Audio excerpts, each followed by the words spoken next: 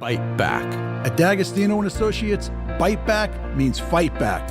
When you're hurt and they blame you, we bite back and get you every dollar you deserve. We have offices throughout New York and New Jersey, so call us first at 1-800-BITE-BACK. That's 1-800-248-3222. 1-800-248-3222. I've been there, and I'll be there for you. The impact of a meal goes well beyond feeding our bodies. Because when people are fed, futures are nourished. And with your help, together we can end hunger. Join the movement at feedingamerica.org/act now. Brought to you by Feeding America and the Ad Council. Good morning. Alternate side parking in effect. The outbound Gowanus at Fort Hamilton Parkway. Watch for construction. Watch for an issue on 23 South. The ramp to 80 East in Wayne closed. Accident investigation of an overnight serious accident on the ramp.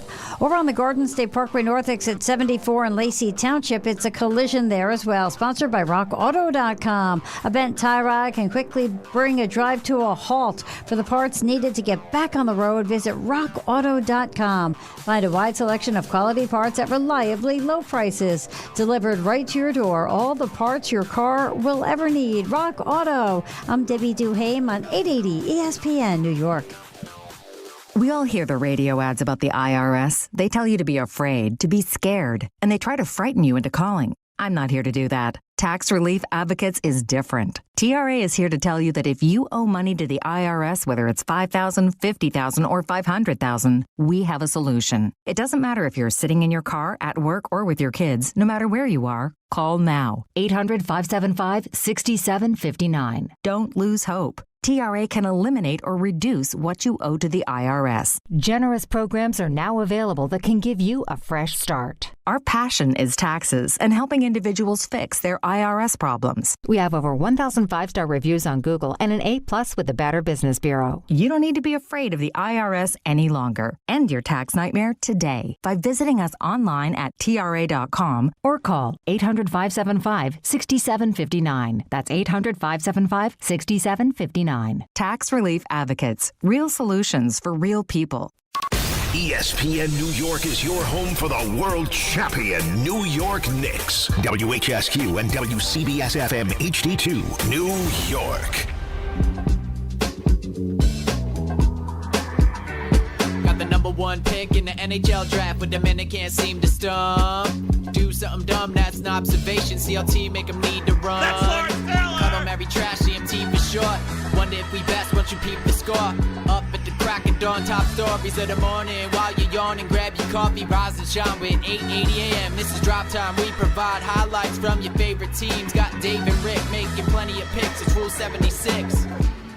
Well, we have made it to the end of the line, at least for this week. Yes, indeed, it is a Friday, a busy one at that. A lot of things to do here on ESPN New York. And once again, it is GNR keeping you company for DNR, Grassa and Renan at 800-919-3776. That is the telephone number. RJ is here. Raymond is here. So we will have some fun over the next 4 hours. It is a Friday, which means, line up those grievances because it is time to roast. I know that Jordan's got a lot of things that are bothering him this morning, so we can't wait to see what he comes up with a little bit later on this morning. Good morning, sir. How are you? I'm doing good. How are we doing, Dan? I'm ready on a Friday. I'm like a boxer. I don't know if you saw. I have like the, the tool that they go in the corner. They get the puff out of your eyes. They roll it. Yeah, that's what you got out here. Oh, look at that! Fighting the final round, fifth and final round of the week. Trying to get looking spry. Ready to go. You had 2 straight days of golf, so I mean that takes a lot out of you. Isn't that pathetic though? You're not lying. Like when I got out of bed this morning, I'm like, man, my forearm is a little sore, and like, oh man, what's this? My foot? Why is my foot like barely moving this morning? And yeah, that just means I'm old. Well, how did it go yesterday? Disappointing. I got 12 in. Little rainstorm. Flew in through New Jersey. Not going to play in the pouring rain. We're not that dedicated. Nah. Took a cigar, sat down on the balcony, watched Viva La Franc, take care of business. How about that Mbappe goal, man? Yeah, he's pretty good. That was pretty good. That was just sick. And they show that replay of how it just spins right inside the post. He's okay. He's okay. I think they got this thing figured out in France, and I think it's going to be another couple of more parties they're going to have over the next week and a half or so as they continue on this march in the World Cup. You're right. We got another one. Well, it's funny because could have, right? Like maybe, would have, could have, should have. Well, I don't even know if you can say should have. Could have been a U.S. game this afternoon. Like could have, but didn't. You know, take care. We've talked about that enough. And it's amazing. You know what's amazing?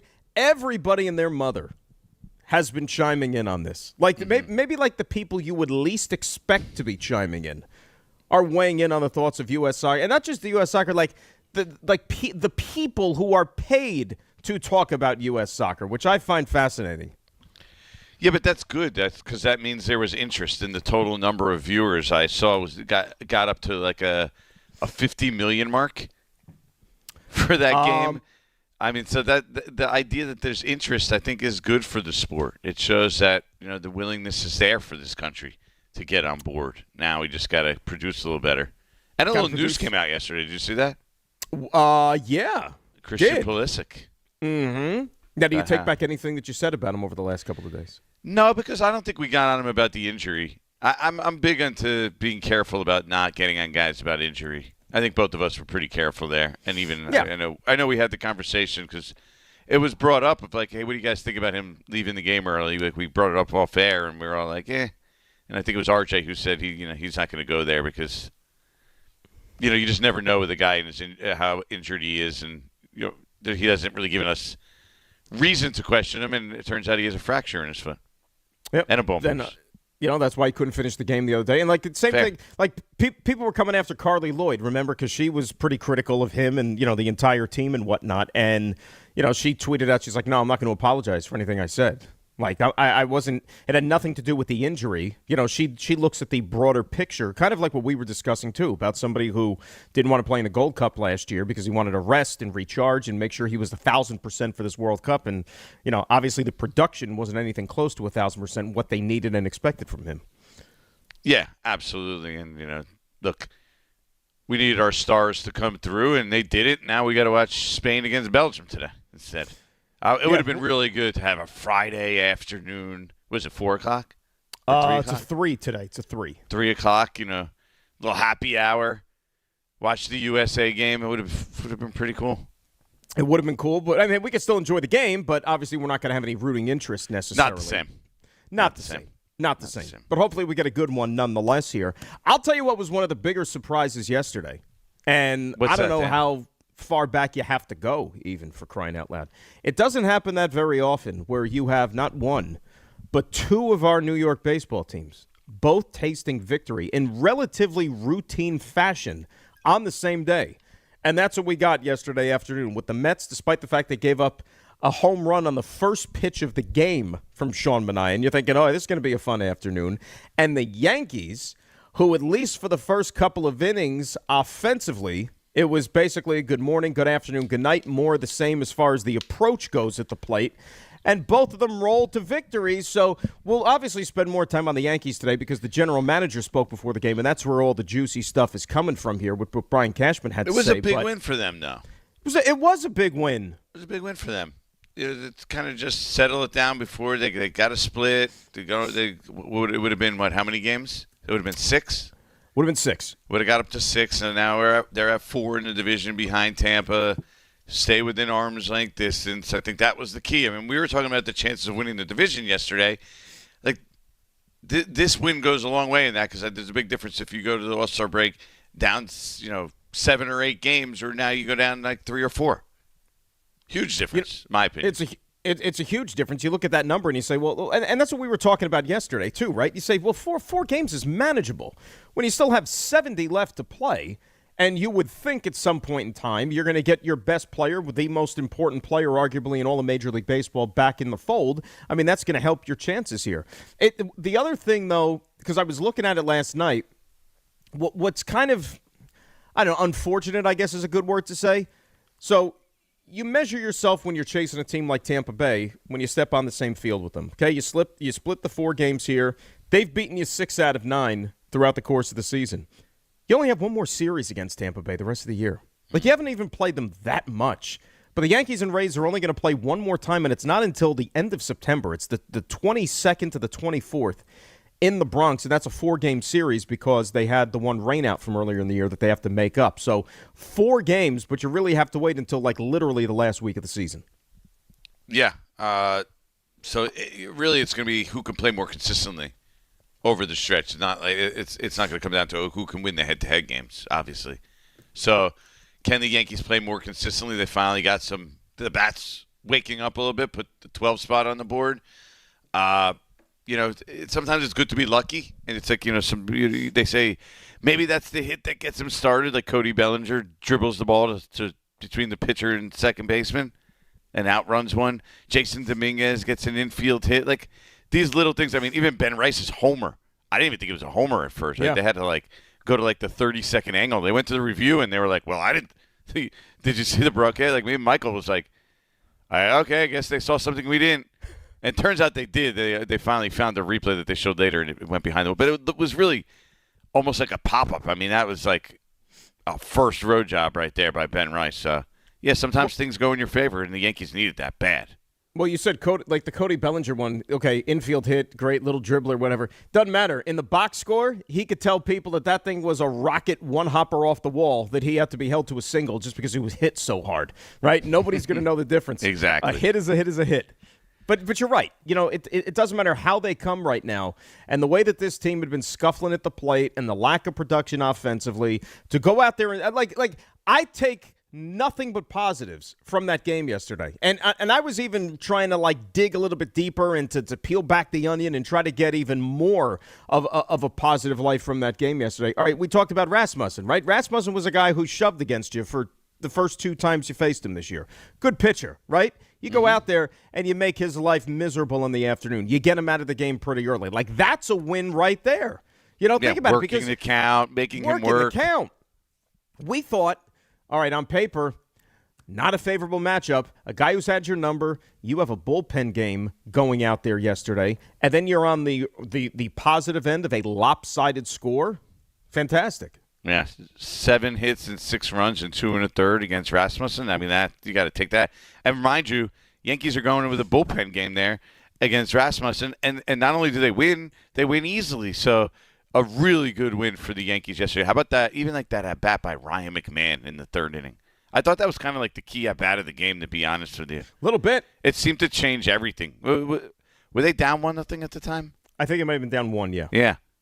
I think, they were down 1-0, and they put up a 6 spot, and Ryan McMahon had this nice long at-bat, fouling off pitches, finally gets a hanging off-speed something and pulls it down the right field line. I thought that kind of changed the game right there. So to get those things from McMahon, Dominguez, Bellinger, I mean, obviously Ben Rice has been tremendous, but those guys contributing at this point, they've been cold too. So to get stuff out of them was huge. Now, are you coming around on Ryan McMahon? Because I know that he was your guy all week long. You were super high on Ryan McMahon. Every chance you had to throw a compliment his way, you did. No, the ironic part is I'd be fine with Ryan McMahon. Again, it's because I like his glove. He's a really good fielder. I'd be totally fine with Ryan McMahon if you upgraded the catcher position considerably. If maybe center field wasn't also a question mark, and one of your shortstop was stronger. But when you have all the positions and you put them together, to me, it's a bad combination. Ryan McMahon is fine because he has a good glove at third base. It's a very important position, but we can't have dead bats at 3 or 4 spots. That's my complaint. And think about it, because you were going up against the righty yesterday. Goldie, not in the lineup. Well, I mean, the 0 for 34 also probably contributed to that decision. Anthony Volpe, not in the lineup yesterday. And they go out there and mash and put 12 runs on the board. So, and it's so funny, too, because if you just, let's say you missed the start of the game, you put the game on, I forgot what inning it was or whatever, but you had that mishap in right field with Jason Dominguez, where he overruns the fly ball. And the way things have been going for the Yankees, you would think that's the type of play that would just sink them completely. And I give him a pass a little bit, because that roof up there at the Trop now, especially when they did all the modifications after the hurricane destroyed it a couple of years ago. Like, I think it's a little bit brighter in there than maybe it used to be, at least in terms of the color of the roof. So the ball maybe gets lost up there a little bit easier if you're an outfielder. So he overruns that one, which obviously didn't come back to bite them literally. And you had yourself a good win. And look, I understand that you're going to have to sweep that series in September in the Bronx. Like, you're going to have to win all 4 to take the season series, which means you'd get the home field advantage. I mean, you'd win the tiebreaker, I should say, if it comes down to that at the end of the season. I wouldn't lose too much sleep over that right now, but going into D.C., final series before the All-Star break, with a performance like that, as far as what have you done for me lately, I think you got to be fired up if you're a Yankee fan now. Yeah, I mean, I feel pretty good, except we'll hear from Brian Cashman. So really the only thing that matters is when is Aaron Judge returning, right?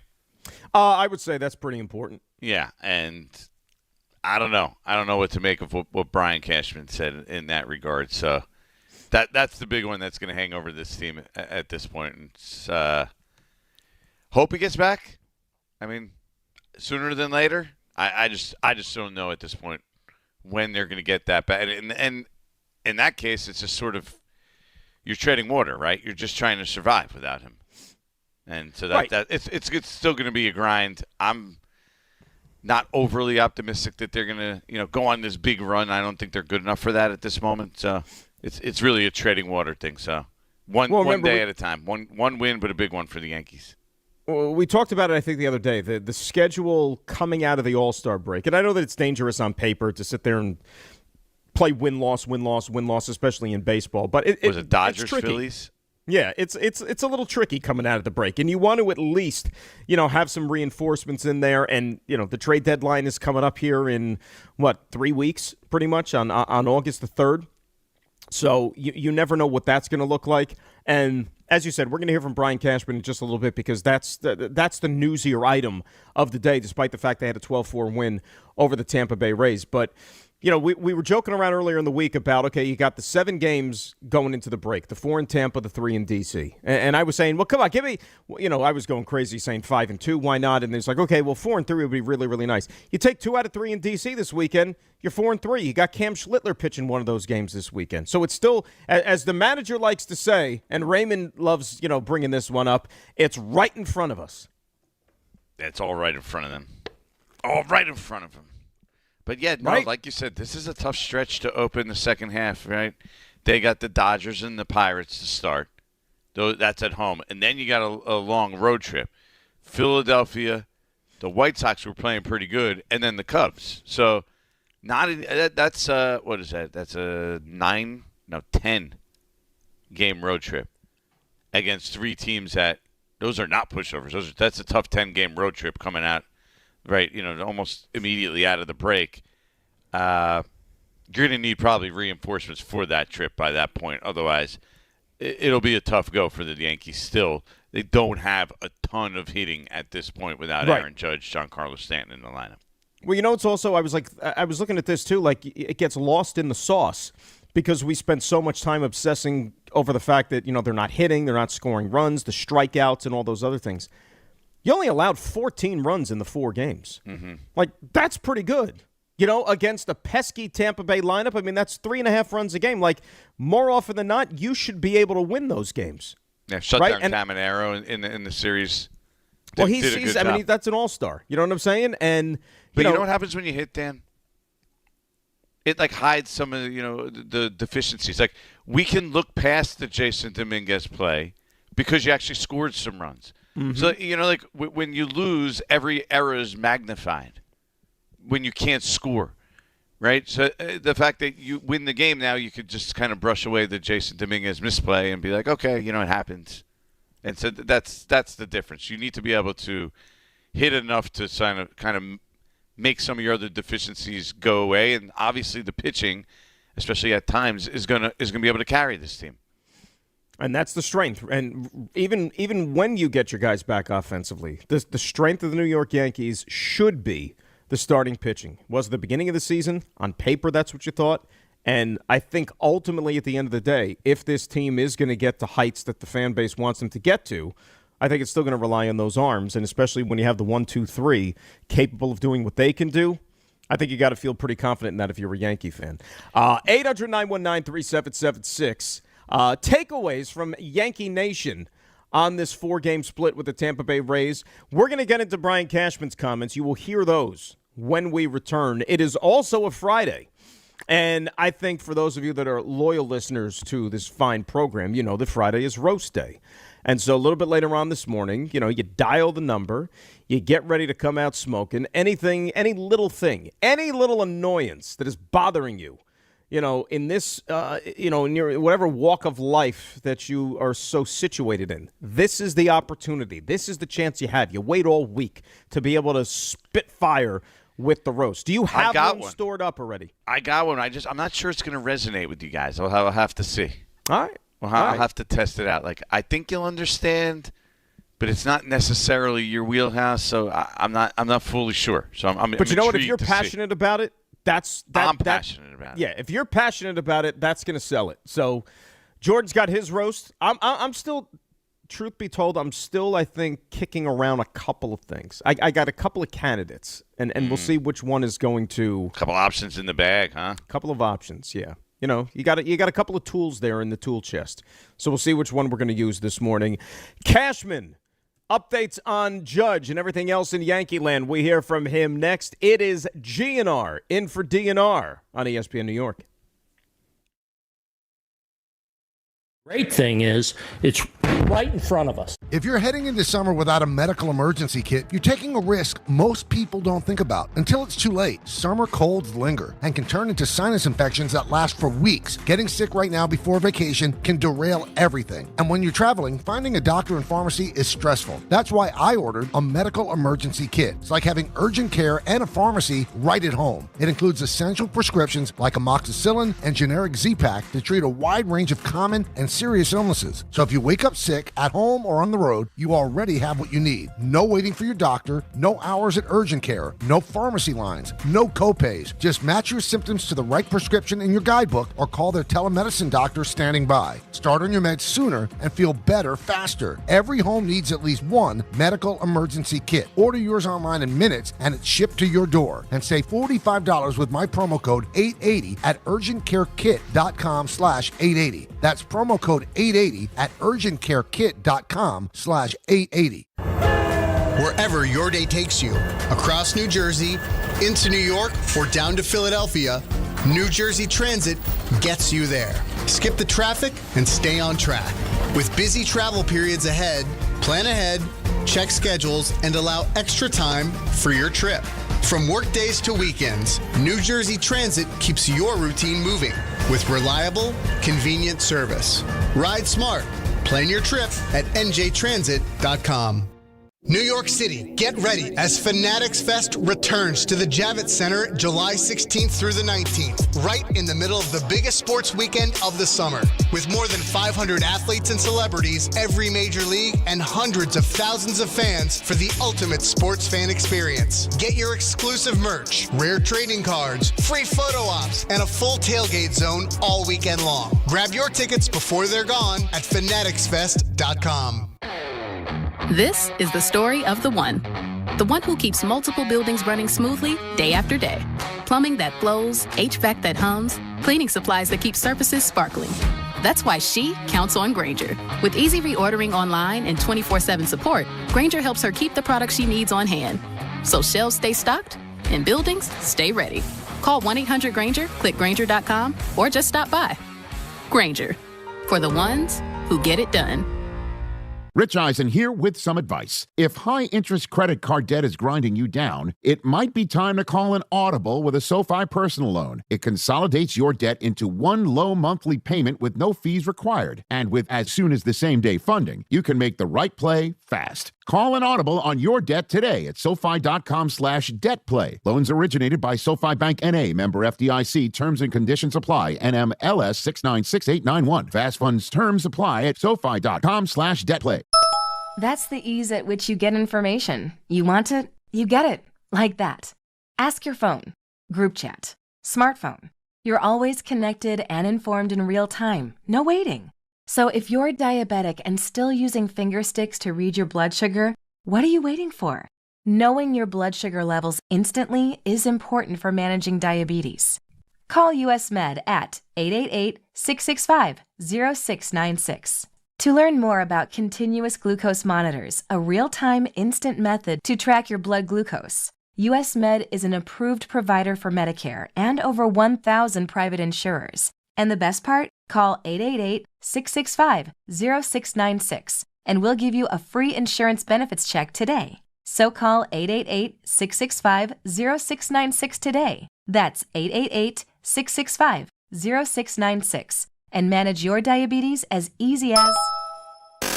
This is the Michael K. Show. You might all disagree with me on this. 7th game of the World Series. The Yankees have to win to be champions. Every single one of their starting pitching is available. I could choose between Garrett Cole, a former Cy Young Award winner. I could choose between Max Fried, Carlos Rodon, Will Warren, Ryan Weathers, or Cam Schlittler. There's one guy on the staff that's dominant and great, and that's Schlittler. The Michael K. Show, weekdays at 1 on ESPN New York and streaming live on YouTube. Presented by the Parisman Firm. All right, it's GNR. Grassa Renan in for DNR on this Friday, a roast Friday here on ESPN New York at 800-919-3776. That is the telephone number. Talking Yankees, big win over the Rays yesterday, getting a 4-game series split. It's funny. I heard that promo that just ran before we came back on the air from Michael's show, talking about the Yankee pitching staff. Mm-hmm. And, if it was Game 7 of the World Series, you could give the ball to anybody on this staff right now, despite you have some guys with more tenure, certainly in Major League Baseball and, pitched in more games and so on and so forth. But, he said the guy who's got the best stuff, the guy that you would give the ball to, at least in his opinion, would be Cam Schlittler. You agree with that? Yeah, I thought that was a no-brainer this year right now based on current form. Absolutely.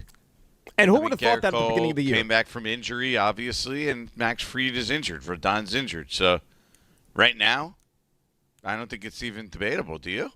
No, it's not. But I think it's funny because that's not something that we could have foreseen happening at the beginning of the year, right? Right. Like, he didn't have a full rookie season last year. We know that he threw that gem in the playoffs against the Boston Red Sox. And, you just have coming off the season that Max Fried had last year.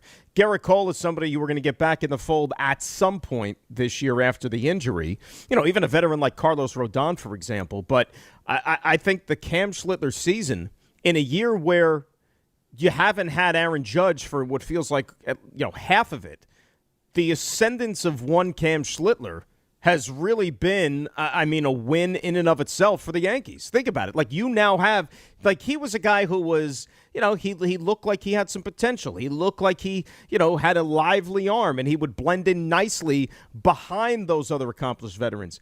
This dude has come in here for the first few months of the season, and let's face it, left little doubt that he is now the ace of your staff.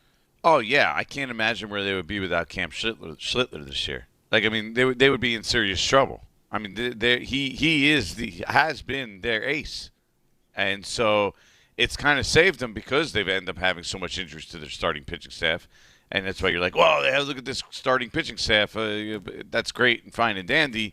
It's which guys can you get on the field, and the reality is Rodon hasn't been on the field very much this year now.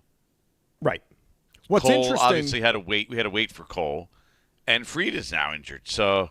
Yeah, and the fact that he stepped up, and you thought he was good, right? But you weren't sure you were getting this. Like Trey Savage, right? The Blue Jays also came out of nowhere last year. The end of the year was awesome late in the season, and he's still really good, right? But he's 4-4 with a 3.31 ERA. Had some up and downs. That's kind of what you expected from Cam Schlittler, probably, right? Yeah, he could be really good. But this is his first full season, might be a little up and downs, could be a good pitcher. You didn't think he was going to, right away he's this great pitcher. This is the first half of the season, he's been great. One bad start, 2 starts ago? Yep. Take that away, his ERA is under 2. And look, a lot has to happen between now and then, right? I mean, and a lot could happen, will happen. You know that. Like, we're sitting here trying to play baseball god, essentially, talking about what could happen in October, which is an eternity away. There's going to be that temptation. You know it. All Yankee fans know it.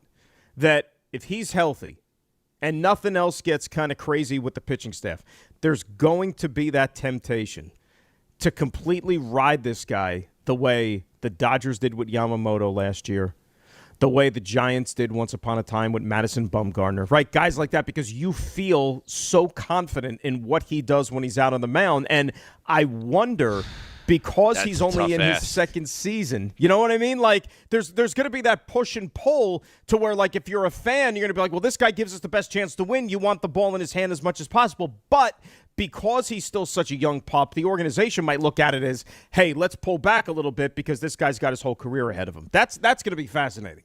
Yeah, because, I mean, he's obviously going to throw significantly more innings than he's ever thrown in his life, right? I mean, including minors. So I'm trying to pull up his minor league stats to even see like the most he's thrown in a season. I'm sure he's going to blow. You think he blew past it already? Well, what is he up to now, innings-wise? 112. Wow. So 112. We're very close. The most he's thrown was 2024 120. That's it? Really? 120 innings in professional baseball? That's his career high? Well, 2023 was 46. 2022 was 91 and 91.2. So 120 innings is not a lot. Oh, they didn't add this up. 2021, but that's actually college. So Ray, could we get some confirmation on this, RJ? Because we know that Jordan is very proficient when it comes to math, as we found out earlier this week. See, and that's the tough part is he doesn't trust himself anymore because he's right. It's 120 innings. See? So when he was at Northeastern, that's what you're looking at, Jordan, and then he went to Hudson Valley, and 2024 was across three levels. He pitched at Hudson Valley, Somerset, and then AAA Scranton Wilkes-Barre. And he spread across that 120 innings, 120 and 2/3. Dan just doesn't trust me anymore. I don't know if you trust yourself.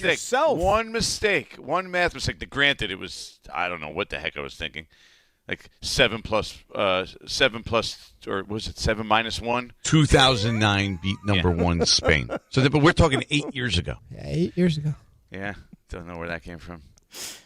Oh, my God. 26 minus 9 equals 8.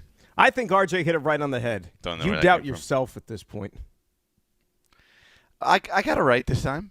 120.2. Who He's at 112 on the dot. After going much back and forth, though, with yourself. Yeah, that would be you were fighting yourself. There was a lot of back and forth. See, but here's where it gets. You know what? Here's where maybe we shouldn't trust Jordan, because if you add up the minors and the majors, last year he threw 150. That's the answer we're looking for. That's what I said. See, I'm looking at the good old baseball reference, which I think probably we all are, right? But it doesn't add up all of them, so you have to add up some of them by yourself. So you know what? I stand corrected. I said maybe you just don't trust yourself. Be confident. I retract it. I love you. You shouldn't be confident. It's been a tough week for math, and maybe use the calculator. No. Jordan is now complaining that Baseball Reference makes you do a little bit of arithmetic. You the consumer. Clearly, I mean, did you see my arithmetic this week? Yeah, I know. Need the help. Help a brother out here. Jordan's going to send a contact us email to Baseball Reference. Guys, love the work you do. You think it would kill you to maybe add up the innings totals for a bunch of these pitchers or hitters when they jump can you please? I think they'll welcome that. Add up MLB and minor league together. Is it that hard? Right? It is. It's three different numbers. There, 3 different numbers. You're compiling the numbers. The least you could do is sit there and add them all up, right? I mean, would it kill you? The funny part is I'm actually pretty good at math. Strength of math. No, I'm sure you are. You just had a moment. I wonder about that. Math. I do the mathing. I love you. You have many strengths. No, not really. I have a lot of weaknesses. Math is a rare strength.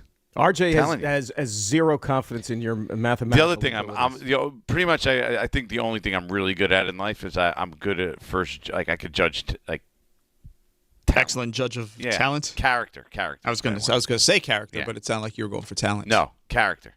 Okay. I have an immediate first reaction to character. Everyone's an open book to you. Like I could right away tell good guy, bad guy. You're a good guy, bad guy. What's that?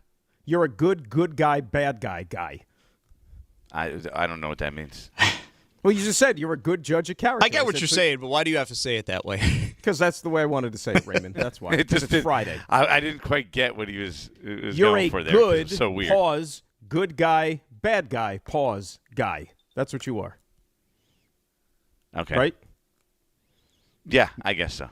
Yeah, you're a judge. You're a good judge of character. Yes. You could have just went there.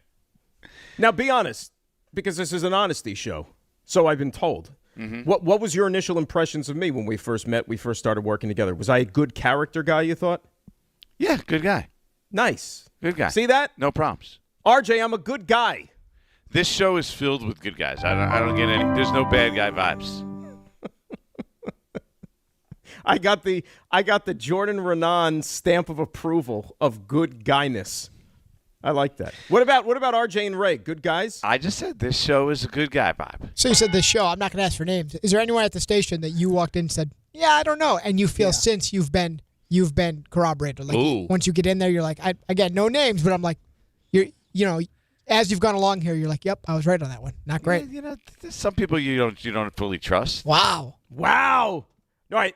RJ only went halfway. I'll beat the door down. Do we have names? No. How about? I'm not going there. How about somebody that you thought was a good guy, character-wise, and then over a period of time you said, you know what? I'd like to take that one back. It's probably a good thing that Rick is not here. Because he would just throw out names. You know who? You know the one time I was fooled with the Giants, though?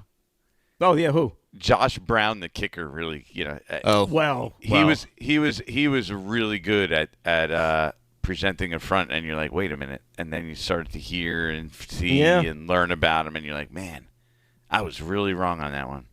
Yes, so it happens. It happens, but it's rare.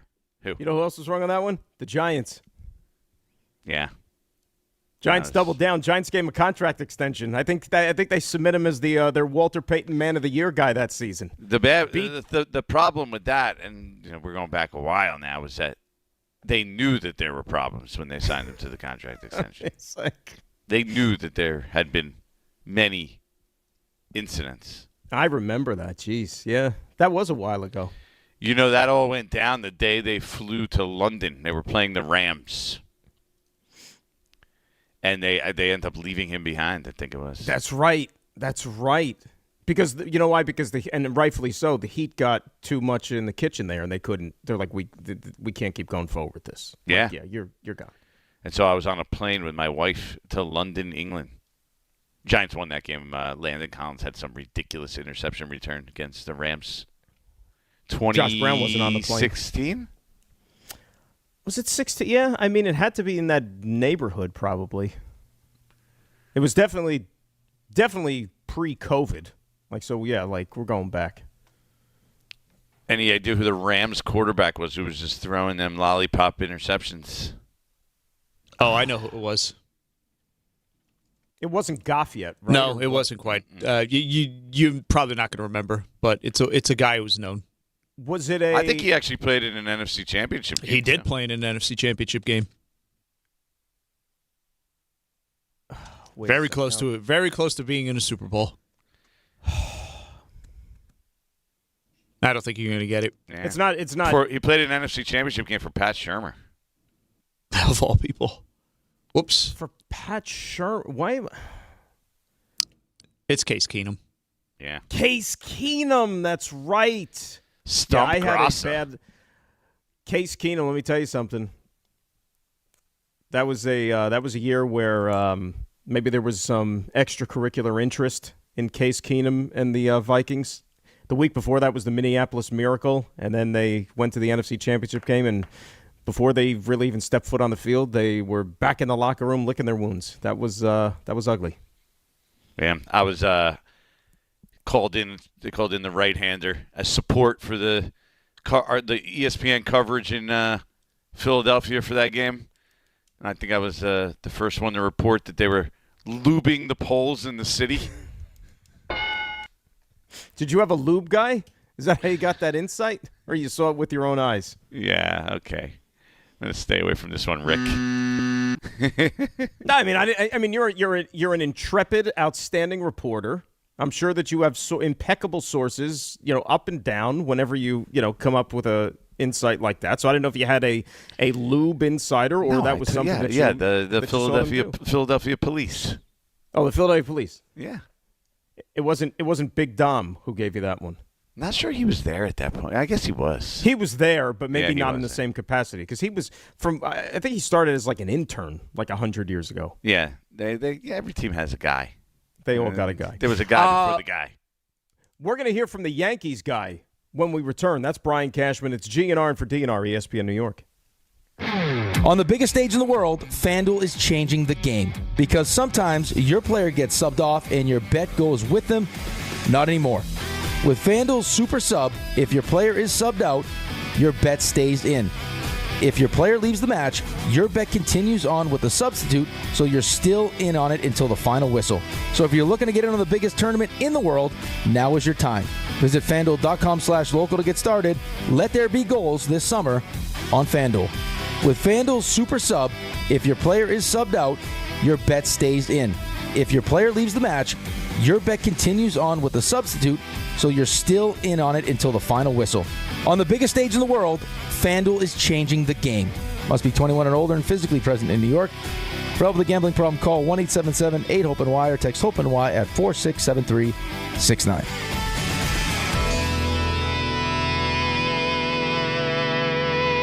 Prizes, flyaways, even cash money. You want it? We've got it. Find a list of all contests and official rules by visiting ESPNNewYorkContests.com. That's ESPNNewYorkContests.com. Hey, it's Alan Hahn. At Rings End, they're there to help realize your modern design visions. That's why they partner with Marvin. Engineered for big ideas, Marvin Modern Windows and Doors deliver effortless elegance, expansive views, and industry-leading innovation, all in a modular system designed to meet the exacting principles of modern architecture. Experience Marvin Modern at a Rings End showroom today and create something stunning with them. Rings End is a certified Marvin installing retailer. There are a million reasons to love New York. Making your budget stretch isn't one of them. According to an independent study, Amazon prices average 14% lower than other retailers. Get food, fashion, furniture, and more shipped straight to your building. That's how Prime members have saved over $2 billion on grocery and household items. Learn more at aboutamazon.com. That's the ease at which you get information. You want it, you get it. Like that. Ask your phone. Group chat. Smartphone. You're always connected and informed in real time. No waiting. So if you're diabetic and still using finger sticks to read your blood sugar, what are you waiting for? Knowing your blood sugar levels instantly is important for managing diabetes. Call US Med at 888-665-0696. To learn more about continuous glucose monitors, a real-time instant method to track your blood glucose, US Med is an approved provider for Medicare and over 1,000 private insurers. And the best part? Call 888-665-0696 and we'll give you a free insurance benefits check today. So call 888-665-0696 today. That's 888-665-0696. And manage your diabetes as easy as... Congratulations, New York. The Knicks did it. Through battle after battle, they dominated to become this year's NBA champions. Day in and day out, the hard work paid off. And you were there every step of the way. Enjoy the crown. Own it, because this year is your year. A part of your legacy that will never be forgotten. So celebrate this moment, show your pride, and shop the largest selection of official NBA gear at NBAstore.com. A Fanatics experience.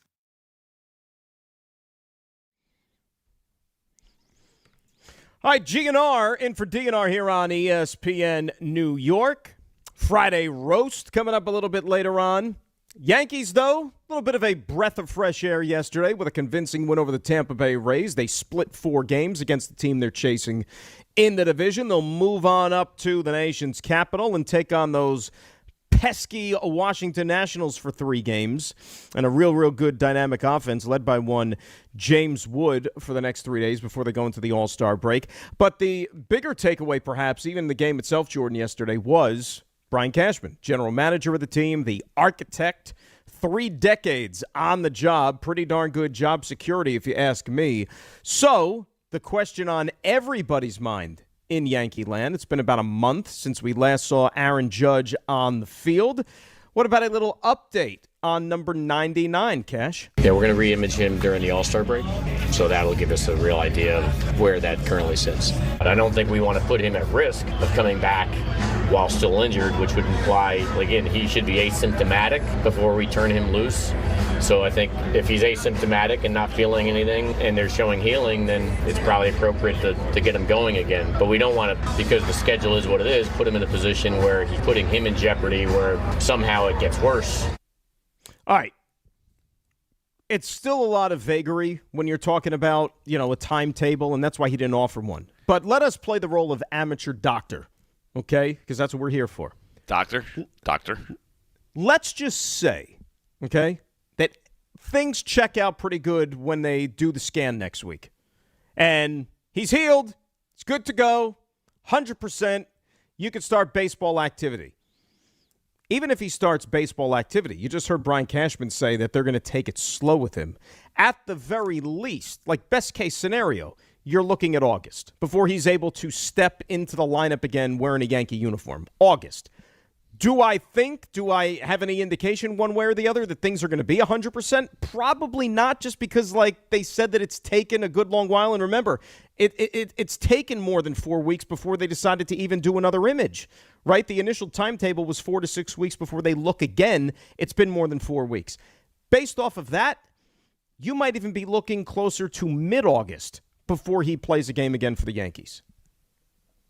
I think that's the earliest he comes back at this point. Mid to late August, the very earliest. I think, especially after we heard Buster the other day, I don't think we're seeing him until September. I think that's probably where this is headed. Well, mid to late August and then September, or I think mid-August and September are 2 different things. I mean, September. Well, I said the best case scenario I think right now is mid to late August, and they're probably going to end up being in September when all's said and done. I mean, you heard Cashman say they're going to play the long game, right? Which I get.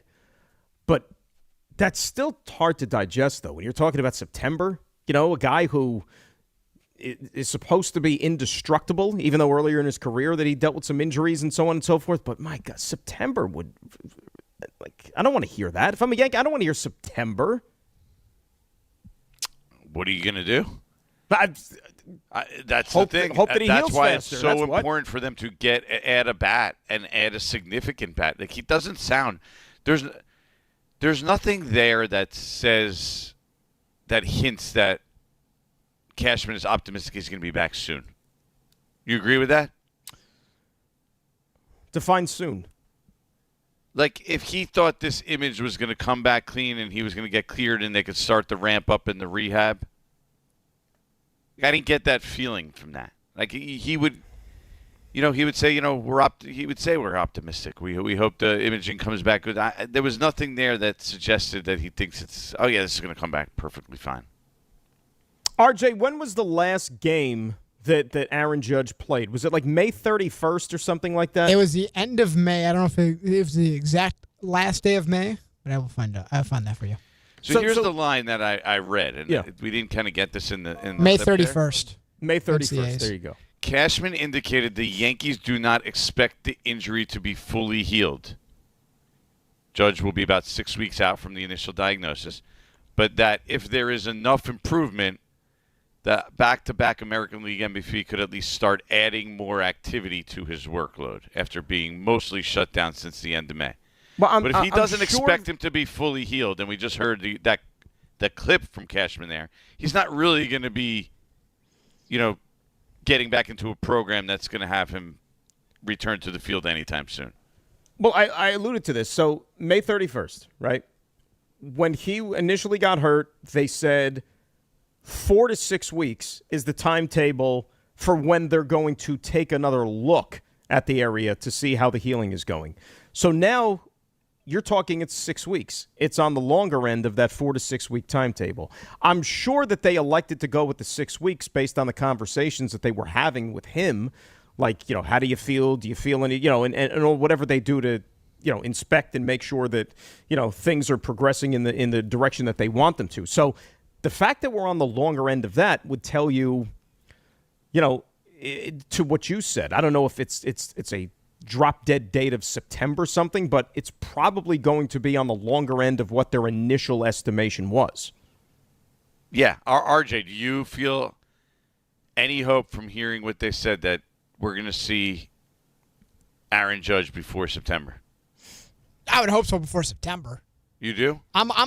Buster said surprise before middle of August. That's kind of what's in my head. Middle of August. I mean, because he's got to get ready again. Like this is like coming in fresh. So he's got to. If everything looks good, you're going to ramp him up because they said yesterday because and he talked about Stanton as well, like how his setback and these guys now you run the risk if either of them suffer another setback. That's probably it. That's your season. Right. So the Post article has. With a return in mid-August looking like the best-case scenario at this rate. Right, so the best case, and that's if everything next week checks out A-OK, which we don't know if it will. Yeah, but again, they say Cashman doesn't really expect it to be fully healed. And then in the next quote, he says, well, we're really not going to do anything with him serious until he's asymptomatic. So you kind of have to be fully healed probably to be asymptomatic. And that's why they've taken 6 weeks before they take another image.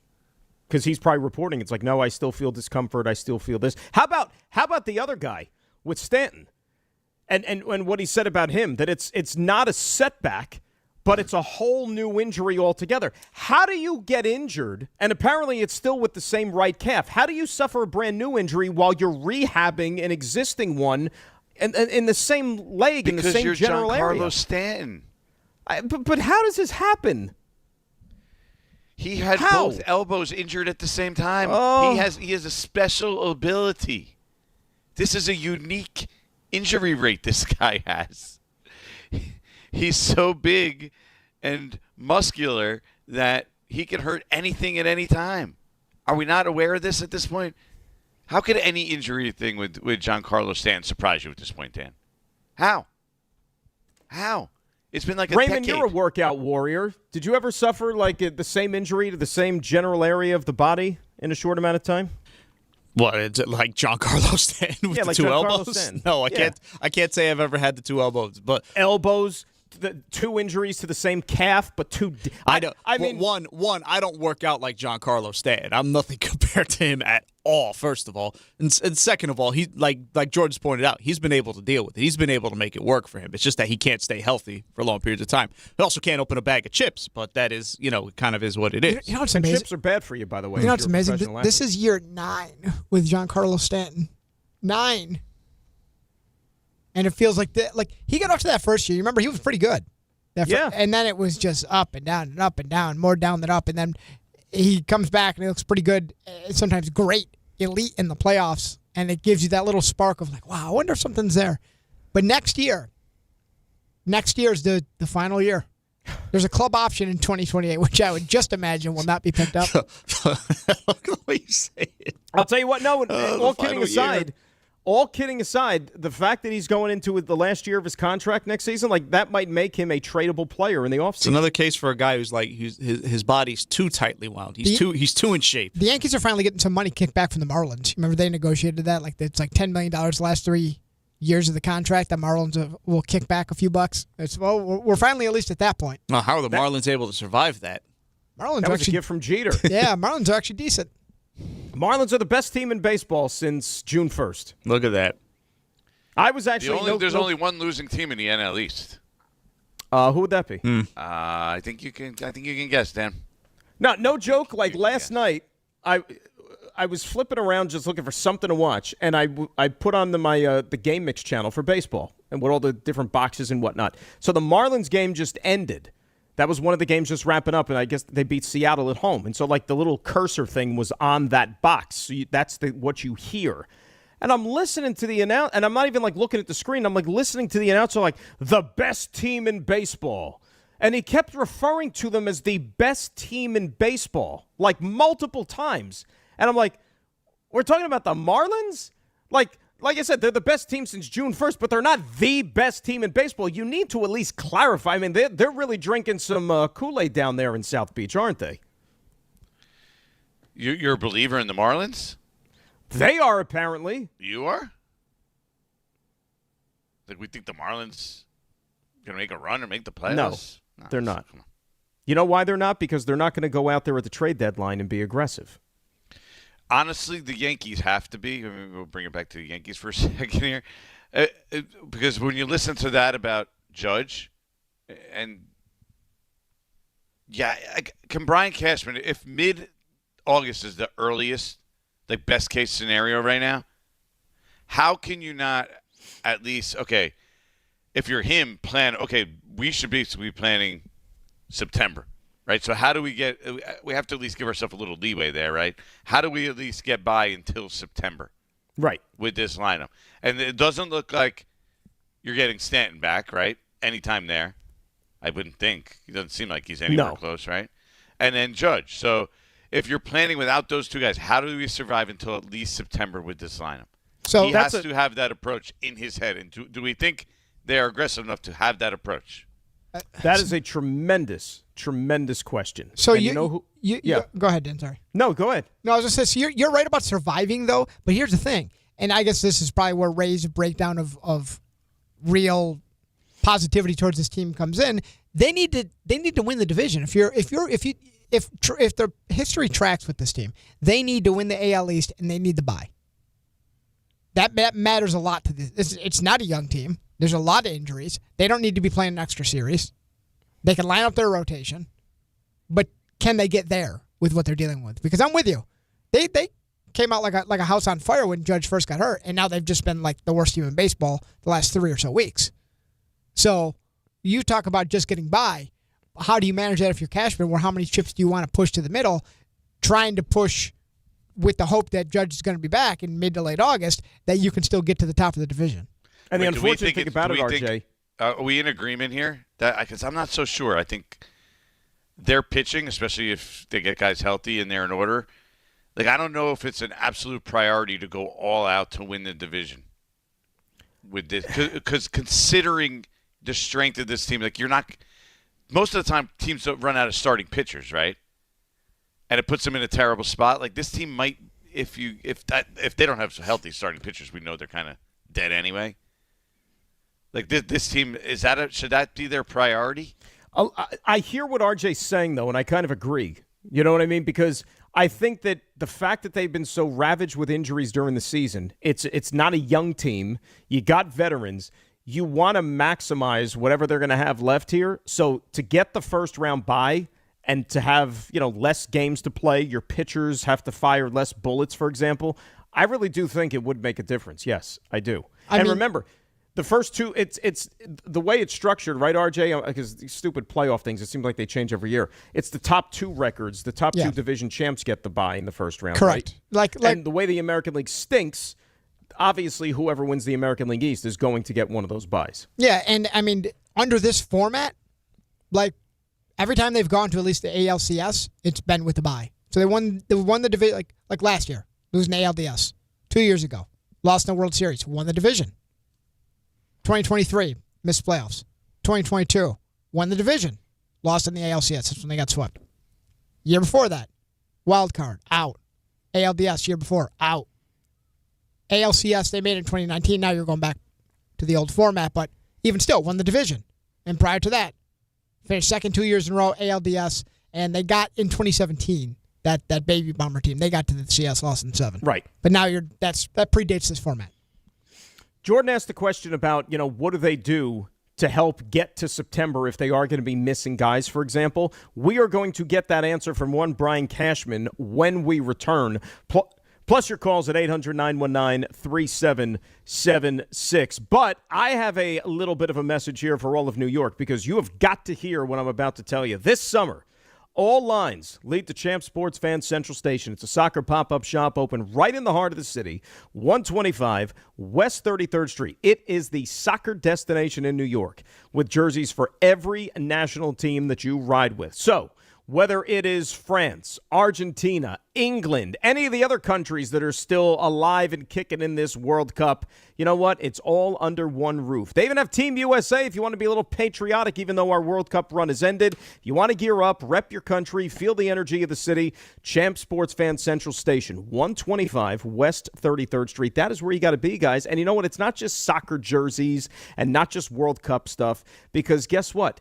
Everybody in this city loves the Knicks, right? And why wouldn't you? They're the champions. They are the best in the NBA. So guess what? If you're a Knicks fan, they've got all the championship gear that you need or that you could possibly want to celebrate your team's first title in 53 years. The Knicks, soccer stuff, and a whole lot more. Champ Sports Fan Central Station, 125 West 33rd Street. GNR, in for DNR. We come right back here on ESPN New York.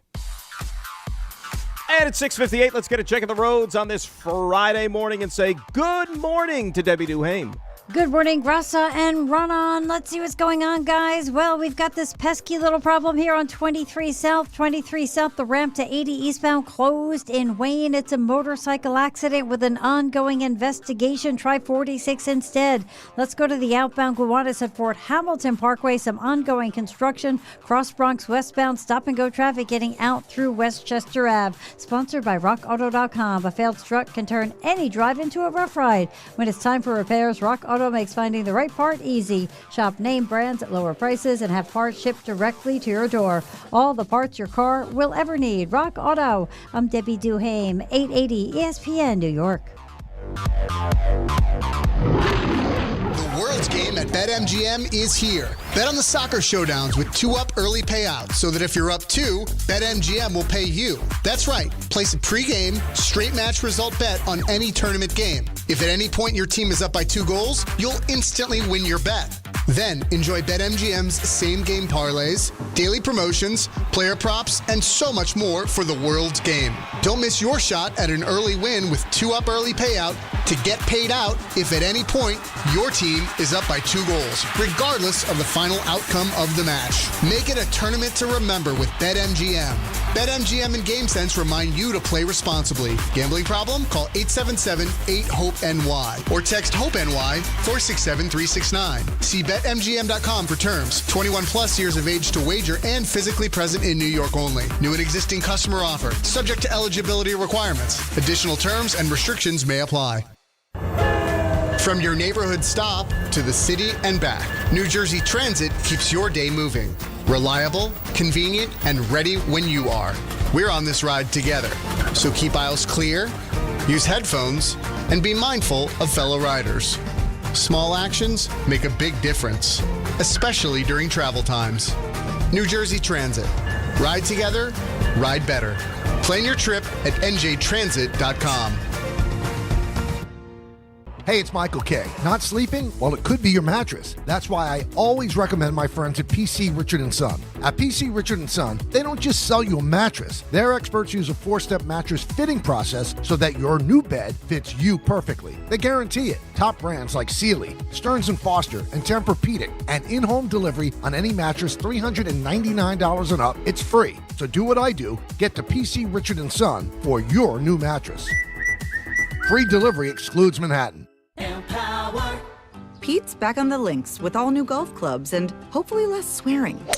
Dang, sliced it. He worked with Empower to help him get good at money so he can be a little bad. Heads up! Oof. Talent sold separately. Guy said these were slice-proof. At least he has money for lessons. Invest well, live a little. Start today at empower.com. I'm David Ortiz. When I lost my mom, she was only 46. And I lost my dad to cancer. It was the worst pain I ever felt. It made me think, what will happen with the people I love when my time is up? That's why I have life insurance. Ethos makes it easy. It's all online, take about 10 minutes, and you can get up to $3 million in coverage. Get your free quote at ethos.com/game. That's ethos.com/game. Paid testimonial. Time spent on application may vary. Online health questions required. ESPN New York. Now streaming live on YouTube. Subscribe today and watch the show. WHSQ and WCBS FM HD2 New York. This is DiPietro and Rothenberg. The guy that you would give the ball to be Cam Schlitter. You agree with that? Yeah, I thought that was a no-brainer. He's obviously going to throw significantly more innings than he's ever thrown in his life. The most he's thrown, 2024, 120. Really? Because we know that Jordan is very proficient when it comes to math, as we found out earlier this week. If you add up the minors and the majors, last year he threw 150. That's the answer we're looking for. That's what I said. This is DiPietro and Rothenberg. 2009 beat number one Spain. But we're talking 8 years ago. On ESPN New York. And streaming live on YouTube. That's right. Jordan will be conducting free math clinics for the young people in central New Jersey over the next couple of weeks. So sign up now. Registration is going fast for those that need the extra help. He does it out of the goodness of his heart. It's not going well, huh? Oh, GNR. Just trying to make it through Friday. Come on, man. Just I know. To make it through. I know. You're doing a great job. How do you feel, by the way? How do you feel? I feel fine. Yeah, I'm good. I know that, a little nap this afternoon is going to be necessary, but I feel pretty good. Are you going to feel like when 10 o'clock hits today, are you going to feel like the guy who finishes the marathon and he breaks the tape and he runs through and his hands are up in the air like that? Like, is that what you're going to be like at 10 o'clock? Nah, I think I'm still going to have energy. Nice. The adrenaline's still going to be rushing. I think you probably won't even be able to take the immediate nap. Which I think RJ, I think he's held up really well. I want a nap, soccer game, cocktails. Wow. That's what I'm thinking. So Jordan's perfect afternoon: nap, soccer, cocktails. I mean, sounds nice. That sounds like a nice Friday. And then off to LBI. Come on, we got. That's right, another LBI weekend. Got some plans. Here's the trap that Jordan fell into this week, and I think he's done a great job. Jordan double dipped. He said, "You know what? I'm going to work. I'm going to make a few extra bucks before the Giants get going. Also, I'm going to enjoy my summer." Because when he'd leave here, it's golf. He went over to the big fancy building the other day. There's more golf. Listen, I love what you did. I think it's admirable. It's only 1 week, but I think you're feeling it right now. I think you're feeling it. It's not sustainable long term? Let's check this in an hour. No, I think by September you would just end up in a gutter face down somewhere. But I think for 1 week, you let it rip, and I think you did great. Me and the rats. This is like you in college. Like, who needs sleep? Yeah. And then you get to the second month, you're like, I probably need a little bit of sleep. Then I realized I'm 47. I think you've done great, though. Appreciate that. What would you say was, from an energy standpoint, what would you say was the toughest day of the week for you? Definitely Wednesday or Thursday. Yeah, right according to script. Yeah, probably Thursday even was worse than Wednesday. Yeah, Thursday's usually the worst. Today you probably feel okay. You can see the end. I think seeing the finish line. Yeah, you get a little gives jolt. you a little pep in the step. RJ and Ray are like the evil wizards who know exactly what this a first timer feels like, and that's why when you're sitting there, Wednesday when you get to the middle of the week, that's when it starts. They're like, yes. Well, I mean, Dan, you're with us all summer. Feel the agony of Wednesday. Whenever somebody's in all week, because we have people, whether it's Jake or Ty or you or whomever, jumps in for a couple of days. You could push through it. When I hear someone's in for the full week that isn't Dan, because Dan's got the swing of it by now, I'm always like, hey, just curious. And I always ask. I always kind of just bury it. What do you got going on this week? What are you doing? You got plans? You going to do some stuff?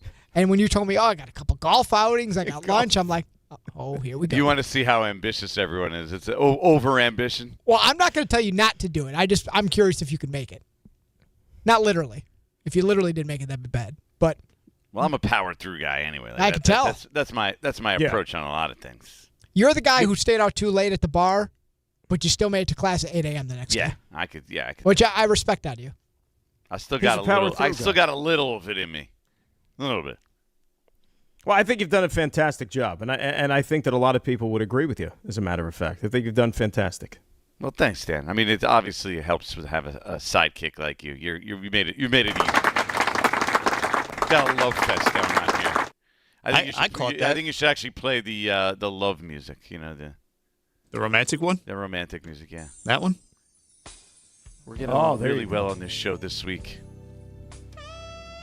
It's a good combination, Dan and myself. Keep going. So, chemistry really vibes.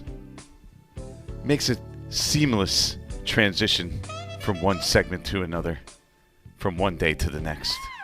This keeps going any further. Yeah, I think I'm done there. Soon, RJ. That's all I got. That's I'm out. I think it was enough for Ray to work with there. I think I got enough for you, Ray. That's the remnants of the first 4 days of the week. Jordan's now going off the deep end. Yeah, exactly. This is leftovers. You're like, hold on, guys. Hey, that's the beauty about RJ. Ray, not so much. RJ knows how to push you to like he knows where the content. He's like, hey, Jordan, what's the math? You know, like poke. Hey, by the way, yeah, add the two numbers up. Oh yeah. How's that relationship going? Poke. Listen, I'm just here, okay? No, RJ was very aggressive. What was it? What were we talking about a couple of days ago where he was towards the end of the show? Oh, about the non-important people that text him during the middle of the night. Oh, yeah, very much so. I said it's part of my job, is what I said. So who's texting you that's not important for your job? A lot of people that are not important text me. Most people that text me are not important. That's not nice either. It's expertly done. Really is. Takes every word and twists it. When you were talking about sleep with Jordan, and he goes, "No, I don't sleep great anyway. I have important people texting me at 1 a.m. sometimes." Never said that word. No, you did. Never said You got upset. No, never said that word. I mean, he said it. Jordan rolls in some pretty high end. Find the tape. Yeah. I don't know if you said important. What I have learned, though, I won't disclose the names. Jordan rolls in some pretty highfalutin circles. Like sure, these golf outings are not just with his buddies from Jersey. These are like high end people, like their names. World leaders. Yeah, maybe. People with a lot of influence. Diplomats. So I don't blame them for not skipping movers out. and shakers. Yeah, you want to be at that golf outing. I'm sure there's a lot of good info passed around. He's like, "Yep, that's me." I mean, what's going through my head, I don't even want to repeat on the air right now. Oh my! So let's just keep it moving. This very underrated show. You brother. Like Joe said. That was my wheelhouse. Married with Children. That was a great show. Yeah, it was. That was before probably even RJ's time. RJ probably doesn't even remember that well. No, I don't. Yeah. I'm sure it was lovely. Raymond, it was great, wasn't it? My parents watched a lot of that show. You don't even remember it either? No, I remember the show. Of course I do. I was a child, though, when it was airing. It was not meant for children, right, but it was great. I don't remember Ed O'Neill as an old man. I remember Ed O'Neill as Al Bundy. Yes. Poke high, 4 touchdowns in the championship game. You see the random Al Bundy jersey every once in a while. Poke high. They're out there. Yeah. Yeah. That is awesome. It is a good jersey. That is a good one. Let's get back to the Yanks for a second, because we were talking about Cashman. Because we got a lot of things we got to check off the list today. Because it's Friday, it's the end of the week. We want to make sure we hit everything. So you asked the question, how do the Yankees survive till late August, September, whenever it is before Aaron Judge makes his return? So Cash, who spoke yesterday before the Yanks game in Tampa Bay, was asked, what about the team's approach to the trade deadline? We're open-minded in the deadline to try to improve ourselves, period. End of story. We'll evaluate what's available and try to push in on anything that makes sense that we can acquire that will make us better, whether it's pitching or offense. So it doesn't change anything.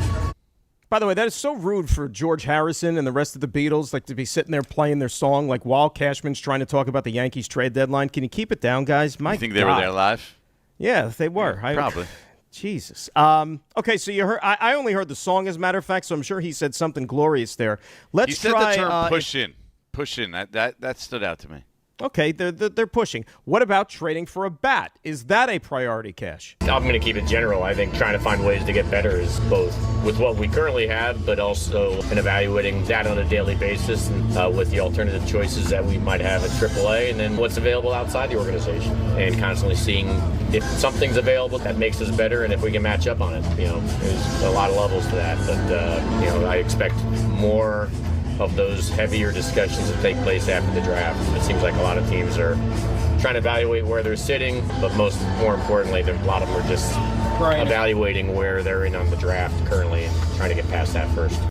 So when's the draft? The draft is next week during the All-Star break. What day? It's early in the week. Sometimes it's a Sunday. Sometimes it's sometimes it's even like that Wednesday, the day after. They keep moving it around, but it's next week. So maybe by the end of next week, we could start getting into real trade talks. What's that? July 15th? I think it's later. Yeah. The problem is as he was alluding to there. I'm saying next week. By the end of next week the discussion. Yeah. The problem is if you look around baseball right now, you have a lot more teams that I think are willing to sell. August 3rd is a Monday, by the way. August 3rd is a Monday. Do I like that as a Monday trade deadline? Last year was a Thursday. Monday has its perks because you're coming off of a weekend. It'd be cool if we had some nice wheeling and dealing that get you into the Monday, and then that Monday is going to be pretty crazy, you figure. Last year's trade deadline was a lot of fun. There was a lot of moves happening. There's not a lot of big names out there right now, at least, right? No. Unless you have an absolute shocker. But Scubo's the only one who is, at least as of now, and we don't even know if he's really available. No, because the Tigers are in contention. Yeah. The Tigers are in contention, so a lot's going to have to happen between now and August 3rd. Lastly, one more from Cashman. What about the team's struggles as they are currently constituted? I wish we would play baseball perfectly for 162, and I never want to be a part of struggles because I certainly sleep better and enjoy life more when we're flying high at all times, but that's just not the nature of the beast. And objectively, I recognize and understand everybody struggles for an extended period of times where it looks like the sky is falling, and literally it's always falling when you're going through it. And so right now we're dealing with that and doing everything we possibly can to try to sail through that storm because the storm's upon us right now, and we got to find a way. The storm's upon us right now. In there, huh? Yeah. The thing is, though, we could look at it one way. He's the man in charge. You know that he's going to look at it probably in a completely different fashion. Do you think that collectively the organization, behind closed doors, when they're evaluating things, do you think that they say, well, you know what? The American League stinks. We'll be fine. We could say that. Is that their thought process? I really hope not. No, because I don't think he can. I don't think so. I think they see the deficiencies in the flaw. I mean, did they not just watch their team not hit for weeks? Right. Because the goal is not to get out of the American League. Goal is to win a championship.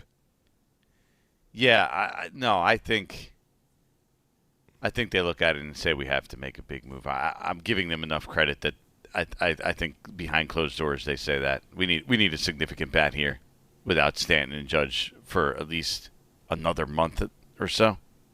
Well, let me ask you a question real quick. And real quick, I want to go around the room because obviously you guys are all Yankee people. Do you think it needs to be semi-blockbuster-ish, huge acquisition, or do you think a series of on the smaller side but yet good, solid pickups would get the job done? Strength and numbers, essentially. No, it's got to be an all-star caliber hitter to me. Okay.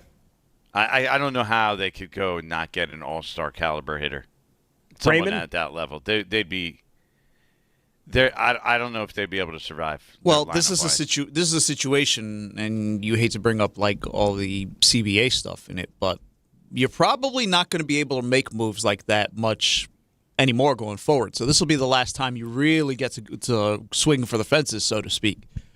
So while I do think they should probably make a series of moves just to make things overall better, similar to what they did last year, because I thought they did the trade deadline pretty well last year. Yep. But yeah, you probably have to swing for the fences and try and get something big here.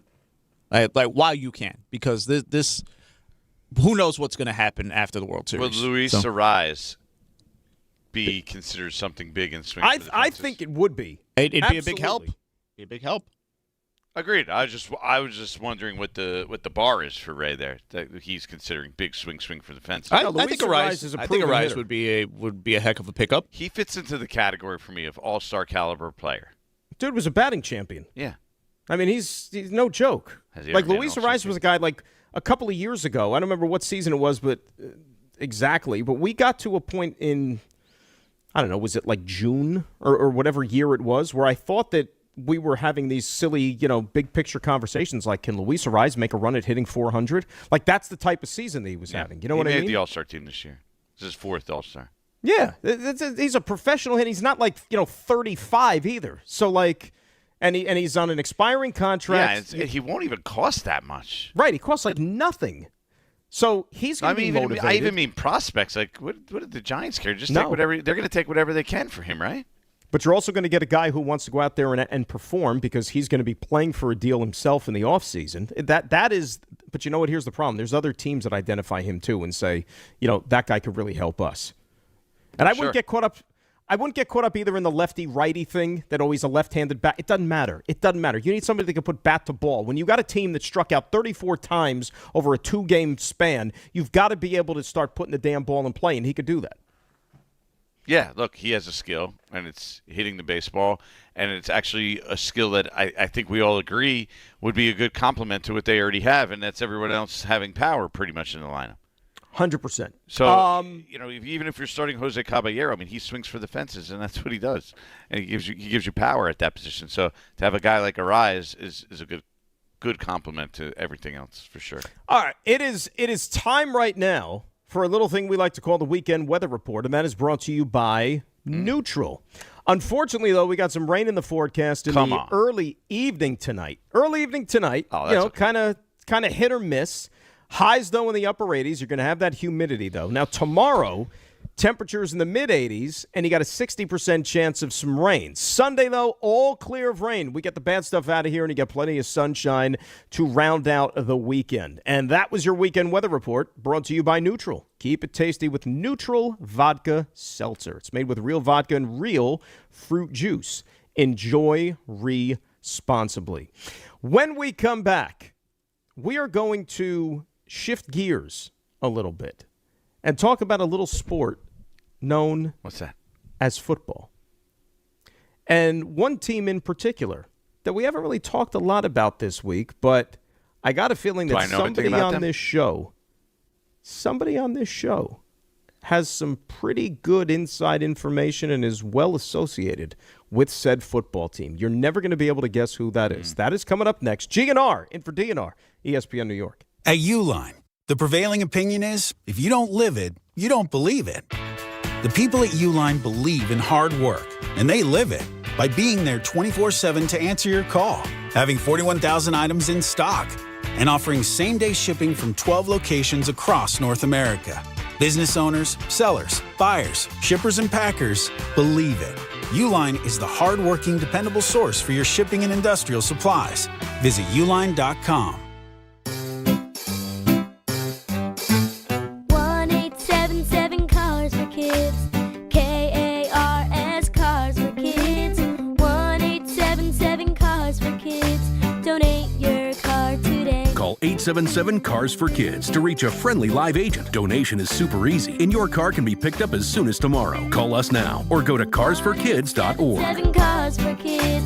Donate your car today. Did you know you can donate real estate too? Download to see if you qualify. Not all customers will qualify. Transfer fees may apply. No Albert subscription required. Albert is not a bank. Albert Instant Loans are issued by FinWise Bank, member FDIC. Not an actual client. Terms apply. Kylie, what's wrong? I just got hit with a car repair bill. I'm behind on rent, and I feel like I can never save any money. Have you tried the Albert app? Albert is your financial assistant, helping you find ways to save and create custom budgets to actually grow your money. Plus, you can get up to $10,000 for big expenses, or advance up to $1,000 fast when you need cash cash right away. Albert can get me up to $10,000? Exactly. Albert spots you in a pinch and helps you grow your money in the long run. I'm downloading Albert right now. Download the Albert app and use promo code FUTURE to borrow up to $10,000 for whatever you need. The Albert app helps you budget better and save more money so you reach your financial goals faster. Download the Albert app right now and use promo code FUTURE to borrow up to $10,000. Use code FUTURE to borrow up to $10,000. In this business, time matters. You're always looking for ways to be more efficient and stay ahead. We all have our own time-saving hacks. But if you're a business owner, how can you save time hiring? The answer? ZipRecruiter. ZipRecruiter has a new feature that shows you the most interested qualified candidates first. Save time and meet great candidates sooner with ZipRecruiter. 4 out of 5 employers who post on ZipRecruiter get a quality candidate within the first day. Try it for free at ZipRecruiter.com/sports. That's ZipRecruiter.com/sports. Meet your match on ZipRecruiter. Progressive presents ways to save money that aren't bundling your home and auto insurance with Progressive. I can't believe the deal we got on these seats for the game. Wow, they must be pretty high up here. I think my ears just popped. Yeah, here, put this on. Is that an oxygen mask? An official team oxygen mask. Well, I can kind of see the field. Good, your senses are still sharp. You're going to need them for phase 2 of the ascent. Don't save money by sitting in the nosebleeds. You could save hundreds by switching to Progressive. Get a quote at Progressive.com. Progressive Casualty Insurance Company, affiliates, and other insurers. Not available in all states or situations.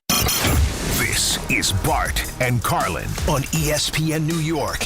I'm one of the dopes that's sitting here 10 days ago saying, it's the American League. This league stinks. And it does. It does stink. And they very well may be in a position to win it anyway. It doesn't make me feel good about going forward. But if you're losing, what does that say about you? If the American League stinks and you're getting your ass kicked in it, what does that say about you right now? Bart Scott, Chris Carlin. Weekdays at 10 a.m. on ESPN New York and streaming live on YouTube.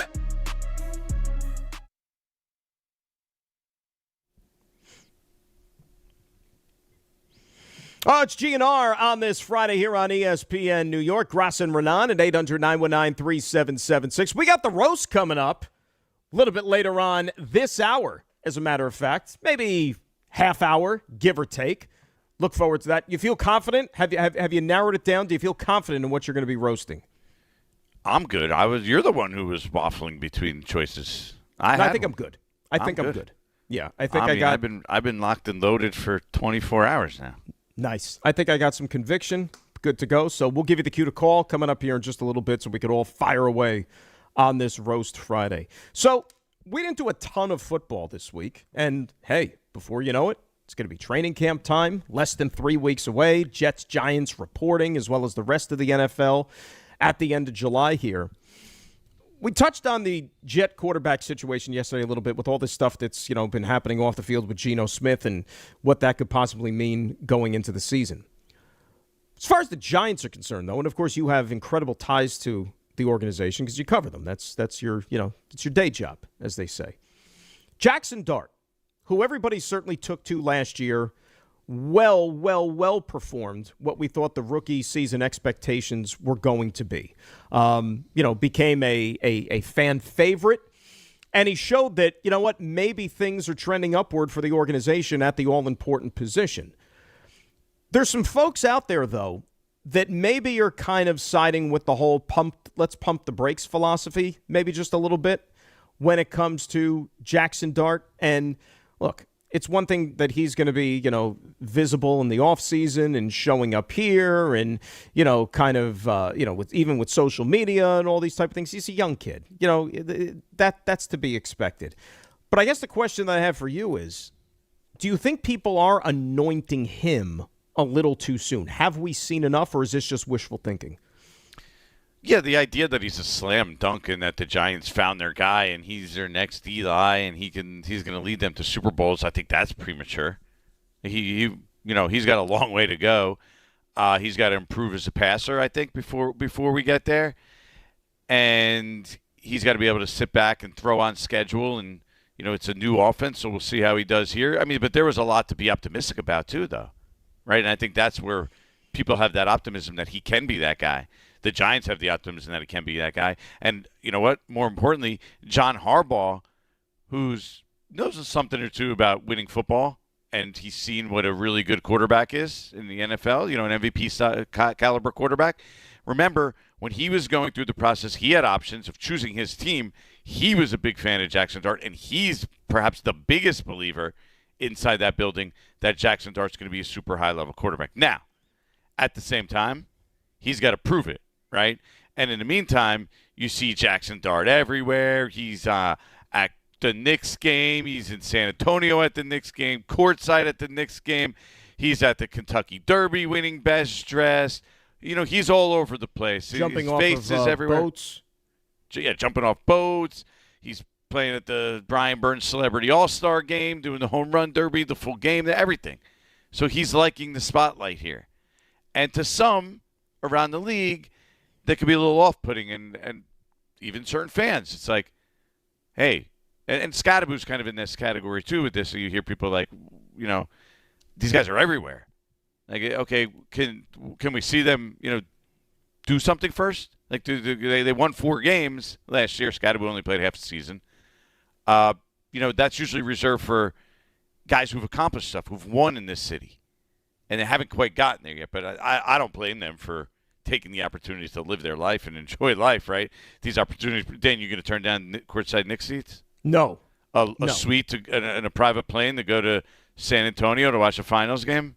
Probably not if somebody offered. Yeah, exactly. So enjoy your life, but at the same time, you have to realize if you're putting yourself out there like that, it's going to put pressure on you, because if you don't succeed, people are going to be like, worry about, winning. Worry about winning. Stop doing all these things off the field. And that's just what comes – that's the price to pay for doing all those things. There's pressure on you. I was trying to think about it, too, like as far as New York goes. And we're no different than anybody else, because anytime like you have a quarterback, a young quarterback who shows up on the scene and breathes a lot of life and energy into an organization, like I think that fans and maybe media jump on it as well. Like they want to anoint that player, right? Even if it's a small sample size of maybe 3 or 4 games. Like, you might be able to tap into something here, right? Like this guy could be good. When was the last time that happened in New York? I'm not just talking about for the Giants. I'm talking about either team.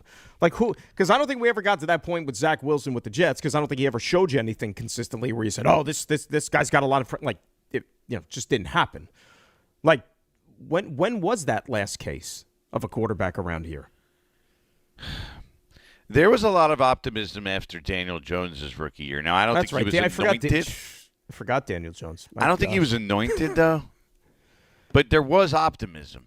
Because remember, he threw 24 touchdowns as a rookie. Yeah, he was pretty good. That first game he came in, he was awesome. I think, remember, he became Danny Dimes after the first few games, but I don't think he was anointed. And he also never put himself out there like Jaxson Dart does. That was never his approach. That's just not his personality. Well, you had Darnold came the year before Daniel Jones, and remember, he had the good finish to his rookie season. He played really, really well the last 4 or 5 weeks. So going into his second year, there was a ton of hope for Darnold. And then Jones was drafted in 19, and as you said, he had a pretty good rookie season, even though the team maybe wasn't necessarily pretty good. Those would be the last two. You know who I think it was? Two. And it's a different sport. Yeah. But Gary Sanchez was sort of anointed. Definitely. Like he was supposed to be. There's a lot of cases. He was just a star catcher. Like he hit home runs at a rate when he first came up. It was like, wow, and even that first season he played, this guy's just going to be a star. Gleyber Torres also maybe. I think there was some. I think we had some guys. Raymond. I think we had some guys in Knick uniforms, didn't we? Oh yeah, right? Absolutely. Because, and it just goes to show you, it's like you're wandering the desert for ages, and you're just looking for any sign of life. And just that small glimmer that comes along, you want to sit there and grasp onto it. We were getting excited about Summer League, for crying out loud. Right, getting excited about Summer League. It's the same exact thing. And so when you look at the Jets, who obviously, had their struggles, haven't won in forever, you draft a young quarterback 3rd overall, there was hope for Darnold. Giants, same thing. They went through a rough patch there. You draft Daniel Jones. We found Eli Manning's successor. It looks like they're cut from the same cloth. Boom. And now the same thing here with Jaxson Dart. In the sense that, all right, he is going to be that next guy who is going to be the face of the franchise, marketable, good players, got some swag, he's cocky, all those things. But now go out there and do it for a full season. And, oh, by the way, now you're going to have to do it for a new head coach, a new system, what is that going to be able to do with the learning curve, right? And is that going to be any sort of a hindrance? Yeah, in a way, Jaxson Dart, and he said this when I spoke to him, I don't know, earlier this offseason.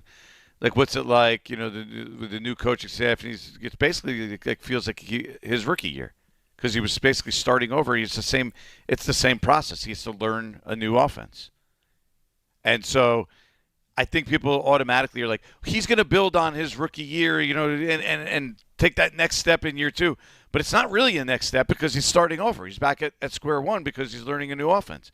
It's not the same offense, and you can kind of build on top of it. So I think that is another challenge that he faces here. And it might not just be immediate, okay, year 2, just build on everything you did in year 1, and you can just stack it. It's not that simple.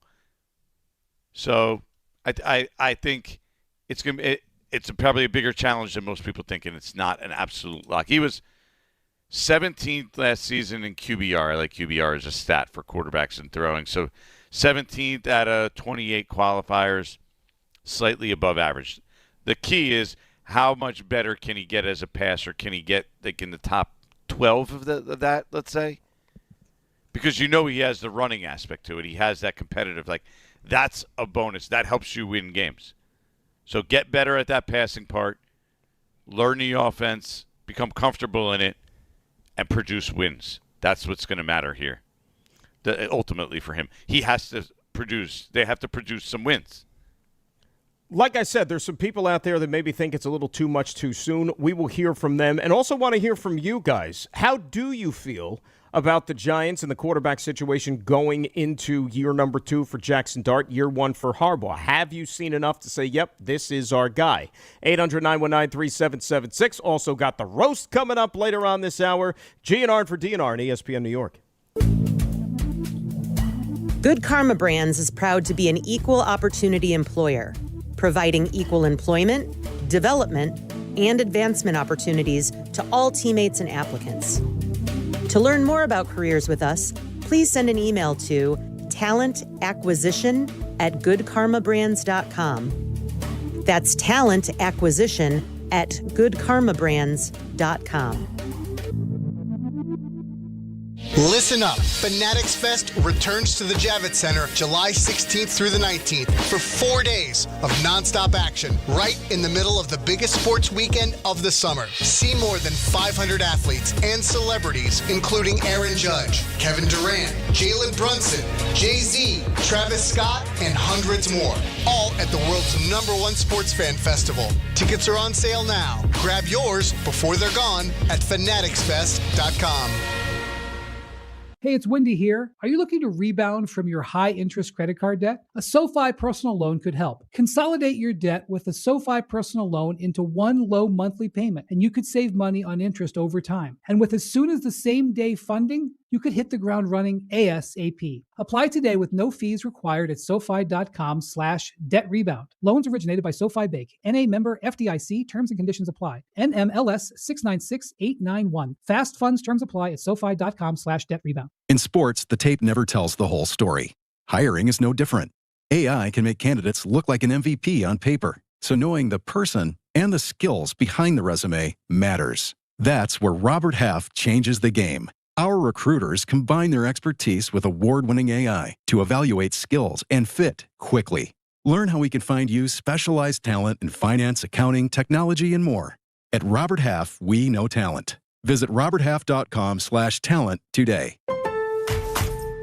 With the new MyLowe's Pro Rewards American Express card, earn 3 points per dollar spent on Lowe's qualifying purchases for the first 6 months after card account opening. Plus, save 5% every day on eligible purchases at Lowe's and earn points on eligible purchases everywhere else Amex is accepted. Card members get more at Lowe's. Subject to credit approval. 5% can't be combined with any other offer. Exclusions and restrictions apply. Points subject to loyalty terms at Lowe's.com/terms and credit reward terms at Synchrony.com/MLPRA-terms. Visit Lowe's.com/business credit.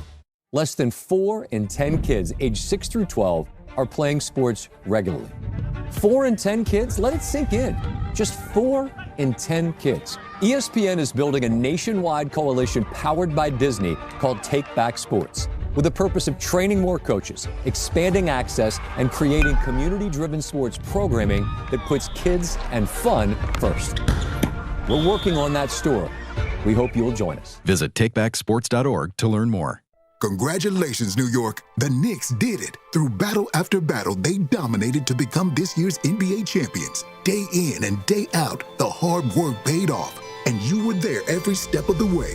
Enjoy the crown. Own it, because this year is your year. A part of your legacy that will never be forgotten. So celebrate this moment, show your pride, and shop the largest selection of official NBA gear at NBAstore.com. A Fanatics experience.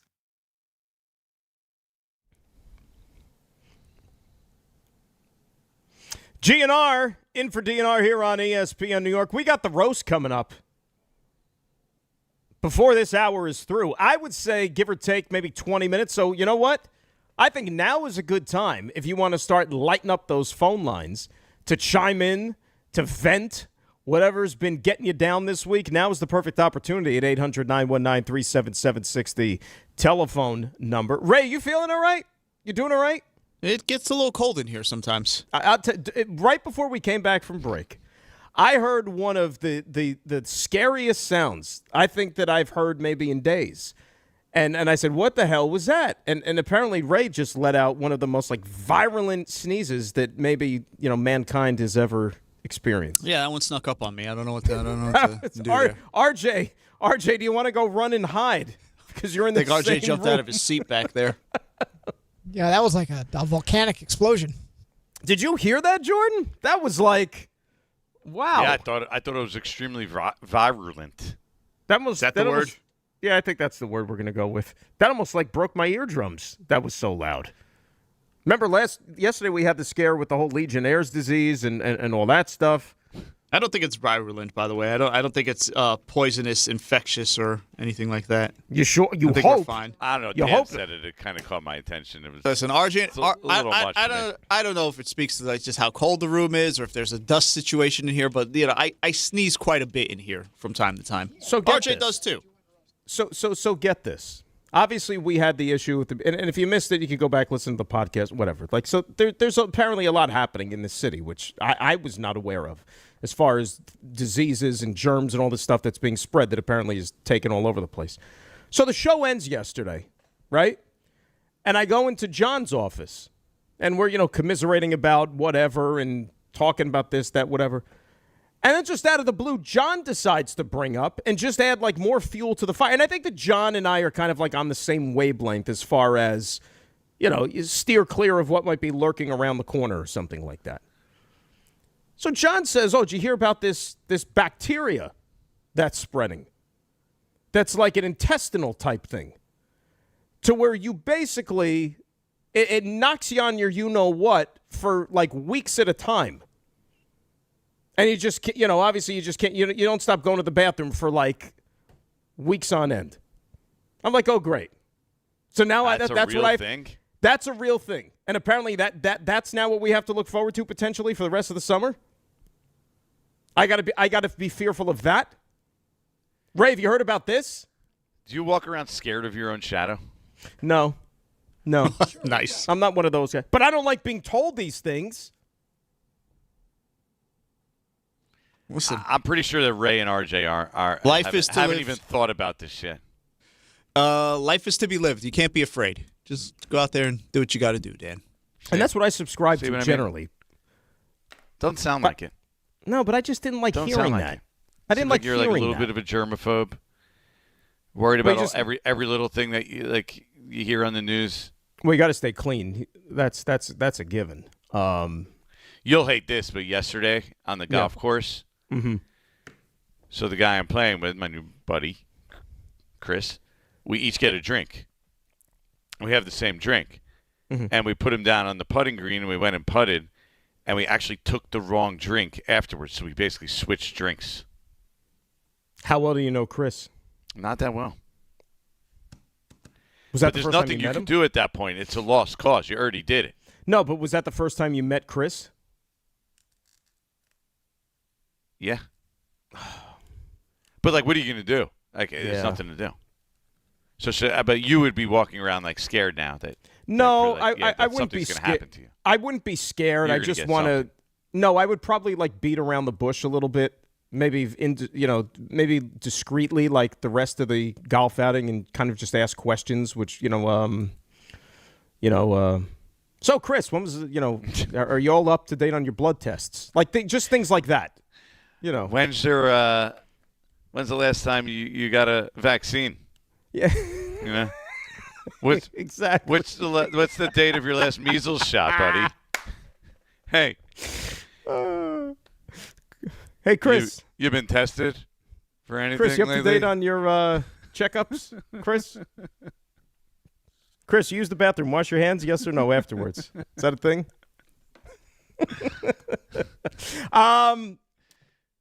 So here is, you're familiar with Pete Schrager, our friend at ESPN? Freehold's finest. Freehold's finest. Mm-hmm. You're familiar with his exploits. Well, Jason McCourty. He's the man, the best. Jason McCourty, another one of our pals, and, of course, went to very, very good school in central New Jersey. Just so happens to be rocking the gear today, as a matter of fact. So Jason was on with Schrager on the Schrager Hour, as a matter of fact, and chimed in on what the league's opinion is on a couple of Giants that are going to be entering year number 2, one being Jaxson Dart, the other his wingman, Cam Scatterbo. Take a listen. If Neighbors is there and he's healthy, I think the Giants can compete in the NFC East to win that division. Let me push back with things that are being said about this Giants team. To your point, if Neighbors isn't out there or fully healthy, able to go out there and be a dog on the field, without him, you look at their skill position group, there's a lot to be desired. Like that would probably be at the bottom of the NFL if I looked at their position group without Malik Neighbors. Mm-hmm. You mentioned Scatterbo and Jaxson Dart. I've had players that are in the league that have talked to me and they're like, dude, how are these guys on every campaign, the courtside, they haven't done anything in the NFL and they're living like stars. I think to your point, like that's a thing. Like that is very much a thing. And I quote the great married songstress Taylor Swift, "Welcome to New York." It's welcome to New York, sure, but I think that Jason's got a point there, right? Yeah, look, they're in a lot of places, and their resume isn't full yet. So I think that is fair, and it is some things you hear from people. I mean, I've heard things like that too, and it's going to come down to, okay, go produce, and no one's going to care. Like, right? That's the bottom line. When do you think? Because like right now, John Harbaugh is saying all the right things, and he still hasn't even coached a game yet. Hasn't even had his first official training camp yet. And yes, produce, everything is going to be fine, and all that other stuff goes away. When do you think it gets to a point where maybe the head coach has to sit there and have a conversation about, you know what, guys, there's a time and a place. We're here to play football. We're here to do a job. Like, do you think it's ever going to get to that level? I don't think that John Harbaugh is worried about it. Here's the thing with Jaxson Dart. I've gotten to know him well enough. And I went to his football camp, like, what was it, like 3 weeks ago at this point? And I even said to him, like, what's your plan for the next couple of weeks? And he's like, play football, practice, train. Like here's what you don't have to worry about Jaxson Dart. He doesn't drink alcohol, so he doesn't go out and party in that way. And he works, and he loves football.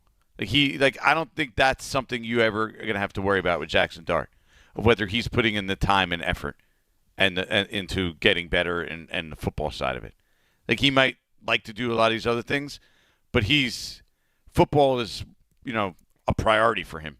So I don't think you're going to have to worry about that. So John Harbaugh, then at that point, that's all he cares about, right? In your free time, you can do whatever you want. What does he care? So I think that's the case. Now with Cam Scatterbo, I think they've already had conversations a little bit about some of the things he said. He made some comments when he was injured or at the beginning of the offseason where you might have had to say to him, "Hey, slow down a little bit." I mean, we don't want to go there. Remember, he made the CTE joke and like things like that. I think they talked to him about, but I don't think John Harbaugh is worried about these guys putting in the time and the effort and the work, because that's. If you know anything about those guys, you talk to people in their past, everything they've done so far with the Giants, you're not worried about them working. They will work. So as long as you work, you don't have to worry about the other stuff, I don't think. You think it's fair that you're doing No, what I was going to say, do you think that why? Like, what's your reservation there? I was going to say, do you think that it's fair that there's probably a little bit more, if you had to say that I'm concerned about which one more than the other, it would probably be Scatterbo than Dart, as far as not locking in on what their responsibilities are supposed to be? Yeah, probably. Yeah. At this point. But I don't know as much about Scatterbo at this point, to be honest with you. Well, remember Scatterbo with the wrestling thing, too, which, when he was hurt, and that's him. It's not more the putting best. himself in bad positions. That's a big part of it. But not just putting yourself out there too much. So they're kind of like two different things, right? Like, that's why I said they probably had – I know they had conversations with him about a couple of those things. They didn't love the wrestling thing, the Giants. They didn't love the CTE comments. He was doing a lot of streaming and saying a lot of stuff originally. I think that they told him to quiet that down a little bit. But John Harbaugh's going to hit, and we've seen this so far with these guys, and you saw it with his response to Jaxson Dart and introducing President Donald Trump. He's going to let the players be them, and he's not going to really interfere with that. And he treats them as adults, and that's his approach to these things. So I think that applies to putting themselves out there, too. Now, the only thing it does do is it puts another layer of pressure on them, right, to succeed. Because when you don't succeed, then you'll have people going, see, worry about playing football. Don't worry about doing WWE. Don't worry about going to the Kentucky Derby and dressing up and, TikToking with your girlfriend. Worry about football. But if you produce, everyone's going to be like, we love these guys. We love these guys. Right. They're great.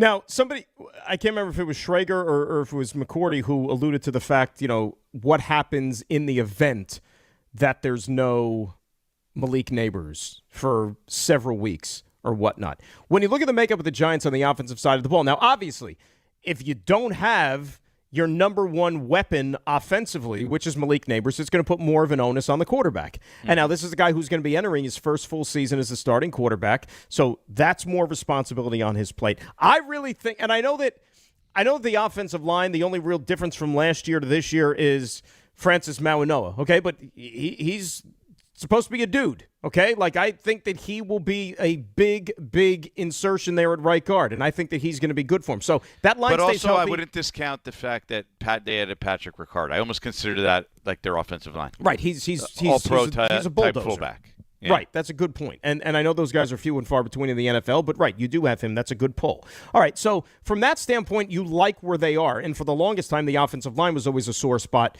for the football Giants. Let's role play for a second. Take Neighbors out of the equation. And we don't know how long it's going to be, but eliminate Malik Neighbors. Darius Slayton's here. You have strength in numbers at the wide receiver position. Mooney, they signed Slayton, Calvin Austin. Juju. Odell Beckham Jr., Juju, Isaiah Hodgins. Yeah, it's not an especially strong group. Right. But I think what Jason McCourty said is right. That's probably if you take Malik Neighbors out of there, talking just wide receivers, right, one of the worst groups.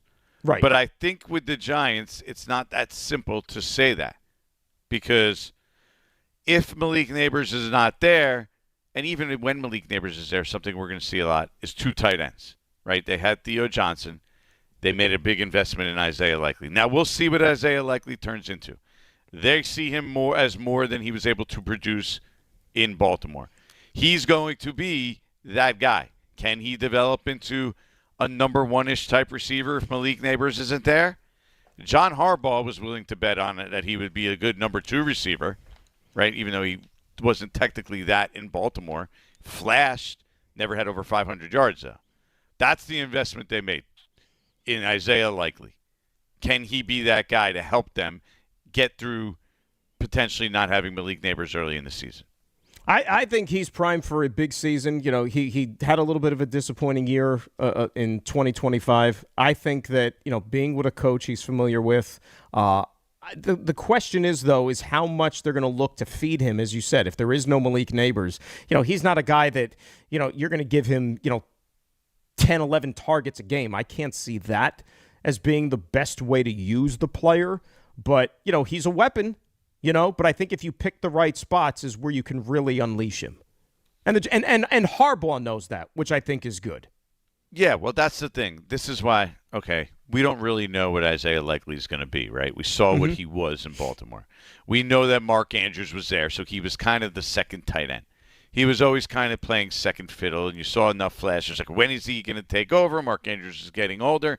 And it never really fully happened, right? But the fact that John Harbaugh is willing to bet on it, a guy who saw him play in practice every day, makes me think, okay, there's probably more there. Like, I'm more inclined to believe John Harbaugh because he knows everything that guy's about and that he brings to the table. So I'm probably more inclined. It's not some outsider putting a bet on him. It's somebody who has the inside information who's taking a bet on it. So for that reason, I'll lean in your favor too to say he probably is primed for a big year. I don't know what big year. I'm not saying is 1,000 yards receiving, but it's more than he's done so far in the NFL. Like a 700-yard season for Isaiah Likely is not out of the realm of possibilities. So to help out in that way and become a bigger player, 7, 8, who knows if Malik Gabriel doesn't play for a while, 900-yard season, I don't think that's out of the question. And I'm more inclined to believe John Harbaugh that it could happen.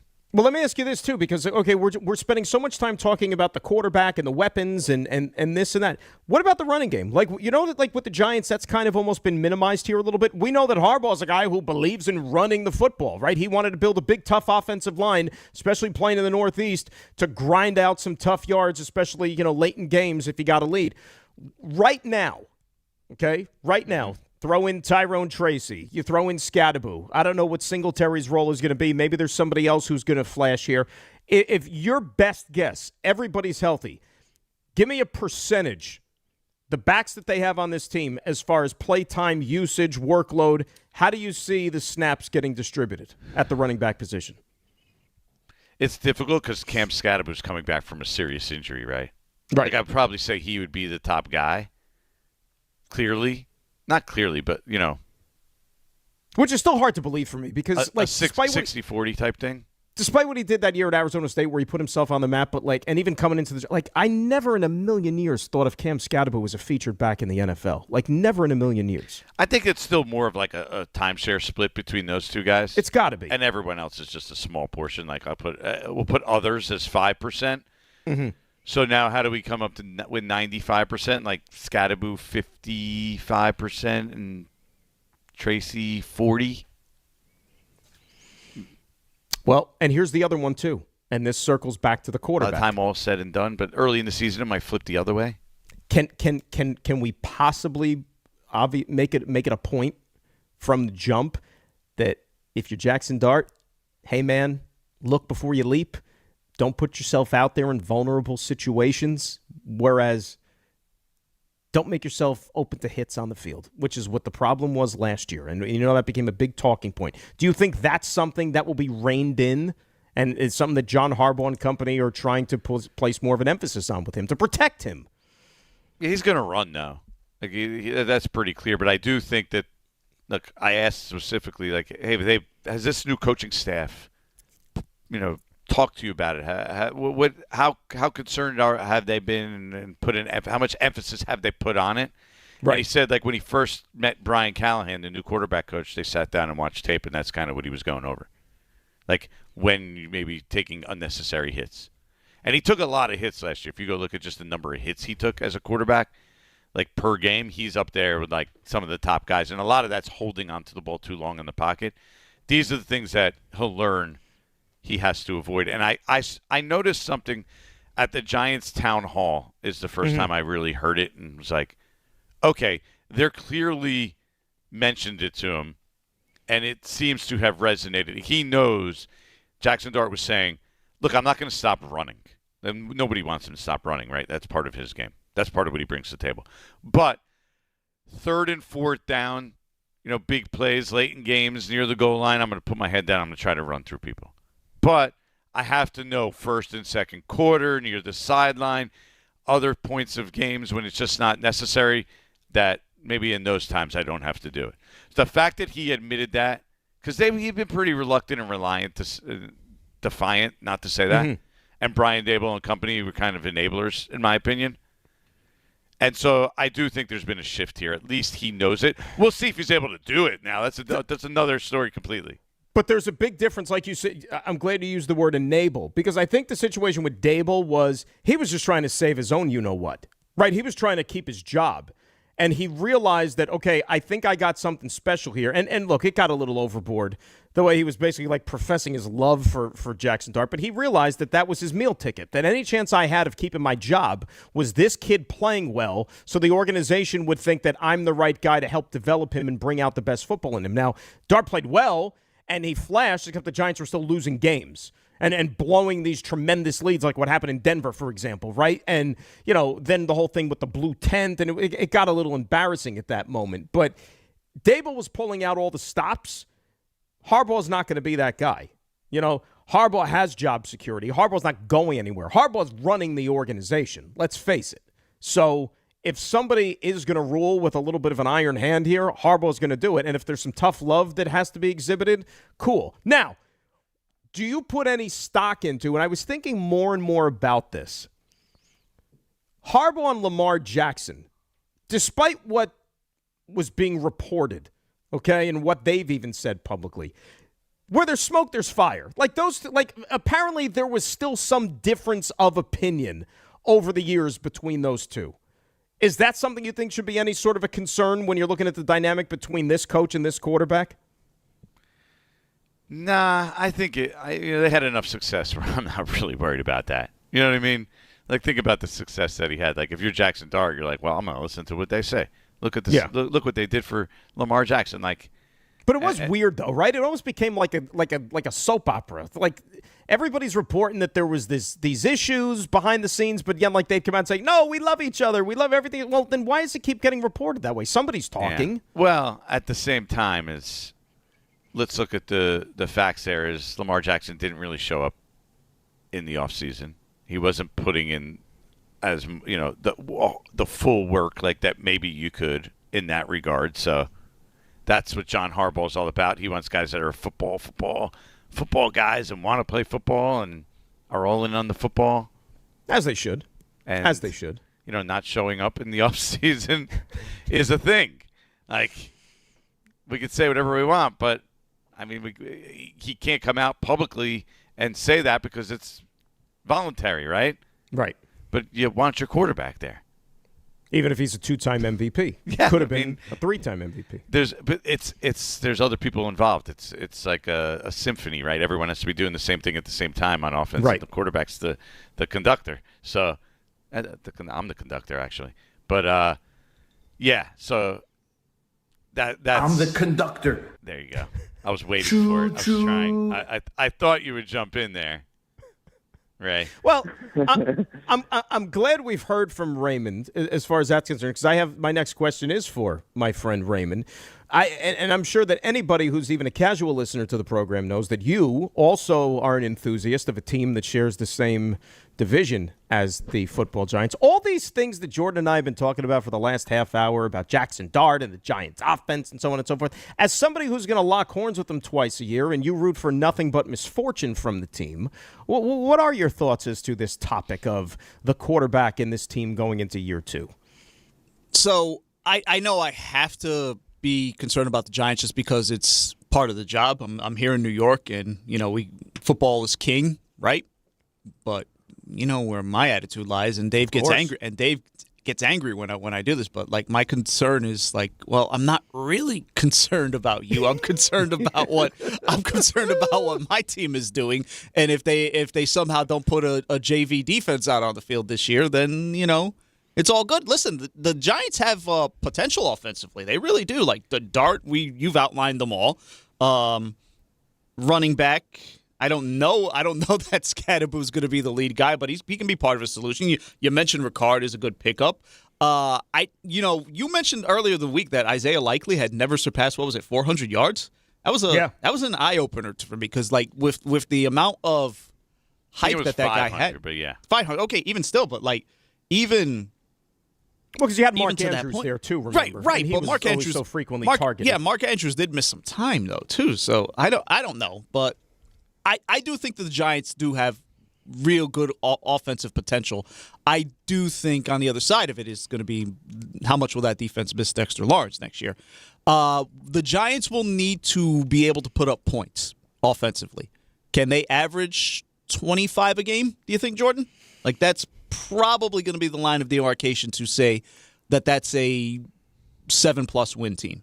It's probably a lot, but not 25 is a lot. Yeah, like there'll be games where they could pop off though. I'm sure they are. Here's where the Giants are, in my opinion. At least, especially for the Cowboys, they're no longer where. Okay, that's an automatic win. Yes, I agree with that. I think that's where we're at. Like, it was for a long time. Like, you knew the Cowboys, especially with their offensive line and they were just going to kill the Giants and pass rush. They were just going to kill the Giants, and they had no shot. The Giants, and those days appear to be over. Although I will say the one caveat about the offense thing is, like, the health of Neighbors is going to go a long way to determining what they're able to do. Because if they have him out there and he's right, it does alleviate some of the pressure. If he is not out there for whatever reason, and the Giants may struggle to get that mark that I was pointing out. Yeah, 25. There's nobody to scare the opposing defense. That was Jason McCourty's point. Like, there's nobody that's scaring opposing defenses if Neighbors isn't out there and playing at a high level. Real quick, you're listening to DiPietro and Rothenberg on WHSQ, WCBS-FM, HD2, New York. On that point, though, like, I agree. I think 25 points per game is a little much. But let's assume Neighbors misses some time, whether it's 2 games, 4 games, whatever it might be. When you look at this team right now with all the new faces, new coaching staff, whatever, do you look at one side of the ball versus the other and say that's got to be their strength? Like, we got to rely on the defense. We got to rely on the offense. Because if the offense is coming in this thing incomplete with weapons, you look at the defense, you stripped your defensive line basically, and you're one big disruptor up there. You have new faces at the second level, and nobody knows what Arvell Reese is going to be. You hope that he's a monster. And your secondary, there's still some questions there. So I don't even look at the defense and say, well, until the offense gets their legs under them a little bit, our defense is going to keep them in games. I don't think you can make that claim yet. Yeah, they're going to probably have to be a better offensive team than defensive team at this point. And rely on their offensive line and the run game to kind of control the game and control the tempo, help their defense out, because they're clearly not going to be at this point a dominant defensive group. I don't think they have that kind of talent around their defense to do that. So, yeah, they're going to need their offense to win them games. Can they do it? Jaxson Dart with his legs, with his arm? We'll see. Right. We'll see which one it is. All right. It is time for Friday. And the reason I'm stalling here is because my screen kind of froze up on me a little bit. So bear with me for 1 second. But other than that, it is that time on a Friday where you now dial the number 800-919-3776 because it is roast time, Raymond. This is why I'm hot. Is the morning roast. Yeah, and it's happening. RJ, you know what's happening, don't you? I'm going to guess your screen is frozen. I got nothing. I have got absolutely nothing. Zero, zilch. So I would love to be able to sit here and tell you who's roasting, who's calling. Let me give this one more shot here. Of course this has to happen now. Of course it does. But we have workarounds. We'll make sure we get that call. Wait, it might be happening. Here we go. Let's see. Oh, I think there we go. I think it's happening. It's happening, everyone. It's happening. Wasn't that Tyler Murray's line, Ray? It's happening, Knicks fans. Yep. All right, we got it. We're back. Or Mike Breen said, go ahead and cry. Go ahead and cry. Well, you know what? I might shed a tear because it's just so great to see this beautiful, beautiful screen I have in front of me. And it's not even the accurate screen that RJ just took a picture of. Why am I, Ray, I'm missing line 1, but RJ sent me something else that has a line 1. But on mine in particular, there we go. Is that better for you? That's better. I don't know what happened there. I don't know what to tell you. Those damn Teams gremlins. There's that Sasquatch. It must be that damn Sasquatch. That was on last week, by the way, and I sat there and laughed like I was 14 years old again, like with tears coming down my face, and my wife's looking at me like I got 9 heads. But, it is what it is. Classic. Anyway, Jordan, you're familiar with the roast and how it works and what the essence of the roast is, right? You know it. All right, there's a lot of people that are fired up. They want to roast. They want to fire away. So let us hear from Tyrone in the truck, who was our leadoff roaster on this Friday. Tyrone, good morning. Good morning, guys. The thing that roasts me is when you're on the Parkway, specifically the Parkway, and the traffic is backed up, and you get our brothers and sisters who ride motorcycles, and they're riding on the dotted line down the road, making things worse, and there's never a state trooper in New Jersey to give those fools a ticket. That really bothers me. Yeah, I'm with you on that. And not just with that particular instance. Like, how many times are you driving anywhere? Whether you don't even have to be on the highway. You could just be on, like, a local road, and you have some yo-yo who's sitting there, thinking that he's Evel Knievel. And you're like, where's the cop when you need him? Where's the cop now? Right? And they're never to be found. About a year or so back, I was driving on the Parkway, and I got on the exit lane, and somebody had done this type of maneuver that you're used to seeing, where they try to cut the line, and he didn't get it from me. He was in the car right behind me. Lo and behold, I get on the jug handle. There's a state trooper parked right there, and he was actually outside of his car already. So he was hunting, and he just walks past me, and he just points forward. And he's like, oh, boy. And he just has the guy move over. When I tell you, I physically started applauding as it happened, like a seal. I'm just going, yeah. Like, I was going to say that. The one time it happened. I was going to say it was a satisfying feeling, I got to tell you. We take immense joy in watching others get caught doing it. Like, when it happens, when they get the guy, you're like, yeah, you deserved it. And you're like, yeah, 100%. It's such a satisfying feeling. I've never experienced it before, so. Did you say the comparison? Did you say like a seal? Like a seal. Like, he got pulled over. More or less. That's fantastic. Tommy in the car is next here on ESPN New York. Tommy, good morning. How are you? Hey, good morning, boys. Hopefully you're having a great Friday. But I don't know if it's the Yankees, but it's for Giancarlo Stanton. The Yankees just need to get rid of him. Why? We need a bat. We can't have a bat. It's been like 5 years of having this guy. He doesn't play a full season. It's just so aggravating that we have this guy that we're paying so much money to, and he can't even do what we need him to do when we need him to do when we don't have our biggest superstars. So there goes my roast. All right, he's fed up with Giancarlo Stanton. But here's the thing, and Tommy, thank you for the phone call. You know what's funny, guys? Tommy's words. He doesn't do what we need him to do the most. Now, I'm old enough to remember when Yankee fans don't like Aaron Judge because he doesn't hit as well in October as he does during the regular season. Case in point, you flip it around to Giancarlo Stanton. He's MIA through the regular season, but he performs really well in October, and yet they're still not satisfied. So which one is it? Hey, did you ever hear the term you want to have your cake and eat it too? Yes. That's what that is. But You're too right. much cake isn't good for you. That's an old complaint. Because like we've sitting here for years. We all know what Giancarlo Stanton is. It hasn't really lived up to the full expectations. I mean, clearly hasn't lived up to the full expectations of when they make that trade. When they make that trade, he's an MVP caliber player. The injuries are a thing. He clogs up the whole roster. Like, damn, how many years have Yankee fans been saying that? Right.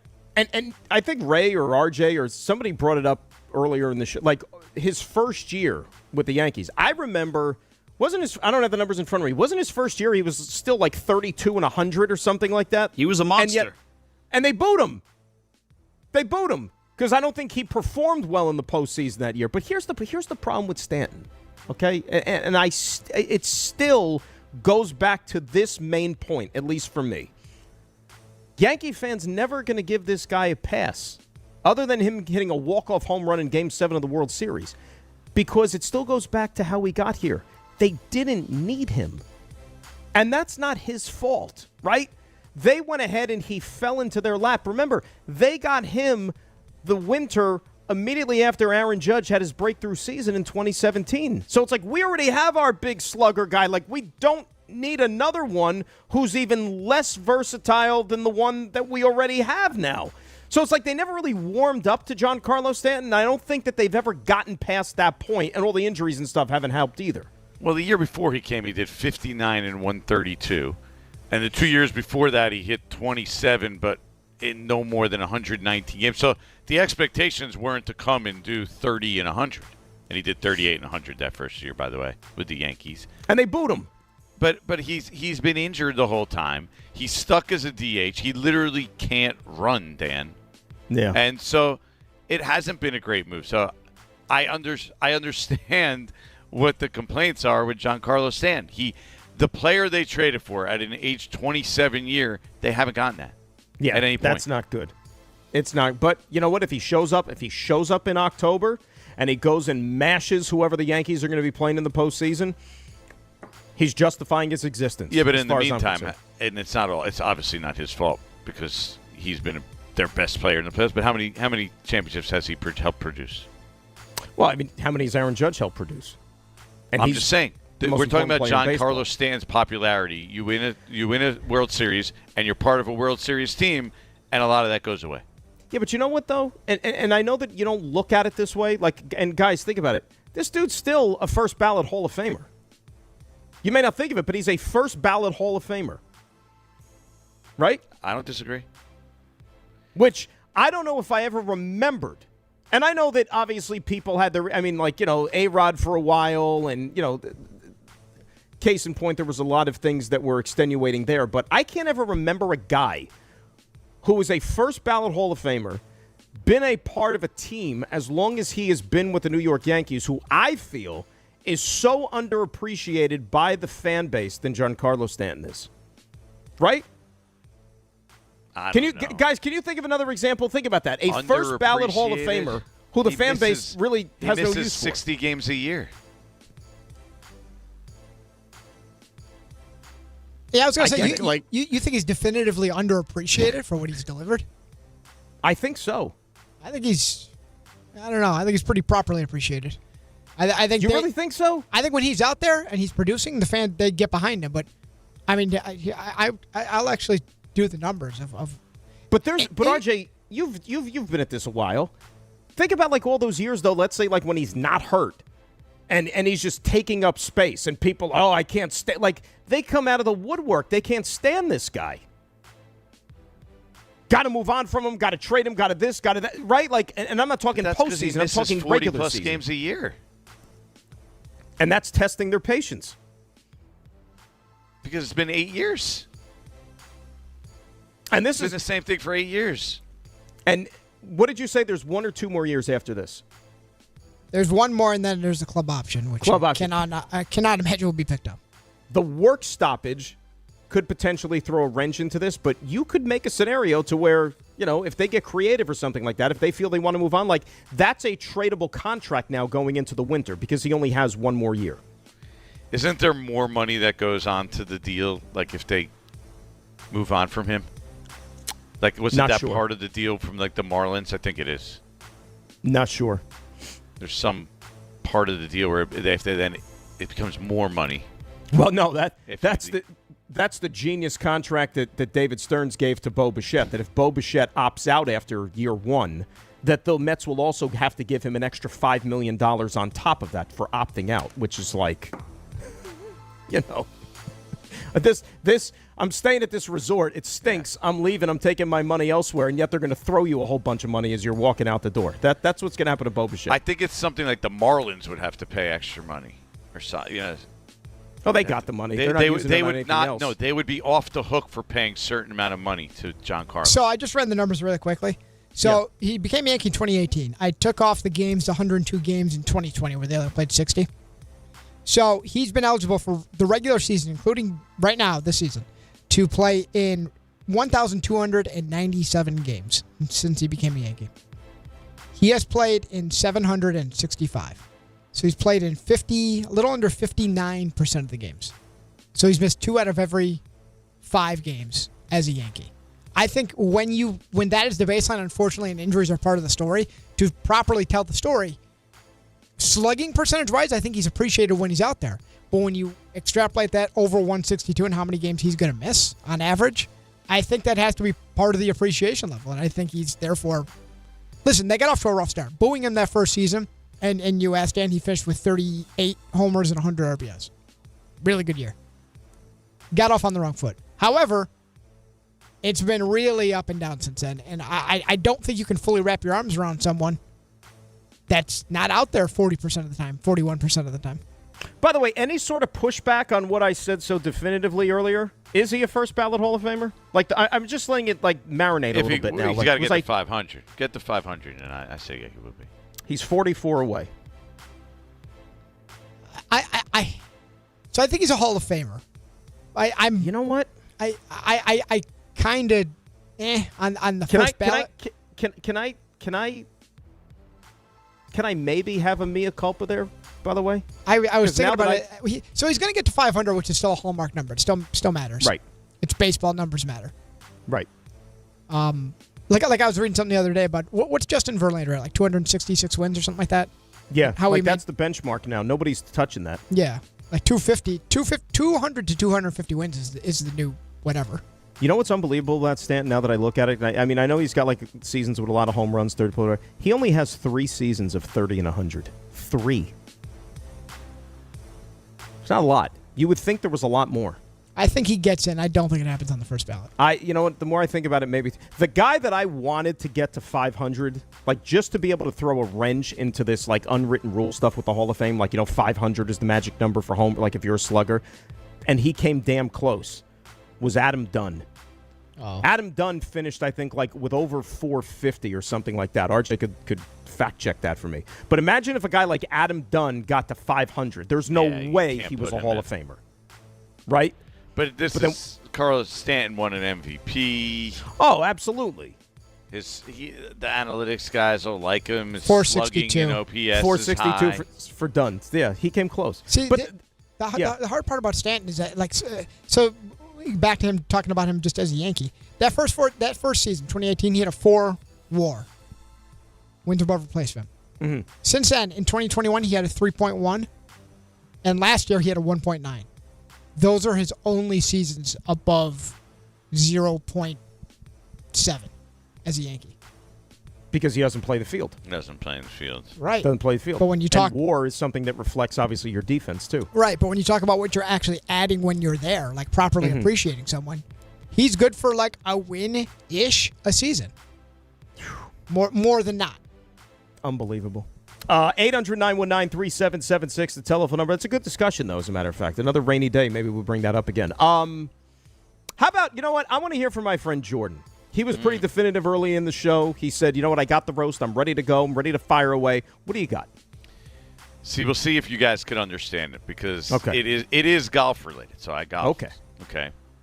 You guys don't golf. But I still think you'll understand to some degree. Mm-hmm. It was always the thing. Have you guys ever golfed in your life? Ever played a round of golf? Mini golf? Never a full real round of golf? Ever? Not the adult version, no. RJ, Ray, anybody? Yes, I have. Okay. Well, it used to be a thing. You golf, especially if you're casual. You play the first 9 holes. You get to the turn, it's called, in between the 9th and 10th. Mm-hmm. You have a hot dog. Like that was a thing. A hot dog at the turn. Do they do that on the PGA Tour? I don't think so. Do they do that in live golf? The Uncrustables, maybe they crush, or banana. But it was always the thing. At the turn, most golf courses had a place where you can get a hot dog. You can get that glizzy. It is no longer. I feel like 90% of golf courses I go to these days, I'm starving. It's a 4-hour proposition. Give me a hot dog at the turn. Is that too much to ask? Like, it's really easy. First of all, super cheap. You're making insane profit on a hot dog. Mm-hmm. A hot dog in a bun? I mean, it costs nothing, right? The overhead is absolutely nothing for that. Just give me a hot dog on the turn. Have something there, even if it's just a hot dog cart, an honor system. You'll make plenty of money just by putting a cart there. Like, maybe have one of the guys from Manhattan, New York, bring his like little cart machine. What about one of the halal guys? You could get like street meat at the turn. What do you think? That might be a little extreme. I mean, it's probably the same stuff that the hot dogs are made of, but no, is it too much to ask for a hot dog at the turn? I mean, if my hot dog order is hot dog, sauerkraut, mustard, that's just me, and everybody has kind of their own order there. But I feel like, especially when you got some alcohol to wash it down, you need the glizzy to kind of complete the picture there. So give me a hot dog at the turn. I don't think it's too much to ask. Something to soak up the alcohol is what you're saying. Yeah. To help does it resonate? Do you guys get that? I get it, and I know that it would be an eyesore, but maybe you can have like a makeshift hot dog stand. As you said, you're making the turn. You could call the hot dog stand the turn, and you get a hot dog. There you go. You know what I wonder happened because golf, the popularity and the amount of people out on the course, prices of golf, everything went up during COVID, right? I wonder if they just don't need it anymore. It's one of those bells and whistles. It's like, you know what's added value? Let's just... No, but it's to keep the people happy. Maybe you're already paying $250 a round, and they're not that worried about it. Am I being a little too unrealistic, though? Like, if you know that you're not going to be able to get the hot dog at the turn or any other hole on the course, could you sneak a protein bar or something, like a Cliff Bar in the back pocket and maybe just bust that bad boy out? That's what you do. And then there's a cart girl that comes around and she usually has that. She usually doesn't have. Most of these places have hot dogs. Yeah, anymore. I mean, he's not weird. looking for an energy bar. He's looking for something, high calorie, tastes good. Jordan's already had, 2, 3, 4, 7 in transfusions. Jordan wants, on the 12th tee, he wants surf and turf. There's two cuisine. I'm asking for a hot dog. It's clearly not surf and turf. I mean, it is the grossest meat you could find. You know what? There's two places you need a hot dog, right? Yeah. You go to a baseball game, you expect to have a hot dog. You go to golf at the turn, you used to expect to have a hot dog. I hear what you're saying. I do. All right, so Jordan needs hot dogs. Let's say hi to Dave and Edison, who is up next here on the roast. Good morning, Dave. Hey, good morning, guys. I just want to start by saying, I'm probably the biggest Celtics fan outside of Boston. So, with that being said, I just want to roast all the people, all the experts who say, "Oh, the Celtics now are a play-in team." I mean, there's no doubt that the Jaylen Brown trade was god awful. I mean, I can go into that, but you look at this team from last year. What's the changes? You're swapping out Tatum for Brown. You've added Paul George and you added Mitchell Robinson. I mean, how is this team not going to win like 56, 57 games again? This is basically the same team. It's actually improved. Plus, I think Knicks fans are really going to hate Hugo Gonzalez. I think he's really going to step up his game this year. So I think it's a lock the Celtics finish in the top 3 or 4 at least this year. Well, I mean, it's not just necessarily the same team, David. Thanks for the phone call. Number one, Paul George never plays. Okay, and so you can't just say you're swapping out Jaylen Brown and in comes Paul George and like the Mitchell Robinson. It's a completely different skill set. Ray, I think that you trust the Celtics in the operation, but to say it's the same team, they're running it back. That's not fair. Do you trust the operation given the new ownership at this? Well, I guess you trust. I Stevens. trust Brad Stevens. You trust Stevens. I do. Yeah. But. And last year I know that they fell flat in their face and blew a 3-1 lead. I get it. But the regular season they had was special. And Jaylen Brown had a lot to do with that, but you still got Jason Tatum. Most people will tell you Jason Tatum is a top 5-ish player in the NBA. You know what I mean? Sure. MVP caliber player. Absolutely. Let's say hi to Wesley in East Hanover, who's up next. Hi, Wes. Good morning, Dan. Good morning, Jordan. I would love to roast anyone who is habitually late. I get it that there are times where we're going to be a little bit late. But if you say you're going to be there at 1:30, and you have now done this enough to know that 1:30 is really like 1:50, 1:45 at the earliest, you have a real problem. You need to get it together. I understand, hey, maybe you have young children that keep you from going. The person I'm talking about doesn't have young children. They have no children. They are a single individual who just has themselves.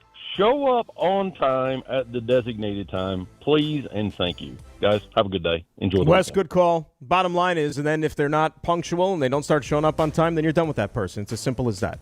You know? It's like Tom Coughlin clock. Maybe even be 5 minutes early. Right, Jordan? That's not asking for too much. Yeah, no. I mean, I'm a prompt guy. I don't like being late.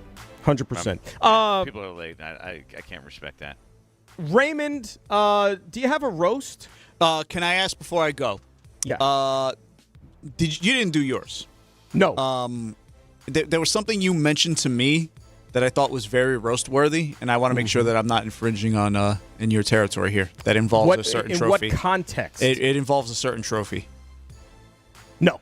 Okay, so nope. I'm going to go right ahead. Go ahead. You saw the Stanley Cup engravings this week, did you? I was thinking about that, but go ahead. You got it. This is a good one. Yeah. Tom, go ahead, Ray. Tom, and I hope I'm saying the name, Dundons. The Dundons are the owners of the Carolina Hurricanes. And the Portland Trailblazers. And they are the Stanley Cup champions. And as go the spoils of victory, you get to put the names of your players and your organization engraved on the Stanley Cup. It's all well and good. Included on the names of the Stanley Cup this particular year is the family of Tom Dundon. That would include his wife and their children, 5 children. Now, usually, this is not unheard of. Owners put family members on the cup, but usually, I think it is. But here's the thing. Usually, these people have titles within the organization. Well, right, yeah. And even if it's a made-up title, their name will still get put on. Whatever. I think I think the Panthers did this recently. I think the Lightning may have done it recently. But again, these people all have titles. These are all of Tom's children. They're college age or younger. They don't hold positions within the Carolina Hurricanes. And I did a little research on this. Before this, the youngest person to have their name on the cup was Kerry Day, who was 11 years old when he was honored for his role as the team mascot for the 44-45 Maple Leafs.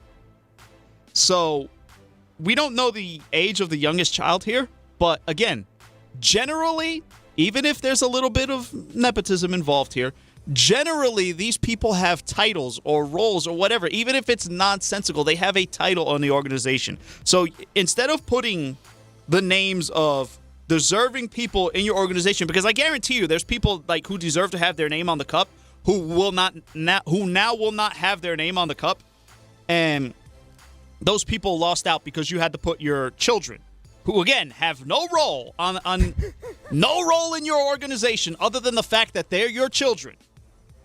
And there is a comp. There is a comp for this. So Basil Pocklington, who is the father of the former Edmonton Oilers owner, Pete Pocklington, he had his name engraved on the cup back in '84. He had no role in the organization. And you know what happened with that? The name was struck out with a series of X's by the order of the NHL because they realized that, no, that's not right. He doesn't have a title. But again, the NHL had to approve this time. So I read this story also. I don't know. So you get 55 names because I was intrigued by this. 55. And I just generally don't like the Hurricanes. Mm-hmm. So you get 55 names. He used 7 on he and his family. 7. And you might be, like Ray said, who's someone that was left off because didn't make the cut? Those names got to come from somewhere. Now, he was on the 06 Cup.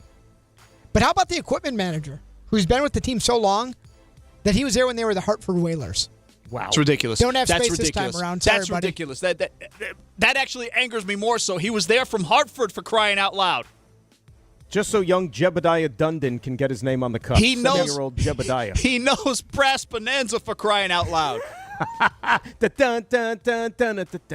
Unbelievable. This actually disgusts me. I can't believe Real quick, the NHL now let on this top happen. of that, though, that means that the old trivia question is no longer valid because now we have a second entry. There was once only one mother and son combo on the Stanley Cup before. And I believe it was, remember the old goalie John Graham, Ray? Yes. Tampa Bay, he was part of their cup team when they won it in 2004, I think it was. His mother had a role in the organization. I forgot what it was. So, they were the only mother-son duo on the Stanley Cup. But now, thanks to the Dundons, you got mom, son, brother, babysitter, grandma. Everybody's on the damn cup. I'm so annoyed by this. It's unbelievable. RJ, you want to roast away there, buddy? Yeah, I got a quick one. So I'm not going to say the name of this company, but AT&T. I do have them, but don't know. I'm very happy with their service right now. So I recently took the defensive driving course. You take it like every 3-4 years. It lowers your insurance, 10% they say? You really got to do that? Yeah, I never did that. Yeah. Really? If you unless you took it for another reason, or somebody on your policy, I think, took it. But somebody's got to take it. On an actual real course, or it was like virtual? It was like one of those video game things. Virtual. Wow. So, yeah, you have like a month to complete it. Take the steps, all the fun stuff. Anyways, so I call my insurance company and say, hey, how do I get this certification to you so you could knock a few bucks off my insurance? Because, we all live around here. Insurance premium's very high. So they say, okay, here, I'll send you an email. You submit it. Okay, great. Now we're done, right? I think that's a throwaway question. Now, okay, you sent me the link. I'll upload the PDF, and then we're good. And she said, not so fast. I'm ready to call back over the next couple of days to make sure it got uploaded. I said, well, why would I do that? You send me the link, and then you'll see it, and then it'll be there, and then we're done. She goes, well, sometimes we miss stuff. Sometimes you miss stuff. Are you running some kind of Ponzi scheme? Are you trying to rip me off? And I've typically been very happy with these people. But if you send me a link and we're of professional stature, that should be it. I shouldn't have to babysit a gigantic insurance company. Because it seems like what you admitted there maybe is you look the other way on some of these just so you can charge the full premium. I won't have it, unnamed insurance company, so I'll be calling you later today. So be ready.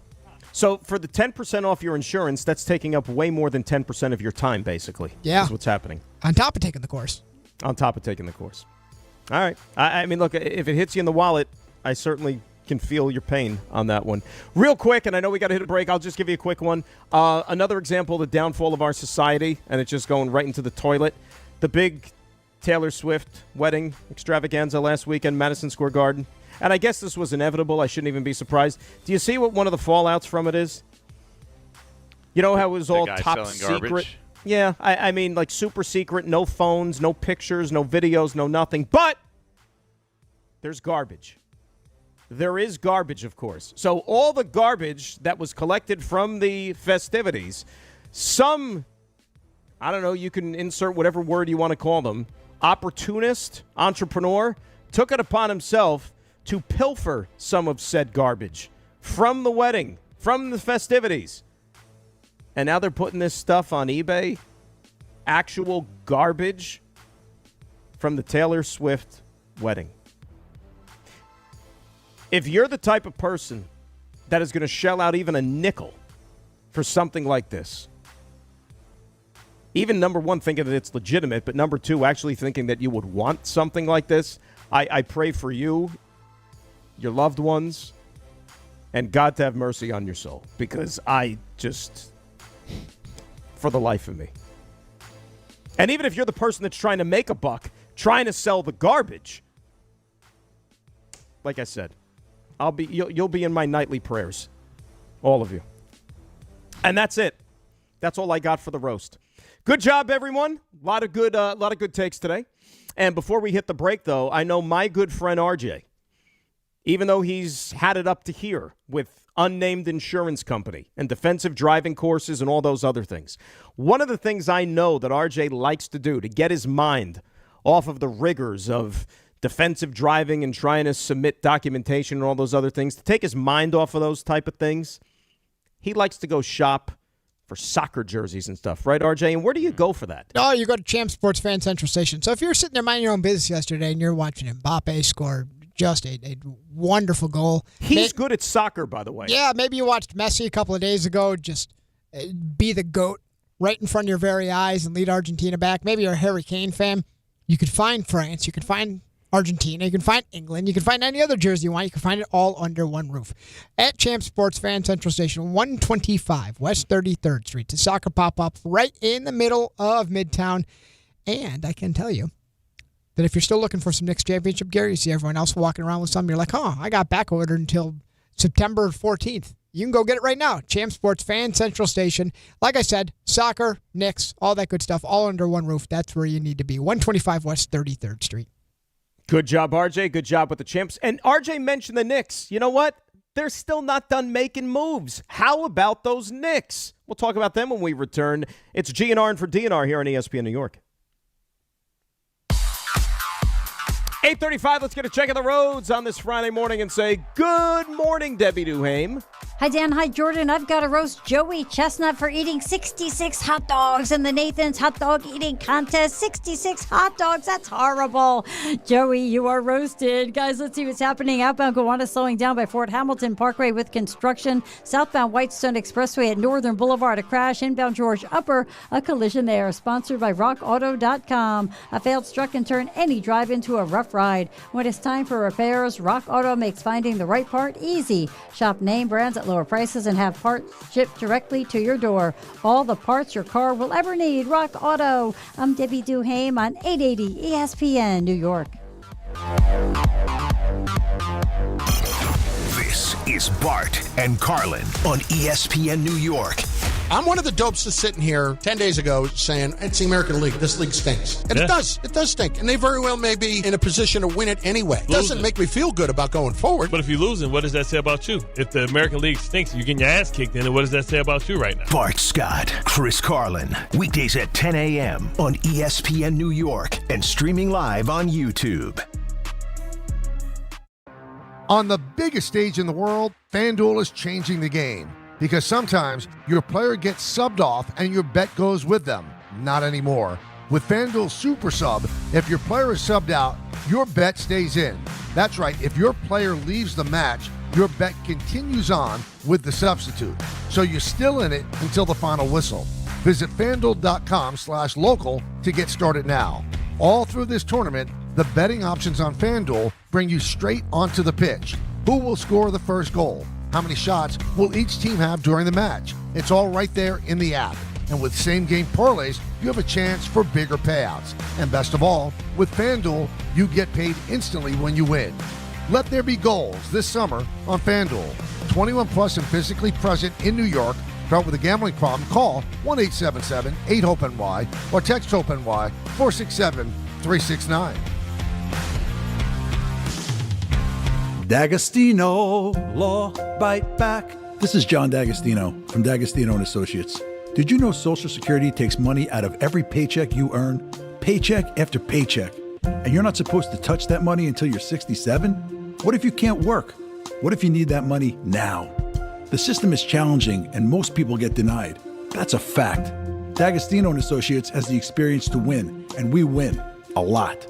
If you filed for Social Security disability benefits and were denied, let us appeal. Call us first at 1-800-BITE-BACK.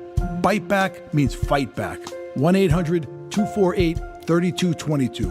We'll fight to get you paid. D'Agostino & Associates has offices throughout New York and New Jersey and handles Social Security disability claims and appeals. Remember, if you've been denied, call us first. 1-800-BITE-BACK. That's 1-800-248-3222. D'Agostino & Associates. We win a lot. When's the last time payroll was the easy part of your week? With Gusto, it can be. Gusto is the all-in-one platform designed to take the hassle out of managing your team, from payroll and compliance to hiring, onboarding, and more. With Gusto, you can get back 2 full days each month with all the time you have saved. Go to gusto.com today and learn why over 500,000 small businesses choose Gusto. That's Gusto.com. Gusto.com. My name is Whitney Allen, and I'm a widow. My husband, Ryan, died. We never thought we'd ever have to use life insurance, but the unexpected happened. With Ethos, signing up was fast and 100% online. You can get a quote in seconds, apply in minutes, and get same-day coverage. No medical exams, and you can get up to $3 million worth of coverage. I'm grateful we were prepared. Get your free quote at ethos.com/play. That's ethos.com/play. Paid spokesperson. Time spent on application may vary. Online health questions required. Download to see if you qualify. Not all customers will qualify. Transfer fees may apply. No Albert subscription required. Albert is not a bank. Albert Instant Loans are issued by FinWise Bank, member FDIC. Not an actual client. Terms apply. Kylie, what's wrong? I just got hit with a car repair bill. I'm behind on rent, and I feel like I can never save any money. Have you tried the Albert app? Albert is your financial assistant, helping you find ways to save and create custom budgets to actually grow your money. Plus, you can get up to $10,000 for big expenses or advance up to $1,000 fast when you need cash right away. Albert can get me up to $10,000? Exactly. Albert spots you in a pinch and helps you grow your money in the long run. I'm downloading Albert right now. Download the Albert app and use promo code FUTURE to borrow up to $10,000 for whatever you need. The Albert app helps you budget better and save more money so you reach your financial goals faster. Download the Albert app right now and use promo code FUTURE to borrow up to $10,000. Use code FUTURE to borrow up to $10,000.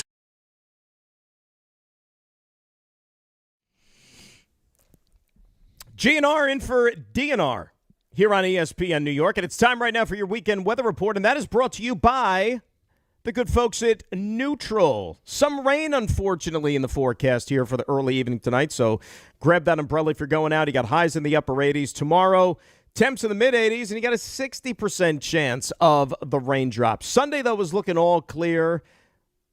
And plenty of sunshine, which is what you want. And that was your weekend weather report, brought to you by Neutral. Keep it tasty with Neutral Vodka Seltzer. It is made with real vodka and real fruit juice. Enjoy responsibly. Nothing like a nice neutral on the golf course, maybe when you're making that turn with or without the hot dog. Nothing hits like a neutral, right? Yeah, my wife actually recently told me to come home and go home and go out and get some neutral. Bring it. There you go. Get it to the beach house. Throw it in the fridge. Look at that, the beach house. It's a very beachy type drink. You know, it's a good outdoorish, summerish drink. You know what you need? I was when you were saying that thing about the hot dogs on the golf course. I was thinking about the place that you're going to this weekend, right? You know, when you're on the beach. And they have the person that drives up and rings the bell, like from the little ice cream truck, and so everybody can. Yeah, for sure. Little. That's what you need on the golf course. Like somebody needs to, ride along, ring the bell, and they got hot dogs. Yeah, I mean burgers. About a nice burger on the turn. That would be great. Some places do have it depends how the golf course is laid out and like where it is. But they have like a food gazebo or whatever. But, when you don't, it's not an option because the 10th hole is who knows where, 3 miles from the clubhouse. That's where you need it. Yeah. RJ, you answered pretty definitively. Like, when Jordan said, do you guys golf? You're like, yeah. Are you a golf guy? No, I'm not a golfer anymore. I played poorly. Really. Have you ever played was the question. Yeah, I've played. I don't play anymore, really. But it got me thinking, I do remember, RJ talking about golf in the past, and I just didn't know, how active you were, still playing or not. No, not active at all. I'm someone that believes that you got to get out there a healthy amount of times a year, unless you're just someone like you play in the same tournaments every year for charity or your friends or whatever. Because if you're not out there regularly, you will not get better. You will actually definitively get much worse. And then you're like, why am I doing this? The Pathmark Invitational, something like that. And that was me. Yeah, I'm out there and if you go out a couple times a year, you're like, wow, I'm terrible. And you get very frustrated. And then it's a frustrating sport. It's tough. Well, it's frustrating when you're good. Like, if you're handicapped, I think Rick's a 3, a 4. And even he'll tell you sometimes you're like, that's good. Yeah, it's really good. You're like, I played terrible. I'm like, what's terrible for you? 7 over? You have to golf as frequently as our friend Mr. Buttle does, which is basically, if the day ends in Y, he's going to be out on the golf course. That's how you get good, though. That's a life. No, that's say that's a life. That's not RJ. That's putting it mildly. That's the life. Oh, right. Greg he's lived and continues to live the life. It's like he could probably go to the turn and just down 3 dogs like it's nothing. Oh, he probably makes his own rules anyways. Makes his own rules anyways. It doesn't matter. RJ will tell you. It's Greg Buttle shows up and he tells you what the rules are. Exactly. He'd be like, oh, sir, we need you to have your khakis on. Like, listen, you know what the new rules are? Wear a shirt. I don't even need sleeves. Wear a shirt. And then he'll tell you. He'll tell the pro. Like, here's how it goes now. By the way, build a hot dog stand over there behind 9. All you need to know is this about him, And RJ might have even been there. Remember, I can't remember who it was, but somebody in the NFL community, and a pretty prominent name, right? I think, and he might have said, told a story about him. And I said, "Oh, do you know said individual?" And without skipping a beat, he goes, "He knows me." Not I know him. He knows me. That's our guy. Strong personality. Season will be right around the corner. Can't wait for it. Quick timeout. We come back. We talk Knicks. And Ray used the term yesterday. Leon Rose masterclass. Guess what? It's continuing, Knick fans. More? It is continuing. We return. GNR and for DNR, ESPN New York. Hey, it's Michael K. Not sleeping? Well, it could be your mattress. That's why I always recommend my friends at PC Richard & Son. At PC Richard & Son, they don't just sell you a mattress. Their experts use a 4-step mattress fitting process so that your new bed fits you perfectly. They guarantee it. Top brands like Sealy, Stearns & Foster, and Tempur-Pedic. And in-home delivery on any mattress $399 and up. It's free. So do what I do. Get to PC Richard & Son for your new mattress. Free delivery excludes Manhattan. Tickets are on sale now at fanaticsfest.com as Fanatics Fest NYC returns to the Javits Center on Thursday, July 16th through the 19th. The world's #1 sports fan festival puts you where sports, collecting, culture, and entertainment collide. See stars like Tom Brady, Aaron Judge, Jalen Brunson, and hundreds more, including live panels and podcasts, exclusive merch, and Fanatics games with $2 million in prizes. Go to fanaticsfest.com to get your tickets today. Hosting this summer? Reach for Milagro, made with 100% blue agave and designed to bring out the freshest margaritas. It's the easy upgrade your guests will taste. Welcome to the brighter side of tequila. Please enjoy Milagro responsibly. Congratulations, New York. The Knicks did it. Through battle after battle, they dominated to become this year's NBA champions. Day in and day out, the hard work paid off, and you were there every step of the way. Enjoy the crown. Own it, because this year is your year. A part of your legacy that will never be forgotten. So celebrate this moment, show your pride, and shop the largest selection of official NBA gear at NBAstore.com. A Fanatics experience.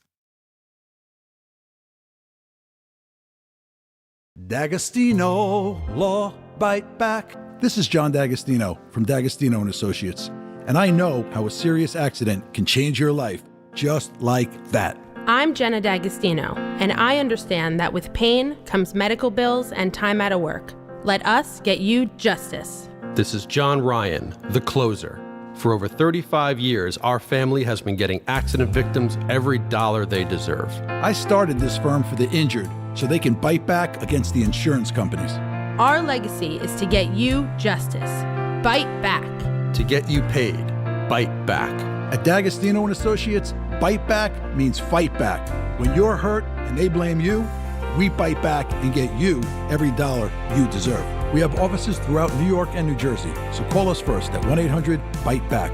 That's 1-800-248-3222. 1-800-248-3222. I've been there, and I'll be there for you.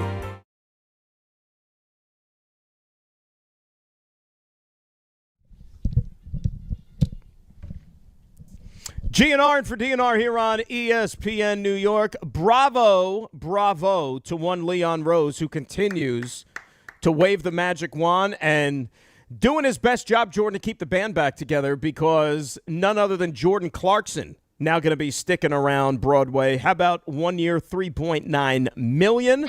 So the Knicks bring one of their valuable members of the bench back for another year. And you think about it, I mean, obviously, Mitchell Robinson, he went up to the Boston Celtics. But for the most part, this Knicks team is going to return intact, the same one that won a championship just a month ago.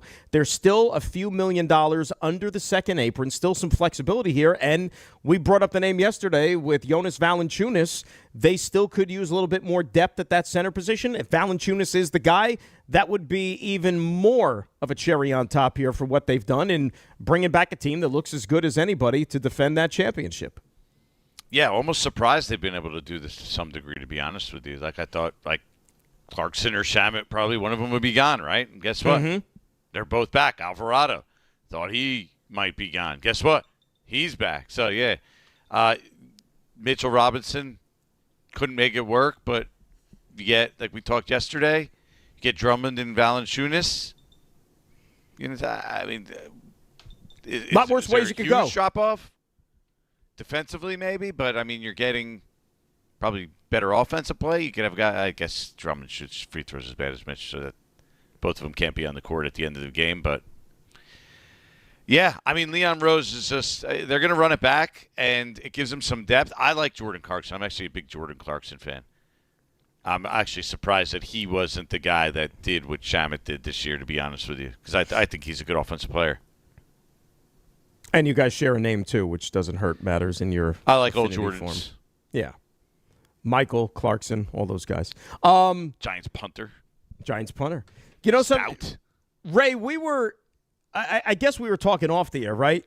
And one of the reasons why these guys would maybe look to take a little bit less to come back instead of maybe shopping around is that if you want to go chasing rings, you've come to the right place, right? This isn't, I'm going to Golden State, I'm not going to Miami, I'm not going to Boston, I'm not going to Philly, I'm not going to any other place Denver, Houston. This is the place you go now to chase a ring. The place that Kevin Durant's words, not mine, was uncool to play at about, 7 years ago or whenever it was. Now it's the cool place. This is the cool part of the cafeteria where all the kids eat lunch. 33rd and 7th, home of the champions. Ray, isn't that refreshing that we get to say that? I keep saying this. Can't believe this is my life. Now we're in this chair. Now we're it's not just cool. It's the coolest. This is the place to be. And it's always been New York. It's always been, all those things that we used to say back in the days, like, winning, if you could be the team that could deliver a championship to New York, do you know what that would mean for you? You'd have the keys to the city. All those guys are all enjoying the fruits of this, of being that team that finally lifted the veil. Jalen Brunson is a king of New York. He's God in New York. He can do whatever he pleases. Not that he would, but not only like it's the great city to play in, it's Madison Square Garden, you're contending for a championship, but the vibes in the room are so cool. And everybody loves each other there. Like, it's legitimate. It's not like some of that fake stuff like in Boston. Like, they won a championship in Boston, but now as time has passed, it's become pretty clear that they weren't all necessarily family to one another like they are with the Knicks. And that's a big reason why that run happened this past year. And it's a big reason why I believe that they're poised. Hey, listen, I think they've got a really good shot to run it back. They really do. And they're going to compete. The problem is it's hard to do. It's about everybody staying healthy. Yeah, listen, and 8 the in key a row. to this is that you're right. They're now that team, and people do want to go there. And it's like, I want to go back there. I want to be back on the Knicks.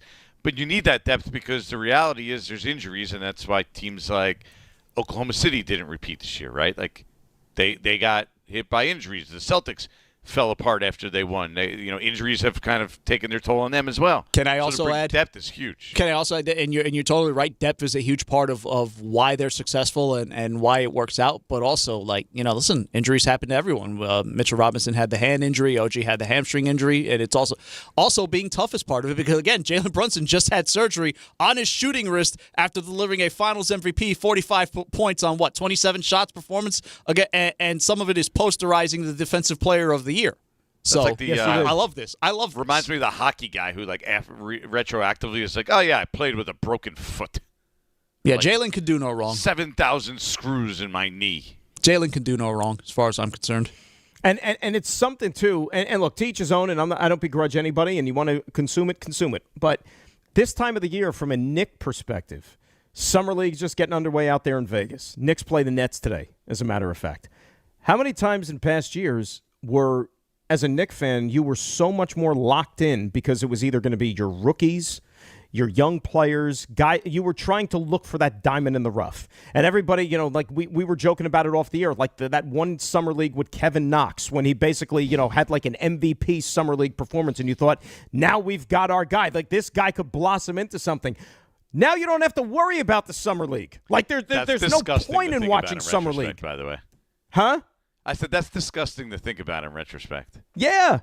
But I remember watching. I remember watching in a tree. Yeah, but this is the charmed life now. You don't. Again, I don't want to come off, but Ray, you know what it's like? We're too good for the summer league. I can't believe we're here. I really can't. We're too good for. That's somebody else's problem. The summer league, you can not check ours. You can check out the draft summer league. too. Look The at how draft guys was play. like, the draft. Right? Yeah, but there were reasons for the draft being what the draft was. There were reasons. They were managing the cap. They were being smart. No, but you know what I mean. Like the draft in general, it's like, we got our team. We're not like banking on whoever we draft. We need this guy. Yeah, once again, this year, it's next really year, whatever it is. It's really nice to go into the draft and say, oh boy, we really need to hit on this pick to have any sort of semblance of hope. Boy, this Frank Ntilikina kid really better work out for Frankie us. smoked.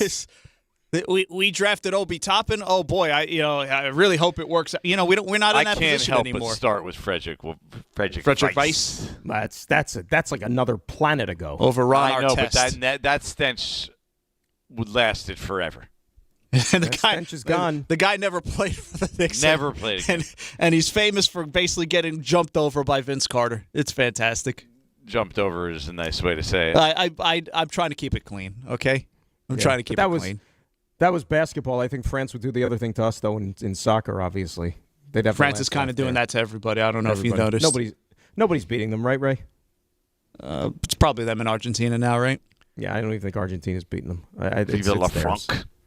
It's theirs. 800-919-3776. We'll get some calls up here in just a little bit, but I got to tell New York, all of New York, the boroughs, the outer area, everywhere, okay? You got to hear this.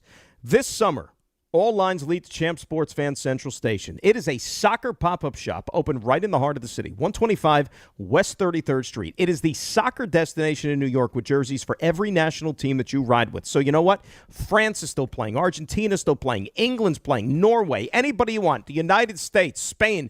Forget it. It's all there, and it's all under one roof. You want to gear up. You want to rep your country. You want to feel the energy of the city.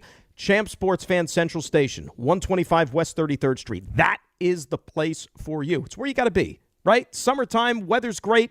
Get out there, get some merch. And you know what? Even if soccer isn't your thing, maybe you're all geeked up on the Knicks, right? They won a championship. Maybe you didn't get a chance to get some of that championship merch. Maybe you were on a cruise someplace that was stranded out to sea, or maybe you haven't been feeling all that well. It doesn't matter.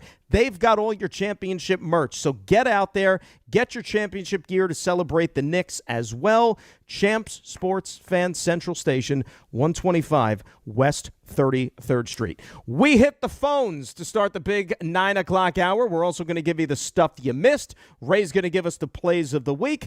We'll get back to the Yankees. We will also weigh in on a little hot button quarterback dilemma as well. It is GNR in for DNR on ESPN New York.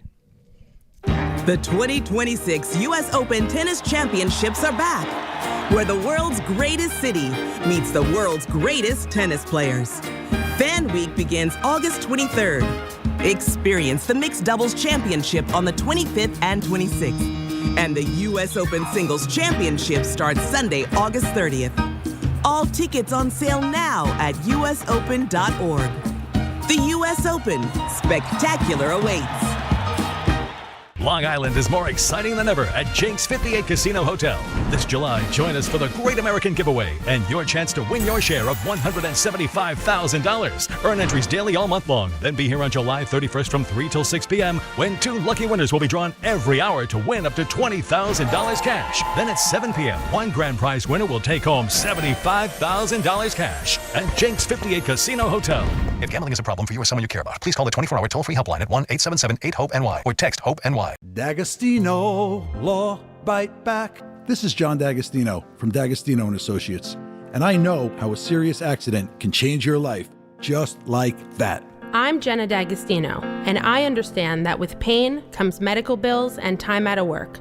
Let us get you justice. This is John Ryan, the closer. For over 35 years, our family has been getting accident victims every dollar they deserve. I started this firm for the injured so they can bite back against the insurance companies. Our legacy is to get you justice. Bite back. To get you paid. Bite back. At D'Agostino & Associates, bite back means fight back.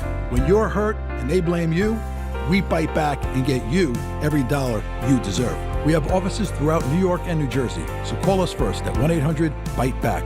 That's 1-800-248-3222. 1-800-248-3222. I've been there, and I'll be there for you. Download to see if you qualify. Not all customers will qualify. Transfer fees may apply. No Albert subscription required. Albert is not a bank. Albert Instant Loans are issued by FinWise Bank, member FDIC. Not an actual client. Terms apply. Kylie, what's wrong? I just got hit with a car repair bill. I'm behind on rent, and I feel like I can never save any money. Have you tried the Albert app? Albert is your financial assistant, helping you find ways to save and create custom budgets to actually grow your money. Plus, you can get up to $10,000 for big expenses or advance up to $1,000 fast when you need cash right away. Albert can get me up to $10,000? Exactly. Albert spots you in a pinch and helps you grow your money in the long run. I'm downloading Albert right now. Download the Albert app and use promo code FUTURE to borrow up to $10,000 for whatever you need. The Albert app helps you budget better and save more money so you reach your financial goals faster. Download the Albert app right now and use promo code FUTURE to borrow up to $10,000. Use code FUTURE to borrow up to $10,000. Congratulations to the New York Knicks. They are the 2026 NBA champions. WHSQ and WCBS-FM HD2, New York. This is DiPietro and Rothenberg. What the league's opinion is on Jaxson Dart, the other, his wingman, Cam Scatterman. I've had players that are in the league that have talked to me and they're like, dude, how are these guys on every campaign? They haven't done anything in the NFL and they're living like stars. If you know anything about those guys, you talk to people in their past, everything they've done so far with the Giants, you're not worried about them working. They will work. As long as you work, you don't have to worry about the other stuff. This is DiPietro and Rothenberg on ESPN New York and streaming live on YouTube. Yes, indeed. Big 9 o'clock hour coming right at you here on ESPN New York. It is GNR, Grass and Renan in for DNR to close out the work week at 800-919-3776. That is the telephone number. Been a good one so far. Where are Dave and Rick? We know? They might be able to answer that question better than I. Did they go They probably away, or would they just because it's them, off? but I was just curious if you guys knew. No, I haven't. Sure RJ knows. Corresponded with him. Oh, no, I did text Dave something tennis-related earlier in the week, but I don't know what his whereabouts were. I think he's around. I'm just asking. Are them away? Yeah, RJ? I don't think either of them went on like a trip. I think they're around kid stuff, sports. No, Rick was away a couple weeks ago with the St. Bart's trip. But, yeah, they're local. They'll be back next week. They'll be back. Yeah, I haven't kept up with them. Both of them are coming back next week? Is that the plan? I couldn't tell you. I only have to worry about Monday, and then if, RJ knows everything. I figured he'd be on this one. He must be busy. You can't see him because he's, in that corner over there. Yeah, I don't know. I could check the schedule, but whatever. If they are, they are. Yeah, they get a 4-day run together next week. Oh, they get a 4-day run. I was trying to give a show update for the fans, 4-day run together. So, Dan's here with Rick on Monday, and then the two of them, they're here. Wow. First time they will have been together in probably close to a month. This will be fun week. When the Knicks won a champainship, or the Knicks Oh, no, they had a couple of days 2 weeks ago. What am I saying? But, anyways. I'm actually playing golf up there on Thursday, so I said, I put out the olive branch. I said, Dave, let's go. Because last time he gave me, crap for not reaching out to him when I went up there, played like right near his house. And I said, let's go to dinner after. And he said, can't do it. Yeah, I was saying there's not a chance you see him. Yeah. He gave me like a real short, curt, no. So he's a good. Flat out, just no chance. He's a really good lunch/dinner kind of guy. However, I will say, you cross paths with him enough that I would think, you know what? He's like, I'll just catch you later in the summer. It's not nice. So because of the frequency of the interactions, you don't think he wants any part of, like, social hour? Wants any part of? Maybe not, but I think he just figures, you know what? When he's away, he doesn't chime in. He doesn't check in. Rick listens when he's away. Right. Dave turns the switch off, unless he's in the car, like driving long distances. It really makes you question how much he really cares about us. Which I don't think. No, I don't think it's a RJ. I don't think it's a care thing at all. Think he's a me guy? No, I don't think he's a me guy at all. I think that's what you're saying. I think that when he's away, though, he turns it off. No, I think you need some people. I'm the same way. You need like a healthy separation. You need like a healthy balance. Like you need work and play. You need to be able to separate the two. Yeah, but do you ever need separation from something you love? Define love, RJ. Yeah, I think we're finding out that for Dave, this isn't a love. We are work acquaintances. You guys are work objects. Work friends. I don't know about objects. Work friends. Higher than work acquaintances. We're not like true buddies in a sense of, you know what? Yeah, actually, I think if you were up there and you did not work here, Jordan, you'd have a better chance of seeing him. I don't know why you think because I don't see him very often. So I don't think. Yeah, but he texts you all the time. I don't get that time. Part of it. He feels like he's interacting with you. He texts you all the time. Here's the thing. That counts as like a face-to-face? It's not nothing. But does he text Jordan on a personal level? No, it's only when he needs something. Or, right, he's a need I want guy. the information. Right. Something Giants related because he likes the Giants and that's his team. But You're saying it's a one-sided relationship? Yeah, I think so. If you cover the Colts, I don't think. No, I would say it's one-sided. You could be honest. Do you find him to be one-sided? Do you find? But it's a little bit transactional from him. Do you find him to be a nuisance at times? No, he doesn't text that much. Oh, I think you do. No, he doesn't text that much. It's not like all the time. Well, not right now. No, but even like during the season, it's like there's always time in between. It's not like I have friends that are worse. I have friends that are definitely worse. Like his will be like once every 5 days. It's not like here's 6 questions in the same day. He doesn't just and then 6 more tomorrow. He's not that guy. Can I just say that coming from the other perspective, like the other team, it does kind of weigh you down at times.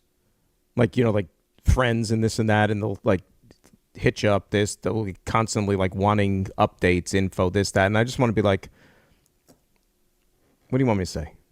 Or if a team is playing a certain way, it's like, what do you? I'm not out there. Why are you asking me? I don't know. I didn't throw that pass. I didn't miss that tackle. What are you asking me for? I just tell you what's happening. I'm not the guy out there doing it. I definitely get testy in the responses. You guys saw that earlier this week. Who's that? I said I get testy in the responses. You guys saw that earlier this week. Oh, very. When I went after RJ. You know what it is, RJ? You don't know what's going on.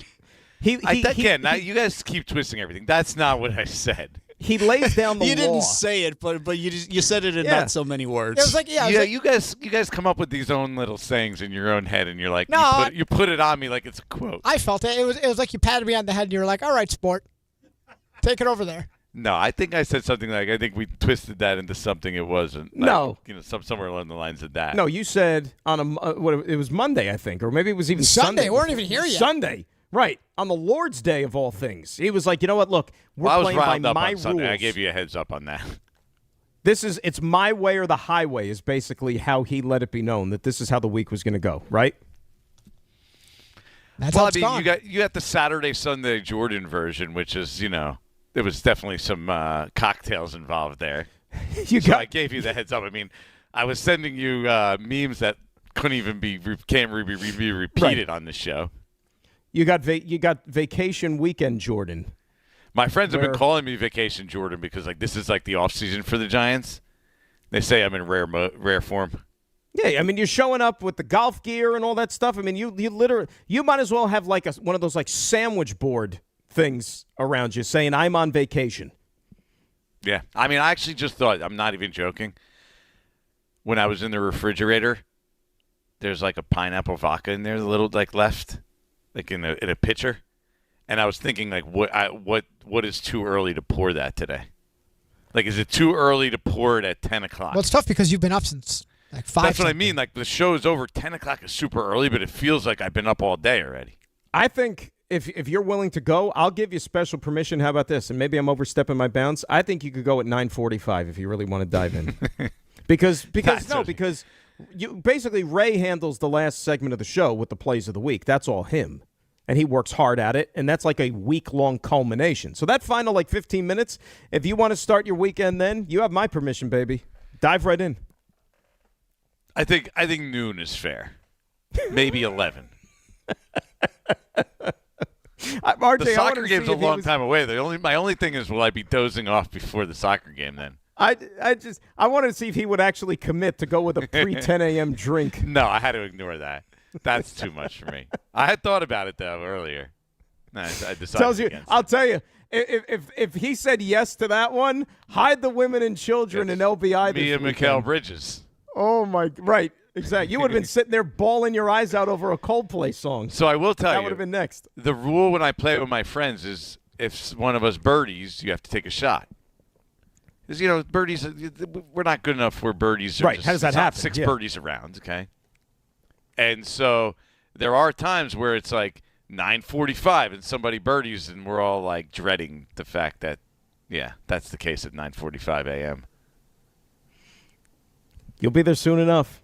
Soon enough, my friend. RJ's going to give us the stuff you missed coming up in a little while, but I know a lot of people want to chime in. Haven't had a chance to hit the phones too much outside of the roast today, so let us do that right now. And we say hi to Joseph in Ocean Gate, who is next up here on ESPN New York. Joey, good morning, sir. How are you? Good morning, guys. Hey, great week this week. You guys do really great together. I got a couple of things for Jordan. Listen, when you get up so early in the morning like you've been this week, and I usually do during the week, we eat lunch at or breakfast at 5, eat lunch at 9:30. So it's kind of good. You're good, and it's always 5 o'clock somewhere too. So, but I think for the math thing, I think you should go ahead and get remember the old school Casio watch calculator they had. Ooh. You get one of them that could help you out with your old math issues sometimes. I have a couple of Giants things. One, I think I don't think Jaxson Dart will. If he does take a step back, I think because it is learning a whole new offense and everything. So if he does take a step back, I guess it's understandable because he's learning a new language. And then also too with the whole, I saw something on Dante Banks. What is the percentage? Because when he was drafted, Wink Martindale was the defensive coordinator, correct? Mm-hmm. So obviously Wink came from the Baltimore Ravens and that whole defense, and then they got the new DC that came over from Baltimore. Do you think that there's a chance that Dante Banks could actually turn into what they thought when they originally drafted him, and they work him into being not counting on that a decent thing? So I love you guys. Right now, Greg Newsome is the favorite to start at cornerback opposite Paulson Adebo as we enter the summer. So I think Dante Banks has his work cut out for him. I wouldn't be overly hopeful on that. I think if you get something out of that, it's a pleasant surprise. And also, I don't think Jaxson Dart I wouldn't expect to step backwards as he described it there. To me, it's just like the assumption seems to be, he's just going to build on and it becomes so much, and then that's exponentially better than what he was his rookie year. That, I think, might just be a little bit slower progression than some people just instantly assume, year 2, he's going to make that big year 2 jump. That, I think, just might take a little more time than maybe some people assume. And everybody wants to just look at things in a vacuum, for example. I just want him to play. You know what I mean? I'm not going to sit here and attach what I think realistic numbers or expectations are. He's got to play. He didn't play a full season last year. I want him to play a full season this year. Throw in the fact that he's got a new system that he's trying to absorb, a new coaching staff he's trying to get acclimated to. You know how you do that with game reps. So let me see a guy go out there and play 17 games. That's what I want. This is not the end-all, be-all for Jaxson Dart's Giant career in just year number 2. Yeah, I mean, a lot of people have that concern about not just playing games, but the staying healthy part of it. And I think that's what I mean. There's some level to that. I don't think it's something I'm overly concerned about, though. It's not like if I list my concerns with the Giants teams. My bigger concern is what is he ultimately as a quarterback?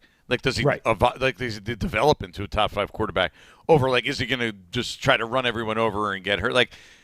I've seen that too many times with young quarterbacks for me to go nuts about it, long term, and think it's going to be a problem. Does he need to change some things? Absolutely.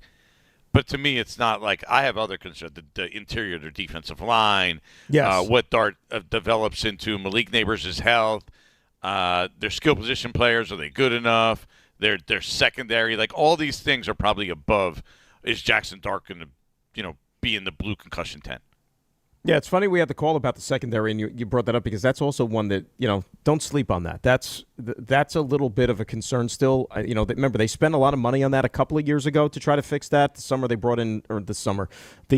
offseason they brought in Javon Holland and everybody and then made all those draft choices. He was a big disappointment last season. 100%. He's got to play much better this year. 100%. I was expecting more. So, we'll see what happens if the new staff is able to unlock any of that stuff. Speaking of the Giants, let's say hi to our buddy Everyday Edgar in Bloomingdale. Edgar, good morning, my friend. Good morning, boys. You're built different, man. Is that a Rutgers shirt? So you do Rutgers on Saturdays and Jets on Sundays? You like blowouts every weekend. Edgar, why you got to go there? I mean, come on.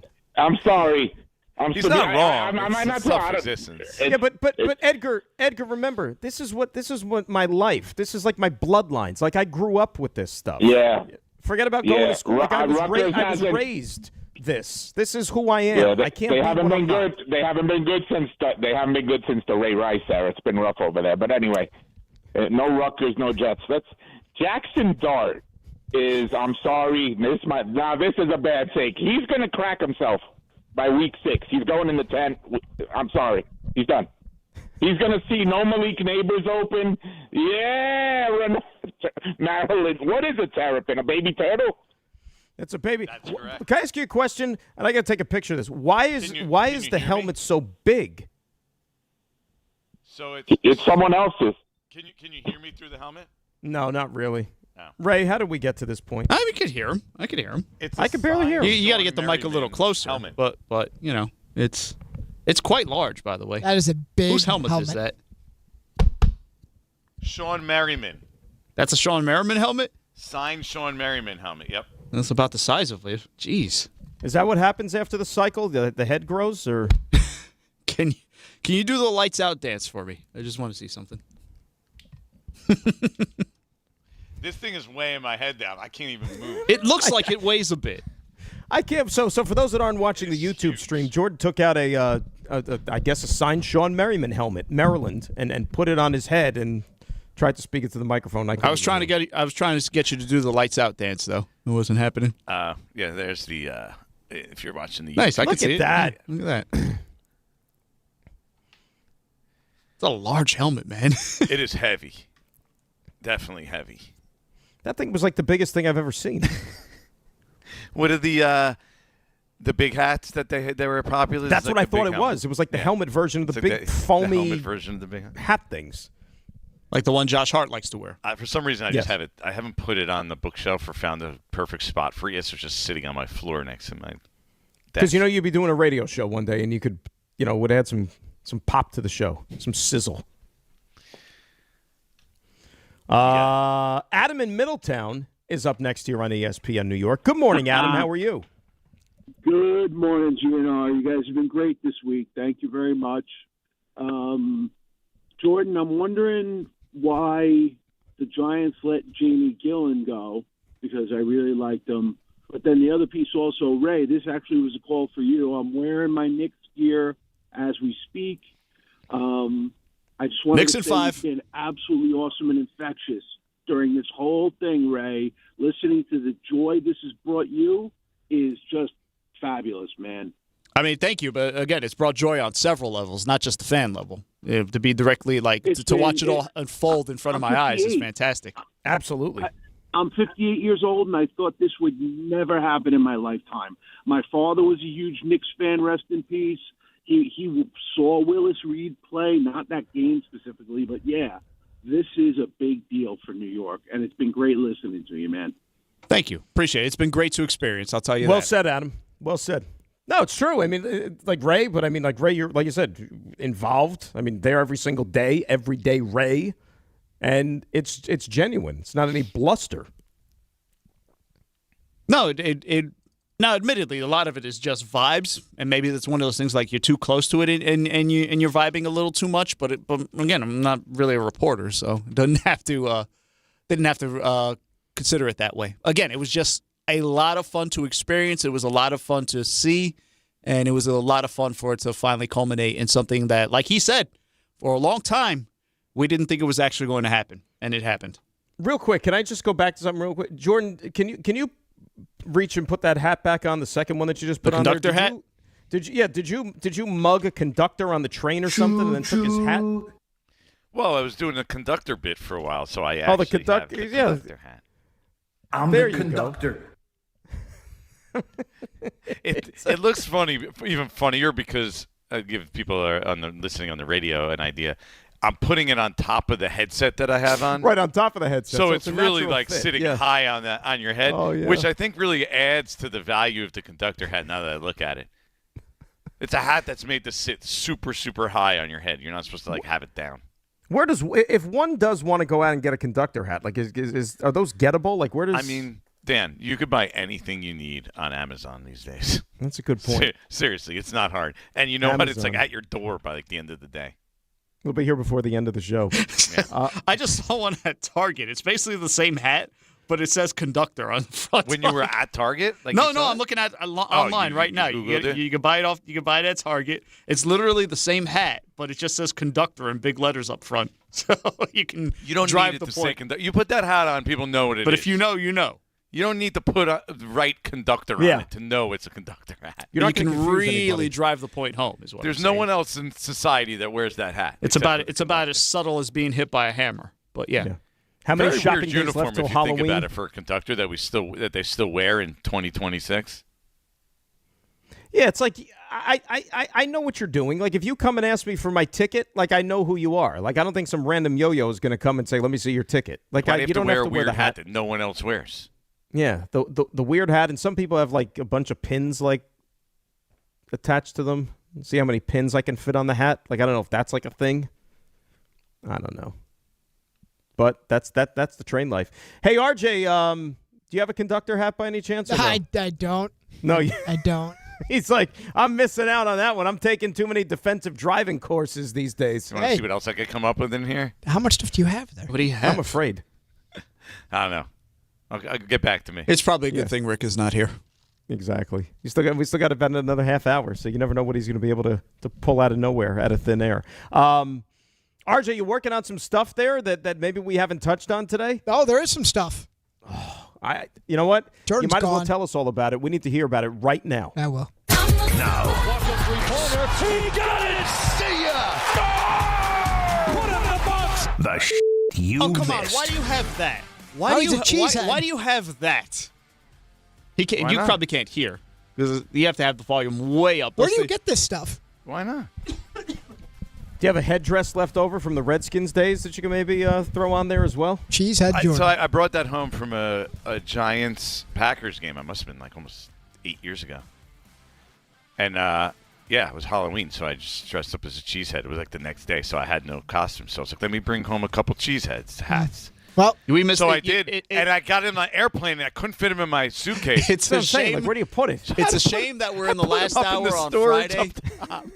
It's a shame that we're in the last hour on Friday because you really could have gone with like a different hat per segment type of thing. I know. It Could have done would it. have been something. I could have. I think I'm out. I'm dry. Well, Dan mentioned the Redskins, the man who was a Redskin, the Hall of Famer, John Riggins, running back. The Commanders are going to retire his number 44. Why was it not retired? Dyer. No, not Dyer, but yeah, that I thought that as well. Why was it not retired previously? But it was not, and it will be. He. Let's say he's not he's one of these guys that's not afraid to speak his mind. Yeah, even back over the then. years. Yeah. How about a little live Wimbledon update? So by now, you know, on the women's side that Coco Gauff is out, eliminated by Dan. You said it better, Karolina Muchova. That was nice. Yeah, that was nice. A lot of in there. As for right now, Ferry and Zverev, they are in the first set. It was 5 games apiece. 6-5. They're on serve. Oh boy, there you go. That's a live update. Good job. Yep. And we'll keep you updated there. You think Ferry has a chance here, Dan? I would be stunned. I mean, remember, this is a guy who was a qualifier, and now he's in a Wimbledon semifinal, which is a hell of a run to begin with. I said it yesterday. After Wimbledon last year, he was the 350th ranked player in the world. And he grew up, like I said, I read this yesterday, a mile from Wimbledon. Stone's throw. Yeah, amazing. Really, really cool story. What's not a great story is that involving Kawhi Leonard. So the Clippers and Raptors agreed to a trade that would send Kawhi back to Toronto. But that NBA investigation into the Clippers and regarding whether the Clippers cut the line on the salary cap and made up a company to funnel extra money to Kawhi's pocket, that's still ongoing. So the statement that went to ESPN was if the trade goes through, if Toronto accepts it, they also accept any risk that could be coming Kawhi's way. So they want to make sure he's not damaged goods. So that is on hold is the phrase that's being used there. So we'll see what happens. What's the name of the company again? The tree company? Yeah. Yeah. I forgot. Is it real? Hang is on. it a real company? Or do they make that up? It was like a shell company, I feel like. It had no employees or anything. Aspiration. It's defunct. Bankrupt, environmentally conscious digital banking and sustainability firm. Does that sound like a real company to you? Yeah, they had no employees. I'm stunned. I'm surprised. Yeah, I'm shocked. AJ DeBanza had a strong outing, his summer league debut, the number 1 overall pick, 27 points, leading the Wizards to a win over the Jazz, who rostered Darren Peterson, who was a number 2 pick. He had 24 points of his own. Home Run Derby field, rounding out. So you have Junior Caminero of the Rays, obviously Ben Race of the Yankees. You have Wilson Contreras of the Red Sox, Jordan Walker of the Cardinals, Bryce Harper of the Phillies, and Jack Caglione. I'm saying that wrong. Caglione, yeah. Yeah, okay. Yeah, he goes for Caglione for some reason. Yeah, you know why? Because Dave jumped me the first time I said his name like a year and a half ago. Now I'm very self-conscious about it. You could say Caglione. You know, you're a native countryman. Yeah. You could get away with it. We should check with John. That's what I was going to say. Eduardo Valencia, nice start for the Tigers. Catcher homered in his first Major League Baseball at-bat yesterday. So he was signed by the Tigers in 2018 as an 18-year-old. Played 8+ seasons in the minors before making his big league debut yesterday. Hit a home run in his first AB. Tigers beat the A's 4-1. Oh, by the way, did you mention Schwarber's name for the home run derby? Oh, did that just come across? No, Don Mattingly apparently, in his post game yesterday, basically let the cat out of the bag. Oh, that it sounds like. See, I missed that. Well, no, it's not on you.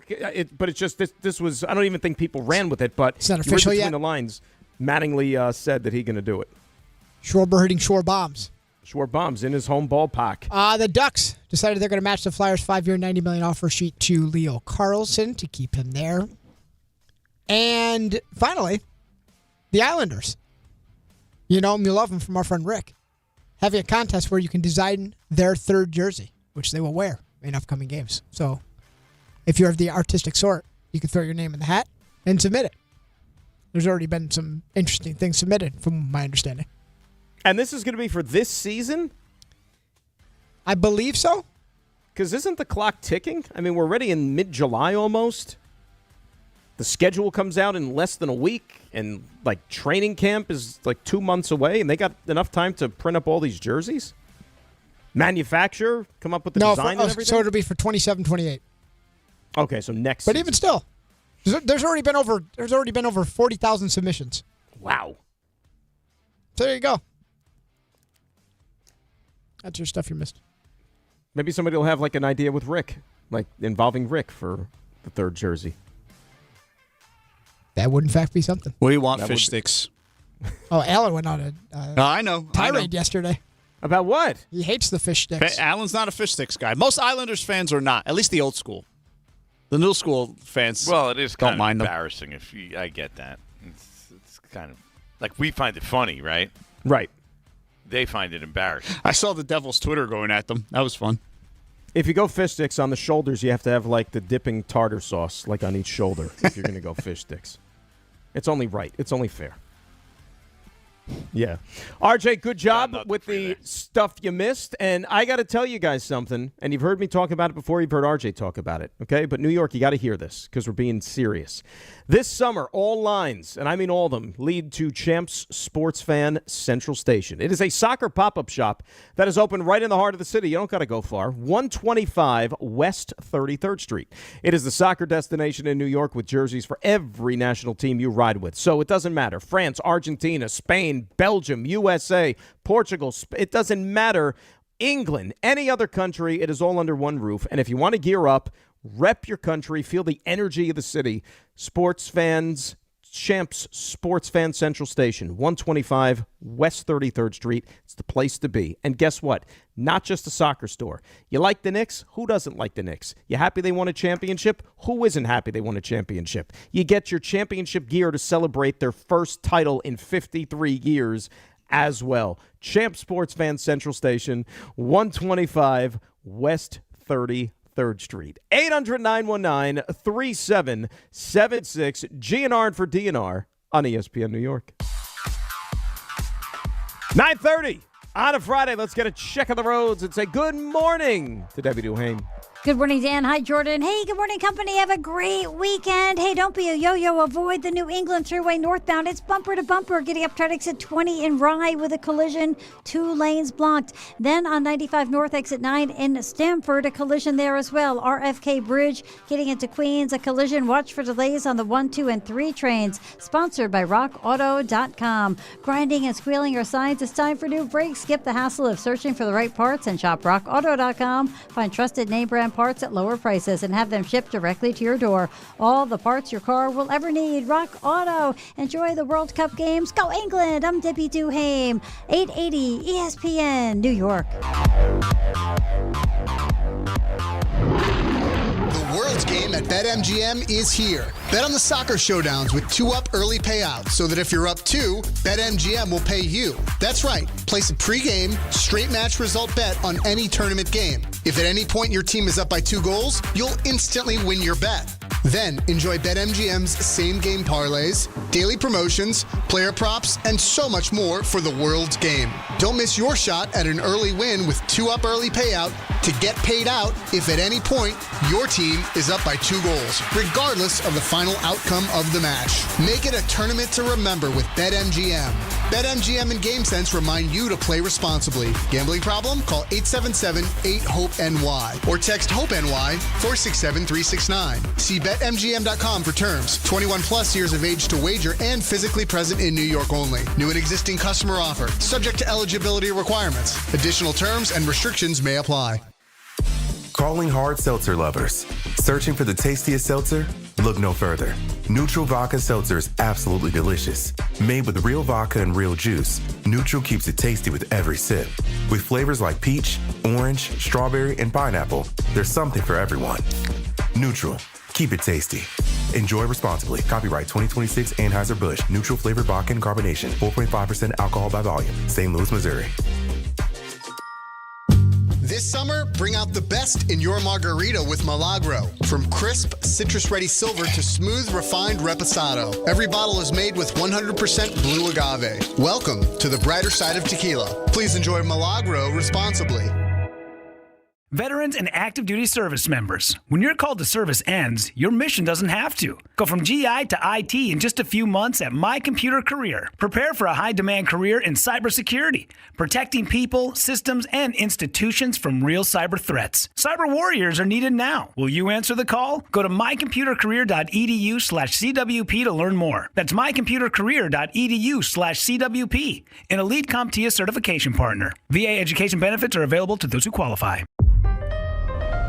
Your ambition just met its match with Robinhood. You push yourself in everything you do, scanning headlines for insights, keeping an eye on the market.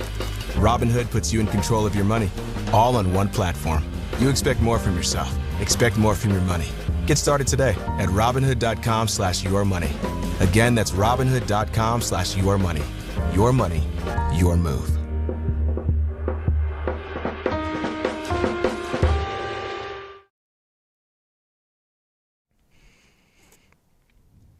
All right, GNR for DNR here on this Friday. Still got Ray's award-winning Plays of the Week to come your way before all is said and done. You're familiar with our friend Bart, right? He of the Bart and Carlin program. Yeah. Familiar? I know Bart. So was this yesterday, guys? Yes, this was yesterday. Okay, this was yesterday, so not even a full 24 hours ago. We spent a lot of time last couple of days talking about the quarterbacks and Jaxson Dart and what you want to see year number 2 from him with the Giants and Geno Smith and whether or not he can maybe show you some good football this year, and enough with the shenanigans off the field too over the last few weeks. But Bart had this to say when sizing up the two New York quarterbacks on the program yesterday. Take a listen. I don't even think it's going to be close. I think not only is Geno Smith a better quarterback, and he should be, right? He's been through a lot. And as far as physically, he's still fine. I know he got beat up last year playing for the Raiders, and playing under that Chip Kelly offense is never a good thing. I don't even think this is even a conversation. Not only do I think that Geno Smith is a better quarterback than Jaxson Dart, I think the Jets' offensive line is better. The running back's better. If you want to say it's a push with Garrett Wilson and Neighbors, okay. I think even the Jets are better at tight end. All right, so basically he sat there and ran down the entire offense and thinks that the Jets have a better offense than the Giants do and went position by position. But is it fair to say that Geno Smith is a better quarterback mano-a-mano, or does he think that Geno Smith is going to have a better season because he has more around him? Yeah, I don't know if Geno Smith's a better quarterback at this point of his career than Jaxson Dart in year two. Like, the big element that's missing there is Jaxson Dart's ability to make plays with his legs. Right. Right? Like, that's a huge part of his game, and that's what Geno doesn't have. Is Geno a better pocket passer? Yeah, probably at this point if you had give both of them time and sit back there in the pocket, dissect defenses. But Jaxson Dart's certainly more dynamic. I agree. I would agree with that. Geno Smith is more prone to mistakes. They weren't doing There's not even a question, no. Come on. If you're saying both same team, like which quarterback would you rather have this year? You're going to tell me you'd rather have Geno Smith? No, and here's what it boils down to. That's not even a question, is it? No, and I can't pick his brain. I didn't talk to Bart. I don't know. But here's what I think part of the thought process would be, not just from him, but from anybody else who would think that. I still think it goes back to the fact that the Jets had by far as bad a quarterback play collectively last year that you can ever even fathom. Then now you have a guy who, has put together a nice career for himself, right? A couple of Pro Bowl appearances. If you're banking on even anything approaching what Geno Smith has done in his career, that's still going to be leaps and bounds better than the quarterback play you had last year. But that still doesn't mean you stack him up against somebody else and say, oh, he's a better player, right? Yeah, I mean, just how old is Geno, too? 35, I think. 6 he's going to be this year. Yeah. Yeah. Yeah, look. Well, and because Jaxson Dart's just so much more dynamic. I can't get over that fact that there's just so many plays that he can make, first downs he's going to be able to make with his legs, that it has to be added to the mix. Like Geno's a better thrower. I'd rather have Jaxson Dart the player. Well, but I also think that it's fair that I think there's going to be some apprehension about the episodes that have gone on now away from the football field in the last few weeks, that not to say that he's in danger of missing games or he's not going to be available or anything like that, but it's decision-making, right? It's putting yourself in these situations. And if that's happening away from the football field, what's going to happen on the football field? So I think that there is a little bit of concern in that aspect when you're talking about what type of season he's going to have for this team. Because let's be real, like they're relying on him pretty heavily, Jordan. There's a coach that needs to win games to ensure that he still has a job that's relying on this guy. Here's what I heard from what Bart said, though, to be honest with you, and you're kind of saying it, you're talking about Geno here. Mm-hmm. They have a pretty good setup around him now. Right. Like, he's set up to be fairly successful. Like, they don't need him to be great, right? They have a good offensive line, like Bart said. That's one of the better offensive lines talent-wise in the league, right? Garrett Wilson is a good receiver. Breece Hall is a good running back. Like, all they need is competent quarterback play, and they should be a solid offense at least. You drafted two skill position guys in the first round, right? What was that? You just drafted 2 more skill position players in the first round this year to add to the mix. Right. I guess, and I don't want to minimize the current quarterback now, but what Darren Muji and company have done, they've set up a nice foundation for when that next young quarterback comes in, probably in 27. He's going to have a lot to work with right out of the gates. Which I think is actually pretty smart. Like, I think the Jets are in good shape moving forward. Like, their defense might be troublesome this year. Yeah. Like, I don't... Can't be any worse. I just don't. But they just don't have a lot of defensive talent. Right. It can't be any worse though. Like on paper, it's better, but there are some question marks. I've learned not to say that anymore. I kept saying that about the Giants over this last decade, and somehow every time you say that, like these teams just find a way for it to be worse. Like they do. Like it can't be that bad again, right? They went 3-14. They went great. They went 4-13. Well, like you're like that's one thing I'm pretty confident in saying. It won't be any worse because number one, I think the talent is better, but number two, also, I think the coordinator was a big problem last year as well.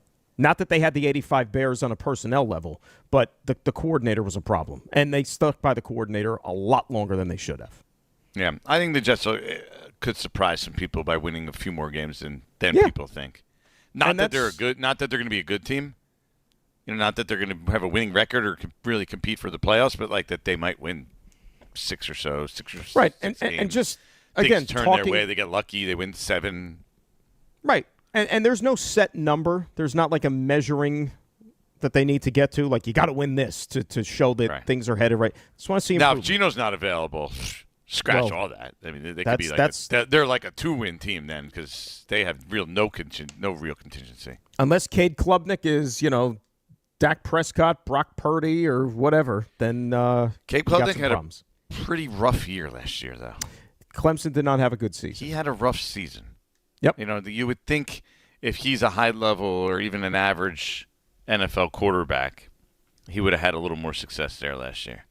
You're not wrong. But it's rare that really good quarterbacks struggle to win games, especially with talent around them in college. And I know that program has gone south I don't want to say south in a hurry, but remember, that was a championship caliber pro. And I know you lose assistant coaches they haven't and all that. conformed to the new rules. Correct, which is a problem. The new and system the Heat is a better way to say it, yeah. Yeah, the Heat is on Dabo down there 100%. But, you hope he's not pressed into action sooner than he's ready for.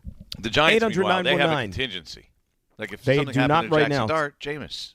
Right, you got Jameis. Well, the World Cup will be over by then, right?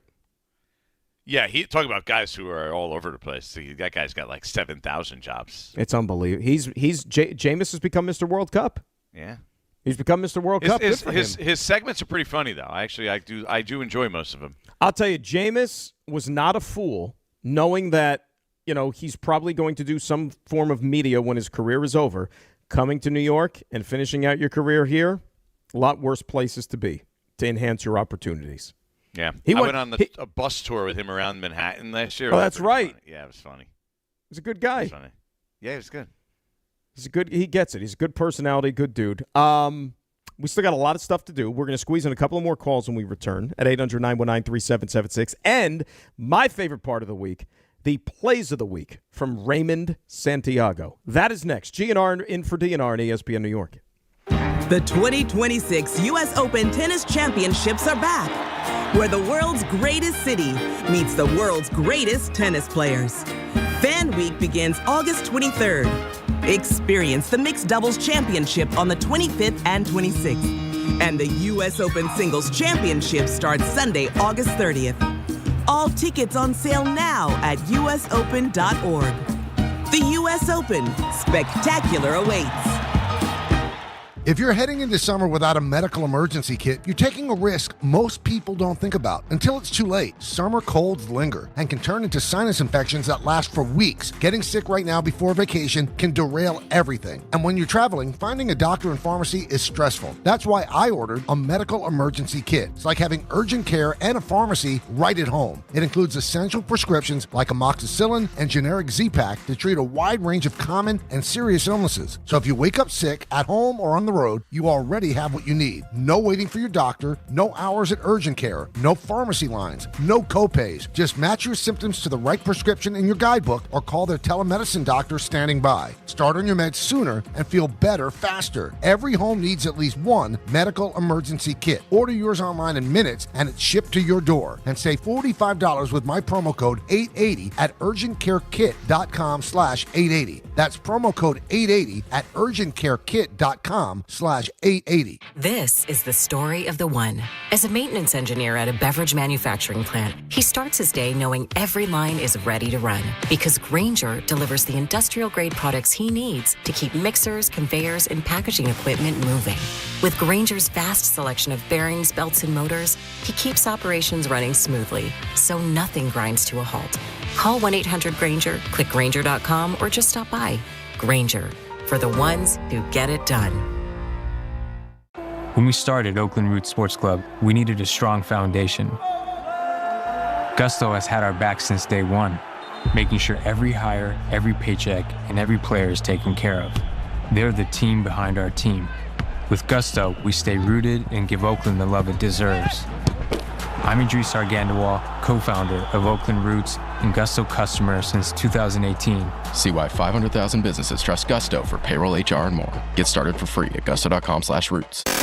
This is the Michael K. Show. You might all disagree with me on this. 7th game of the World Series. Yankees have to win to be champions. Every single one of their starting pitching is available. I could choose between Garrett Cole, a former Cy Young Award winner. I could choose between Max Fried, Carlos Rodon, Will Warren, Ryan Weathers, or Cam Schlittler. There's one guy on the staff that's dominant and great, and that's Schlittler. The Michael K. Show, weekdays at 1 on ESPN New York and streaming live on YouTube. Presented by the Parisman Firm.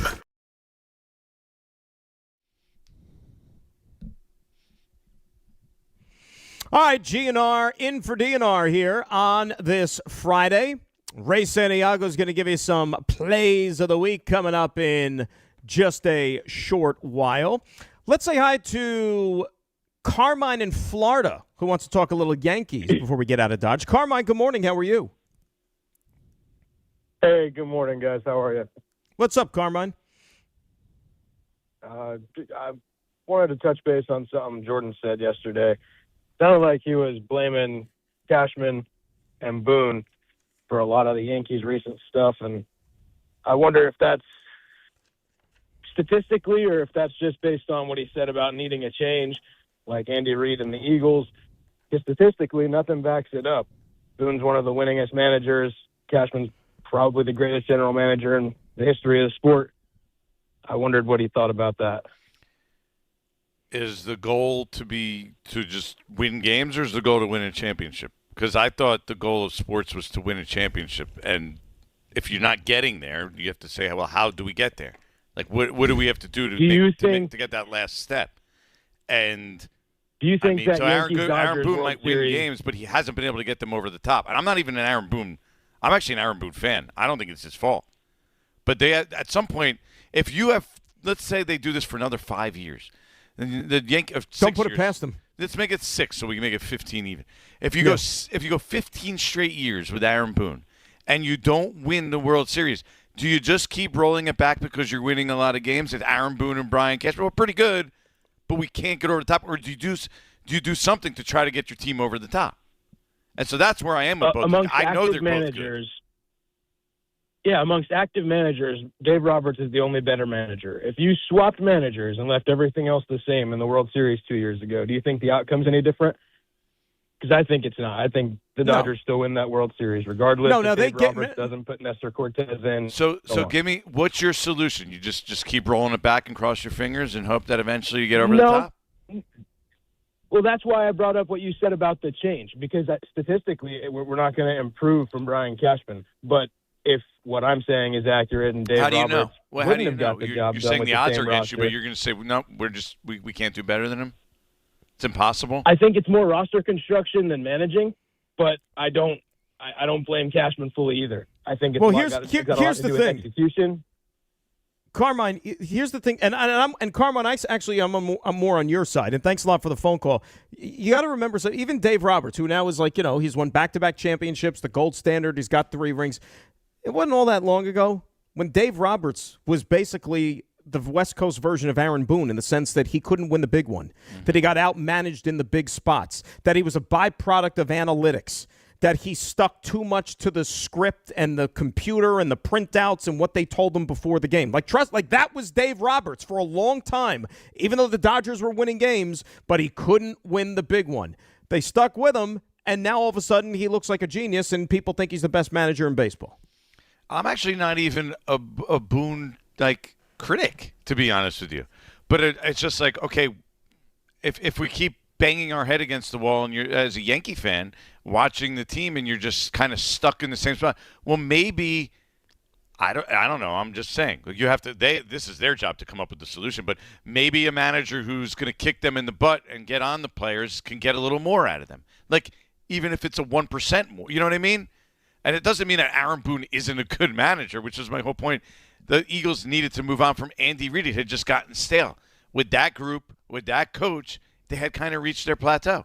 And it wasn't going to get to the next point.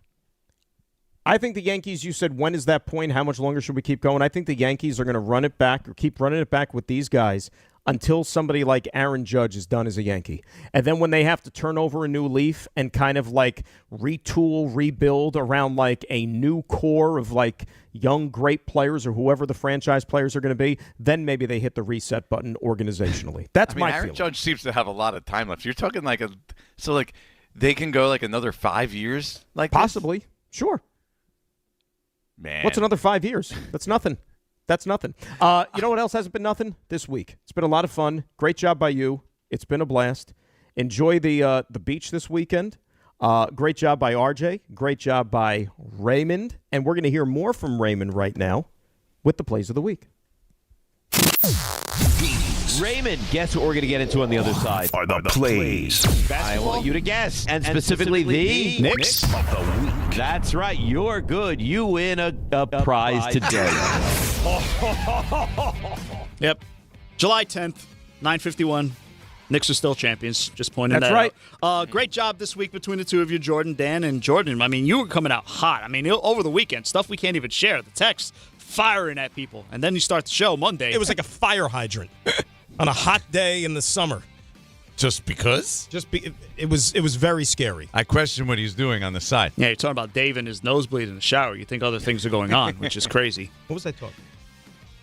I don't even remember. The hell with it. The spirited conversation with Chris Carlin. It was a good conversation, though. We had some laughs. I know that. I just can't remember what the hell we were talking about. Yeah, you're talking about a bunch of things. We're talking about him with Buster Olney, who popped up on Monday instead of his usual Tuesday slot. And Buster, it's the usual with him. He's got things for the Mets. They need to find a way not to devolve into this absolutely dead losing culture. And that, at times, is what we've seen recently. I mean, it's facts from Buster. Team USA had a big game Monday, and listen, there were some questionable things going into that match, and we got opinions from people across the pond. How about Lee from the UK? I just thought I would let you know how you come across from an international fan, because you've been talking about it all morning and what will happen after tonight's match. And what are those takes there, Lee? You're getting we call it the mick taken out of you. You're being laughed at as it stands right now. Yeah, taking the mick. Who knew? But at the end of the day, we all know what FIFA does. It's FIFA's fault. They had to ruin it.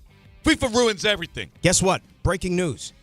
FIFA's corrupt. Yeah, that's the truth, Dan. It's like I'm I am Dan kicking. Grassa. Well, I don't have to do I that. am a lot of that. Listen, Team USA, they needed to. Well, somebody had to bring the energy after last night because obviously the team didn't. Yeah, that didn't happen. What did the U.S. play? Their D- game?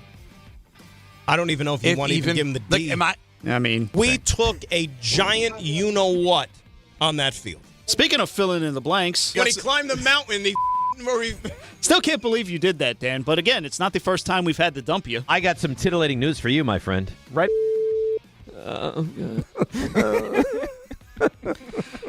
Shout out to Jordan. We played this cup before, but it bears playing again because Jordan was really good with the math this week. 2009 beat number 1 Spain. So, but we're talking 8 years ago. And that was 2009. That's 17 years ago. Yeah. 17. Yeah, sometimes words, too. Some of these guys, in some way, shape, or form, can help out the bullpen. Farm form. Yeah, farm form, same thing. Sometimes names. How do you think Tim Ream against Lamine Lamal? I keep botching his name. Don't clip that. Unfortunately, I did. I'm sorry, Jordan. You did again. You made a habit of big timing us this week. I know you went back and watched like the first 20 minutes or whatever. I don't think I could even go back and watch some of that. What do you even say? Well, I was busy hosting national radio, I so get I it, was. But I'm just saying, like.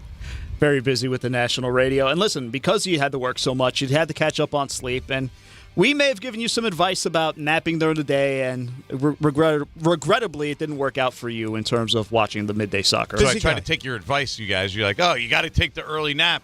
Don't go to the gym later or work out later. I wake up to like 25 texts from you guys about this amazing Argentina game, and it's like no one else, I guess, took that nap. I'm sorry about that. Listen, sleeping habits, one thing that gets affected by working this shift. Also eating habits. You got to fuel up where you can.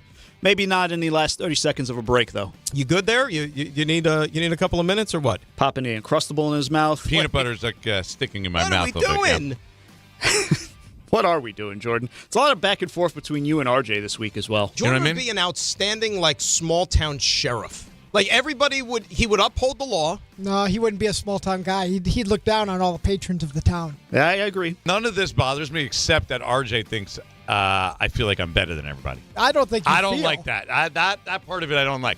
RJ's really good at this. In retrospect, when I brought up that I can't see, I should be like, look, we can't see little RJ over there because he's so short I can't see him over the computer. Wow. When you were talking about sleep with Jordan, and he goes, "Now, I don't sleep great anyway. I have important people texting me at 1 a.m. sometimes." Never said that word. No, you did. Never did. I said it's part of my job, is what I said. So who's texting you that's not important for your job? A lot of people that are not important text me. Most people that text me are not important. So that's not nice either. Then. Speaking of texting, you're not alone when it comes to that because Dan is doing a lot of that in the middle of the shift. So when you just stopped talking, I think I was mid-yawn. And then when I came to again, I was like, oh. I appreciate the honesty. There's no words. I wasn't sending text messages like you do half the show yesterday. Wow. Oh. The bar is low. Not as low as it is for the Yankees right now. Where's the bar? No bar. Well, Where's the Yankee bar? No bar. There's no Yankee bar. You're looking at He's gone. Interesting storytelling going on yesterday at the beginning of the show. When are you going back to the city? I'm currently on the train. I'm currently in the city. On the train. Yes, we are in the city. Ray, I don't know if you knew this. We're in the city. We are in the city. Sometimes coming to work, you see interesting sights out there. RJ, he'll challenge a rat if he sees one. Normally, you kind of walk away. You're not going to get away from. I was almost in my head, challenge me. Me and you, rat. Let's go right now. And then there's discussions about soccer at the youth level. What qualifications does the daughter's coach have? He played semi-pro. His dad was on the U.S. national team. Played with Pele. Really? Yeah. What was his dad's name? Bob Smith.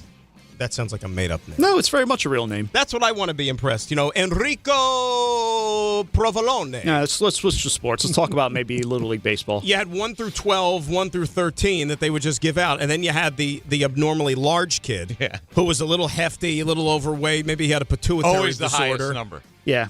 Do you walk around scared of your own shadow? Yeah, that was from today. And then there was one little last exchange from Jordan when he talked about RJ. And again, you have valid salient points on this. RJ knows how to push you to he knows where the content. He's like, hey, Jordan, what's the math? Poke.